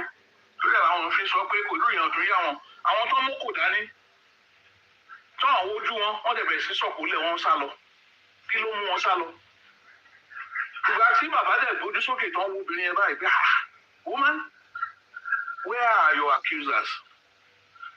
They've gone. Kí ni bàbá sọ fún? Go. Neither do I condemn you. Go and sin no more. Ṣé gbogbo ọ̀rọ̀ yẹn tó bá wọnú èèyàn, èèyàn mọ nǹkan tí èèyàn ń ṣe o. Orí lo. Whoever that hasn't sinned, cast the first stone. Kó máa rókì nínú gbogbo àyà gbogbo wa o, àtèmi náà tí mò ń sọ̀rọ̀ o. Mi ò ní sọ jù bẹ́ẹ̀ lọ. Nǹkan tẹ́mi ṣàmọ́ ni pé. Wọlé. The question related to ìbéèrè kan nìyẹn. Wọ́n ní what are the signs and ẹ má bínú Santori ẹ̀ Wàá ṣàkóso Mrs. Young. Mo kàn sọ nǹkan tó wà lọ́kàn mi fún wa ni o. Ẹ jẹ́ ká wá padà sórí question sí yẹn. Kí ni question yín, madam? Sisidupe. Onídìí fẹ́ answer HOD bóyá tèmi bá answer. HOD béèrè pé what are the signs and symptoms of a cheating partner? For me, number one sign ni pé tẹ́ bá ti rí partner tẹ́ pé wọ́n keep a whole lot of information all to themselves and they feel you don't act like they tẹ́ bá ti bí wọn ẹ̀ why do you want to know? Ṣẹ́rí ibẹ̀ ni ó ti ń wọ́ wá. Somebody in short, let me put Tori Gota answer a message that is the fact that my husband password his phone. Should that be a sign that he might be cheating? Sharing ọ̀nà méjì ló pín sí. Sisidupe, ọ̀nà méjì ló pín sí. Ó lè má shit, ó lè shit. But nǹkan tó gbogbo ilé tó fi ká àkọ́wọ́ fi ń béèrè. A break. Why are you passwording your phone? See how you more password. Exactly. It's creating a sense of doubt. Yeah. Exactly. Mo ipe ale. Eke ma le fi phone fún ọkọ mi mo bá mi mo ọkọ mi ṣe lọ́kọ mi. Ìgbà mi ko mo ma ba ja ma ní kí ló ṣẹlẹ̀ ibo mo password e. Bóyá mo mú phone e báyìí. Why did you take my phone? Why did you take my phone? Mo ní ní kíni. Phone ta ko tó bá sùn mo lè mú. And yeah, I know you know the password. Money there, why are you now? Money you holding, give me my phone. It shows that is there something there? Èmi dẹ̀ mọ̀ ibi tí nǹkan tó kọ mi tó protect. Nǹkan tó protect yẹn èmi ti kà mo dẹ̀ ti jókòó yẹ. Ó ṣe another account. Nítorí èmi náà account tèmi tí mi sọ yìí tó wà bẹ̀rẹ̀. Òun náà wọ́n lọ sí kíkì Yìí ọ̀nà ni wúwà yìí. ní pé kí n má bàa lè mọye balance. Ó wà bẹ́ẹ̀ pẹ̀lú Ayé ló ti rí balance. Ayé kí n má lọ máa wọ àwọn stock àwọn nǹkan tó rà. Kí n má máa monitor aside ìbèbò ẹni. Àlàyé ló rí. Ìgbà mi tó bá ṣe ọ̀rọ̀ tó ti sọ̀rọ̀. Shop knock. Bí àwọn èèyàn fèsì ló fi máa ń ṣe kínní bá ṣe mo ti gbèsè ojú ẹ̀ lóru. Ṣé wọn ò ní náà wá ti lajú ni? Kò nídìí àti lajú. Tẹ bá wọ glasses ṣe fóònù yóò ṣí kínní yóò ṣí fóònù. Sọ pé tẹ bá lajú. Ó ti rí ṣépù fèsì. Àwọn míì máa ń lajú sùn. Ó ti rí ṣépù fèsì. Mi ò tẹ̀ kí n lójú náà anyway. Mo máa ń lójú o. Tẹ bá ti kú tẹ́tí fi ṣe kínní báyìí. So òun ni ó mọ̀ mo mọ̀ bó ní òun náà mọ̀ pé mo ní. Mo kàn fẹ́ disclose ni. Ó máa ń nífẹ̀ẹ́ máa fún yàn ní hope. Personal kínní mi ni. Tèmi ni. So mi ò bínú sí mi ń bínú sí bò ó máa fẹ́ máa ṣe. Ọlọ́gà dé. But why are you passwording your phone that your partner cannot know your password to your phone? Phone ríngì. Ó máa bí ẹ̀kọ́ pàpàpà máa bẹ́ pọ̀ jẹ́ bẹ́ pọ̀. Kiri nínú ilé. Kí là ń bá Sisidupe kí là ń bá? Mrs. Young tó bá gbé fóònù nínú toilet, ó máa flush. Wọ́n máa Lastly, flush. are you serious by that question? What do you need my passport for? Water and garri ni. Sisidupe, irú wọn ni nǹkan máa okay, so what do you need it for? Ọlọ́run dáríjì mi. Rí fíìmù kan báyìí tí máa ń kọ ó dá accident. Tọ́wá nídìí owó. Tọ́wá ní báwo lọ ṣe fẹ́ wọ́ owó jáde. Ìyàwó tó fẹ́ nu ilé Sisidupe kò lè ṣí password. Girlfriend fẹ́ lọ bá tó fi accident lọ́wọ́ pé. Ìyàwó adé lọ ní lọ́wọ́ ní àkóní kí ló ṣe máa ní àmàdá ìyẹn kọ́ ni kókó a fẹ́ mú owó jáde àmọ́ ìyàwó dẹ̀ jókòó sórí iṣẹ́ ara yìí ó dẹ̀ mo bá ní mo mọ password ẹ̀ bébì mi ni ó dẹ̀ ṣe pín ó dẹ̀ sí fóònù ọkọ ìyàwó bá ní báwo ló ṣe ní ẹni ẹ fẹ́ bá mi jà ní ọ̀dẹ̀ ó farabalẹ̀ ní nǹkan tí mo fẹ́ fọ́ kó ẹ ṣe ní fi ẹ̀ girlfriend ìbọ̀kọjà ó ń ṣẹlẹ̀ ní real life náà. Ó ń ṣẹlẹ̀ ní real life tí irú God forbid sí fly free àjọ wà lórí bẹ́ẹ̀dì sí ẹ̀rọ báwọn tàkàtà kan máa ń wà Sisidupe ẹgbẹ́ wà ní high blood pressure stroke àgbẹ̀ ẹlẹ́sẹ̀kẹsẹ̀ ni ẹ bá ṣe báwo ṣe fẹ́ wọ́ gbogbo owó báwo ṣe fẹ́ ṣègùn ẹ̀mí ní fly free mo ti mí sí wa mo ṣe lóòótọ́ ọ̀rọ̀ ọ́ ti mọ̀ pé òótọ́ ni mo sọ why would you be hiding password? Fly free yẹmi àti yín lórí bẹ́ẹ̀dì ìwọ àti tasini ká wà lórí bẹ́ẹ̀dì torí mi máa kọ́ yín pa ni bí ẹ ṣẹṣẹ máa ń kọ́ yín wọ́n máa kọ́ yín báyìí máa ní stroke ni ó máa affect right hand and right leg yín àtàwọn tani níwájú tani káwọn máa hide the password what are you hiding kí náà bọ́ fún another sign of a cheating partner nìyẹn o ṣàwárí àwọn another ṣẹlẹ̀ àwọn kan wà Sisidupe àwọn yẹn máa fi hàn yín o. Tẹ́lẹ̀ tí ń bọ̀ àbí àbọ̀márí òkè ìdìbò nǹkan tó bọ̀ bí ìbò rí kẹ́hìn kò bọ́ irá ni o. Well, smart. There are many reasons a man will keep his password. I would really like to know because we're learning. Ẹ jẹ́ kó wá sókè kó wá sọ fún wa. Sir, let's send a request. I want to know, like, maybe I will see one that will make sense. Like I said, we learn every day. Ẹ jẹ́ àyà bọ́ọ̀sì Aries kó wá sọ fún wa. The elder, Aries, are you there? Mi ò rí wọn kọ́ sọ̀rọ̀ látara. All right. Ẹ máa bọ̀ ẹ wá bí Osman ẹjọ́ ẹ wá sókè. Àwọn náà wọ́n wá wọrí ọkùnrin yẹn. Kó má jẹ́ ike bóyá èèyàn lèèyàn kàn lọ rò pé kìíní maybe there are reasons that bóyá téèyàn máa ń tọ́ Ẹ̀kọ́ tó dókè ọ̀ bí kọ́kọ́ máa wá dé ń sìn. bóyá ọkọ̀ èèyàn ń ṣiṣẹ́ ní kí wọ́n máa ń gbà wọ́n tó máa lọ sí No, you will have your work mobile. It's complete. I have a work mobile. And I have a personal mobile.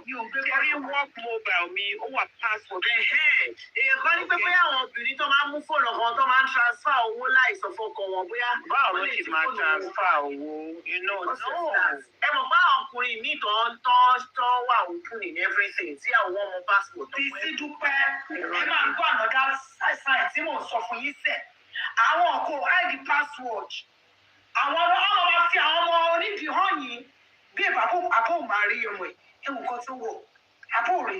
Nǹkan tí mo ṣe fẹ́ sọ nìyẹn. Níyàn máa Some people hide the password and you will have access to their phone. Irọ́ ni o. You will not see nada.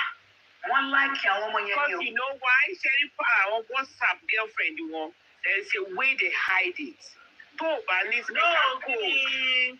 Tẹ́ ẹ̀ bá ní special code. Password to me. Oh, yeah. WhatsApp really hide. Bí bó ṣe wà ní ṣẹ́yìn irú No, it's asking if my husband have my social media. Why not? No. He doesn't have it, but it's because maybe so he doesn't need to have it. If he wants to have it, why not? It's the access You one. know But what? they hide You it. know what on social media? What's on social media that Yeah. you don't have? But it's not something like maybe I don't know passwords to his social media handle either. It never bothers me. I can't be with a man to mama hide the password there from me in a committed marriage or relationship. It creates unnecessary distance. I don't want Ọkọ it. mi mọ password social media mi. Èmi náà dẹ̀ mọ títí ẹ̀ bó ṣe sọ pé torí ọkọ mi ò mọ password lò. Wọ́n kí mo ti sọ fún mo lóye kó máa separate àìmọ̀. Ṣé rí òun one good letter báyìí? Àwọn ọmọ tó wà nílé wọ́n mọ̀. Àwọn ọmọ onímọ̀ ń ṣe nǹkan bẹ́ẹ̀ bí mo ṣe sọ pé máa change kí náà lòun máa ń gbàgbé. Òun fẹ́ máa lọ́kọ́ máa lọ́ọ̀kì àrẹ̀ out. So èmi mo lè tó bá lo password mẹ́ta tí bá fi máa enter number 1, number 2. Mi ní mú number 3 jẹ́. Ó máa wọlé mi. Ó máa wọlé mi. Wọ́n ṣe password tí wọ́n tó. Ṣé mo kọ́ máa ń ṣe pop-up message? Ibẹ̀ náà mo ti rí message tó pè mí ní Made in England. Made in England. Ẹ̀rọ ti message mo sọ pé tó ní Made in England. Ó máa pọ̀ tó lọ bá fẹ́ mú yín, ó máa mú yín náà ni. Ó máa pop-up, àwọn ọmọ pop-up message ẹ̀ máa jáde ṣáàlì. Tó lọ bá tún wá máa mú yín, tó ní sí níbi tí fóònù yín wà. Ẹ ti máa gbà àwọn kò tiẹ̀ máa mú lọ́pàá. Ẹni tó bá tẹ password WhatsApp, it's for me, it's Baba red flag. Why you password WhatsApp? No, tẹ̀ ní rí. Wọ́n hide mẹ́, wọ́n ṣe máa access ẹ̀. Wọ́n ṣe máa kó máa déètì mi. Ó máa hide ẹ̀. Bọ̀dé má jẹ́ àparọ́. Ká má bàa jalè. Èmi, I don't really want to see. You can call it, it's not every attitude, yeah. But I really don't want, I don't care. Sisidupe, where you haven't transferred money before. Let me tell you, my answer, I've never transferred money behind my husband's back. Yeah, why would I do that? Why would I do that? What is there stopping me saying, babe? Maybe you're more partner than me, you're going along. Shall I never say, I'm away, my severe for That's my nickname.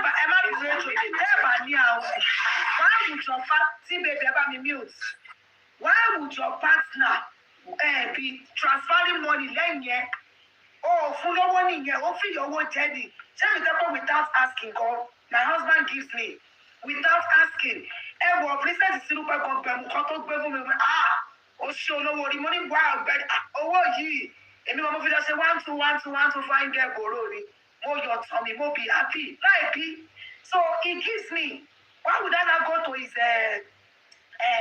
kìíní màá ní mo fẹ́ lọ máa yọ owó yọ kò make sense now ẹ wá nítorí àìdè pass Sisidupe kẹ́mi tẹ̀ má parọ́ 3 àkáǹtì ibi iṣẹ́ ọkọ mi tó fi ń gba owó wọlé I have it on ó wà lórí fóònù mi yìí orí fóònù tó wà yìí I have it because my name is there so kò sí bí mo ṣe fẹ́ ìyẹn gbogbo mo tẹ̀ ètì kó forúkọ mi sí because ní ìnílé ìbéèrè ẹ̀rọ kó máa pẹ́ torí mo dẹ̀ sí àmọ́ òpé ṣé torí mo mọ̀ kò ní jẹ́ kí n kára kò ní jẹ́ kí n fi but kárí mi mọ̀ ni bóyá ìyẹn yàtọ̀ so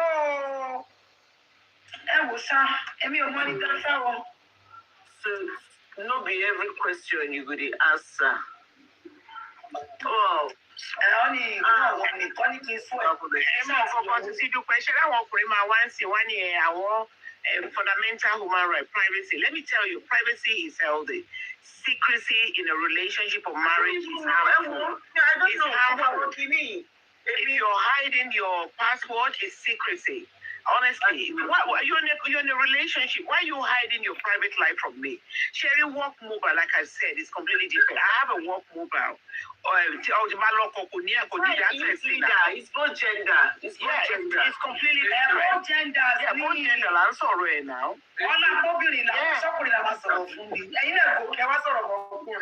Yeah. So I mean, they come and encourage you. I don't like that. You know, if a relationship with you, you see, look at it this way. Yes, sir. Let's say you have like 5 properties. I don't know where you live. Maybe US, sorry. Nigeria money mo chin to visa ni tell with my show it over my queen. From what you are saying, you have experience abroad. I'm an investigator, remember? You have experience abroad. So let's say in Nigeria, no. You have about, let's say, 5 houses. Yeah? In your own name, not your husband's name. Those are the properties you've acquired before you met the man you're married. It could even be some of the family properties. The one that you inherited from your very rich parents. You have it in your name. Yeah? Fine. Both you and your husband or your partner, you have a joint account. Money goes into that joint account as you've planned it. That you plan it every month to where 1 million or 500 joint account. Then they fish it jointly. So that could say, please send me, babe, send me money. Now, then you now got a good deal. Somebody bought one of those 5 properties from you. Well, imagine whatever is here and there. You know, pay to everybody. You total property. We have 70 million naira, 150 million naira. Okay, how will you react to that? Relationship with a marriage. Or come now. Why would I share something with my husband? It's not about what antimony share. Marriage. Honestly, no. Everybody needs experience. HOJ is speaking from an ideal world. Honestly, Sherry, okay, this is not say something now. Mrs. Young is on Kokonsi. Ọkọ mi ò ní láti béèrè owó lọ́wọ́ ẹ̀ gan. Ó ń fún mi, ó ń tọ́jú mi. That is an encouragement. That man incentive nìyẹn. Obìnrin Sherry máa sọ fún yín, easy láti mú. Ọkùnrin tó ń tọ́jú mi. Gbọ́yìn Sisidupe ti mute. Ọkùnrin tó ń tọ́jú mi, tó ń ṣèkẹ́ mi. Tí mo kò fẹ́ kò fẹ́ pè. Ó ní ìgbà oṣù lẹ́nu. Wọ́n ti ń pè. Wọ́n ti ń pè.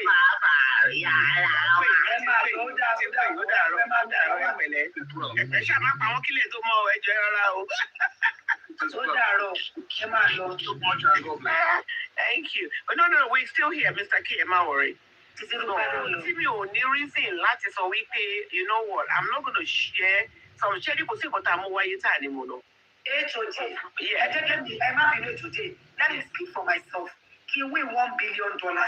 Yeah. I will share it with my husband. That's what I'm saying because I know. When you're there, you fail. I know. The thing about costing me, see how come Edro Mr. K. See how come back bonus in the share.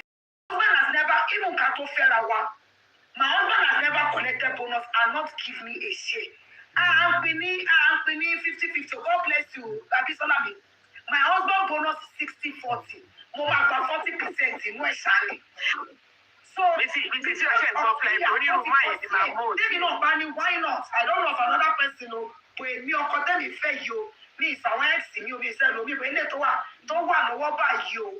I told you, I know the work of research in me, Mompa. It's a thing that he doesn't even need to tell me. But he said, I will give you so amount money. And he said, for me without not asking. So for that kind of person, why won't I be able to share with him? Oh no, my share. I need a share. My share. Now, if I mention anything more than that, only I want to get Yoruba. ó níyàwó tó jẹ́ Ìgbò, ó níyàwó tó jẹ́ Haúsá. Ẹni mẹ́rin ní pàfẹ́ṣá mi àwọn ibi tí ìkẹrin wà dé. I don't want to say what I don't know. Ìyàwó ẹ̀ tó jẹ́ Yorùbá, Sister Títí. Ìyàwó ẹ̀ tó wá jẹ́ Ìgbò, lọ́ọ̀yà ni. Ilẹ̀ ń sọ̀rọ̀ ẹ̀ yẹn. Àtìkù nìyẹn. Àtìkù nìyẹn. Torí lọ́ọ̀yà ẹ̀ nǹkan tó fojú bàbá ẹ̀ rí, nǹkan tó fojú ẹ̀ rí.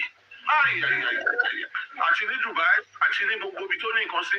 Torí òun ló fi nǹkan hàn jù nítorí pé ó jẹ́ lọ́ọ̀yà.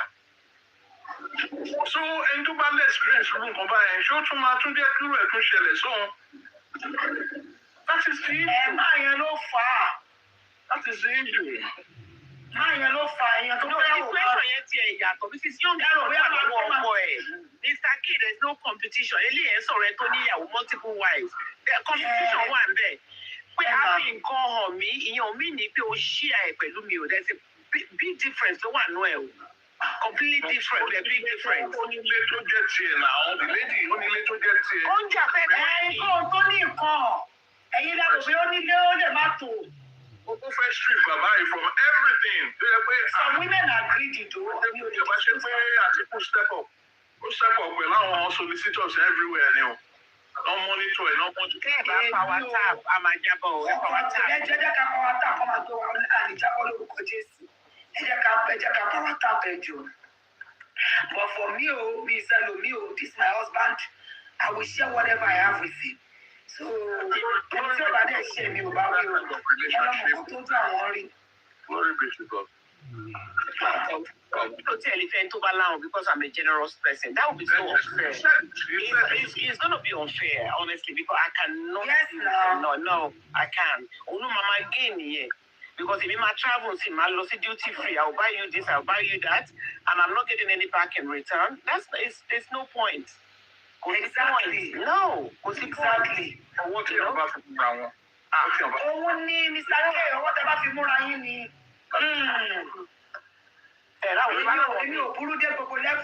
Mrs. Young, you already need your February 14 by Agbo. My husband just bought me a new car. Oh my God. I won't put it out already. Each time I go flower kaki. I won't put it around your February 14. No, I mean, I'll show you the supper flower. Flower look out. The cocoa is the bread, the brain toss like this. The other the other side of the coin. Which one? Of course, you know my gift here now. Of course. This is young girl. That should be 5K. Emma, she for Mr. K. Emma, Emma phone.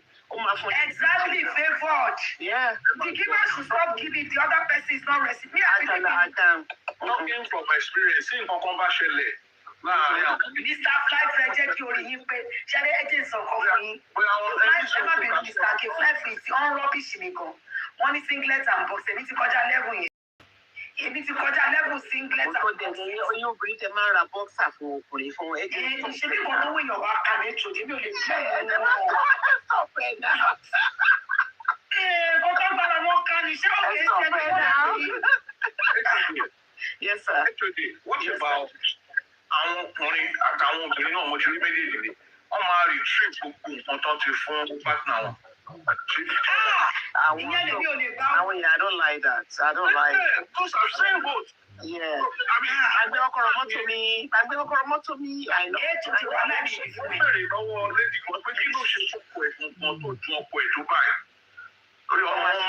Ọmọ strip ẹ̀. Ọmọ lára ní abeg let me know what else I can buy. Ó ń gba ká àwọn lọ́wọ́ ẹ̀. No, it's no. Ọmọ lára ń ṣe lẹ́jẹ̀ ìsọ̀kan fún yẹn. Má dá HOJ àti HOJ lóhùn o.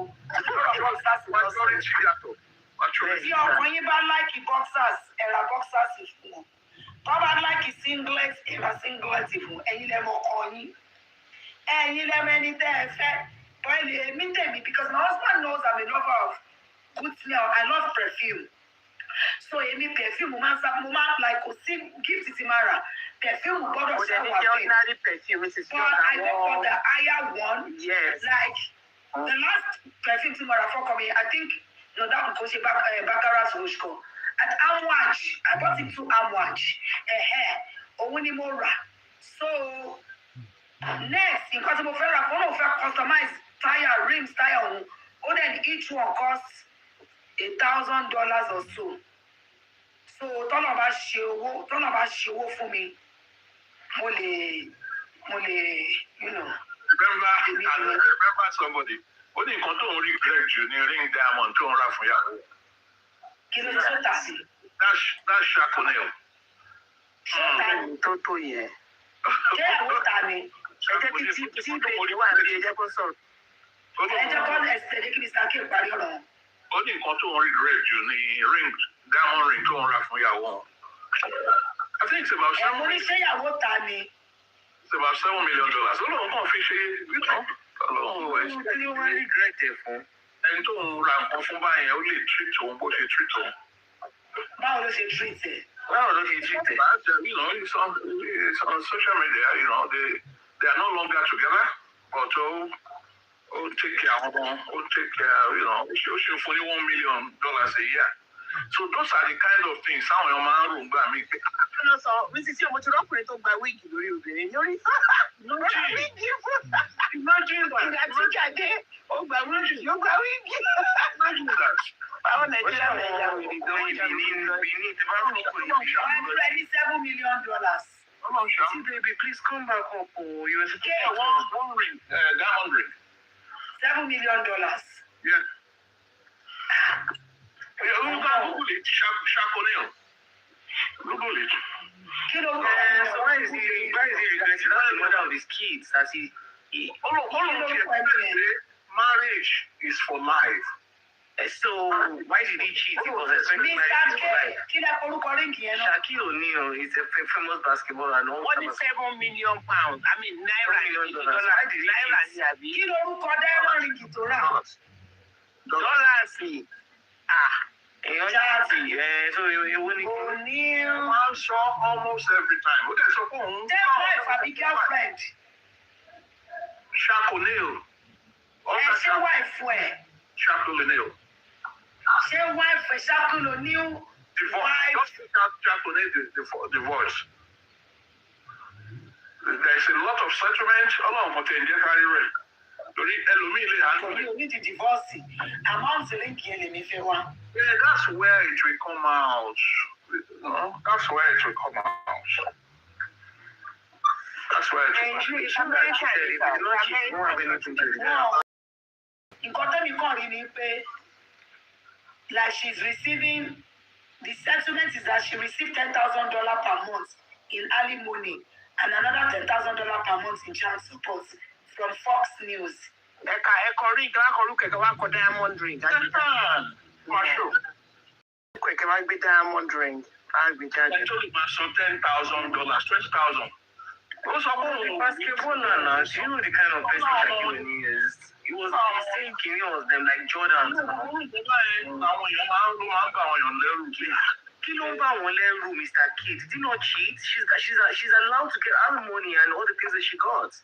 So, cheat on her, Abby? He cheated on her now. She's married to a pastor now. Shawnee O'Neal, she had a show. Basketball wives. So, you know, so orúkọ ṣe sọ ṣáàkì mi rí yìí o. I said Shawnee is the ex-wife. Shawnee. Olú ìwọ kọ́ mọ̀ bá wí. Ẹnìkan tó kọ sọ ṣáàkì mi rí. Isn't he a multi-millionaire? Should have kept his penis in his pants. Men just don't want repercussions for cheating. If you're in the abroad and you know that you have something to lose, don't get married. Wọ́n ti ẹ̀fẹ́ ṣe marriage mọ́ sí. Àwọn náà ti kọ́ wọ́n bá ní ẹ̀fẹ́ paper. Get married. Like, you go and ask the government that question because the government gave her that. So if you have a problem with that, you will come to the government. Don't marry. Don't marry. Oh my God. Kí ni mo ṣe lónìí? Divorce solicitor. Èmi ò rí o, $7 million ṣùgbọ́n o. Exactly. Even if you get married, she never received engagement ring from her ex. But when her new husband, Jason, Pastor Keon Henderson, that was proposed to 4.22 carat radiant cut diamond ring, but she never received the engagement ring from Shaconel. But then it's $7 million. Why don't you open for 200 over how many years now? Much better. Internet will never forget. Anyway, tí a bá ra ríǹgì fún mi diamond tó ló máa gbà á ìdí ti jẹ́ o. O lè gbà lọ́wọ́ mi o. Tí mo sọ náà nìyẹn. O lè gbà lọ́wọ́ mi o. Láyé. Do things unconditional. Yeah. Like me now, owó tí n bá lè fún yàn mi ò kí yàn lọ. Exactly. Àti pé owó òtòwó náà ló mú. Jẹ́mi sí sọ ẹ̀yin náà wá. Ẹ̀bùn mo ti ṣe research wọ́n ní kò jẹ́ ní Sahara reporter. Ọmọ Yorùbá. Kò sí bẹ́ẹ̀. Mo bí gbogbo ẹ̀wọ̀ orí láptọ̀pù mo ti ń wò wá yìí.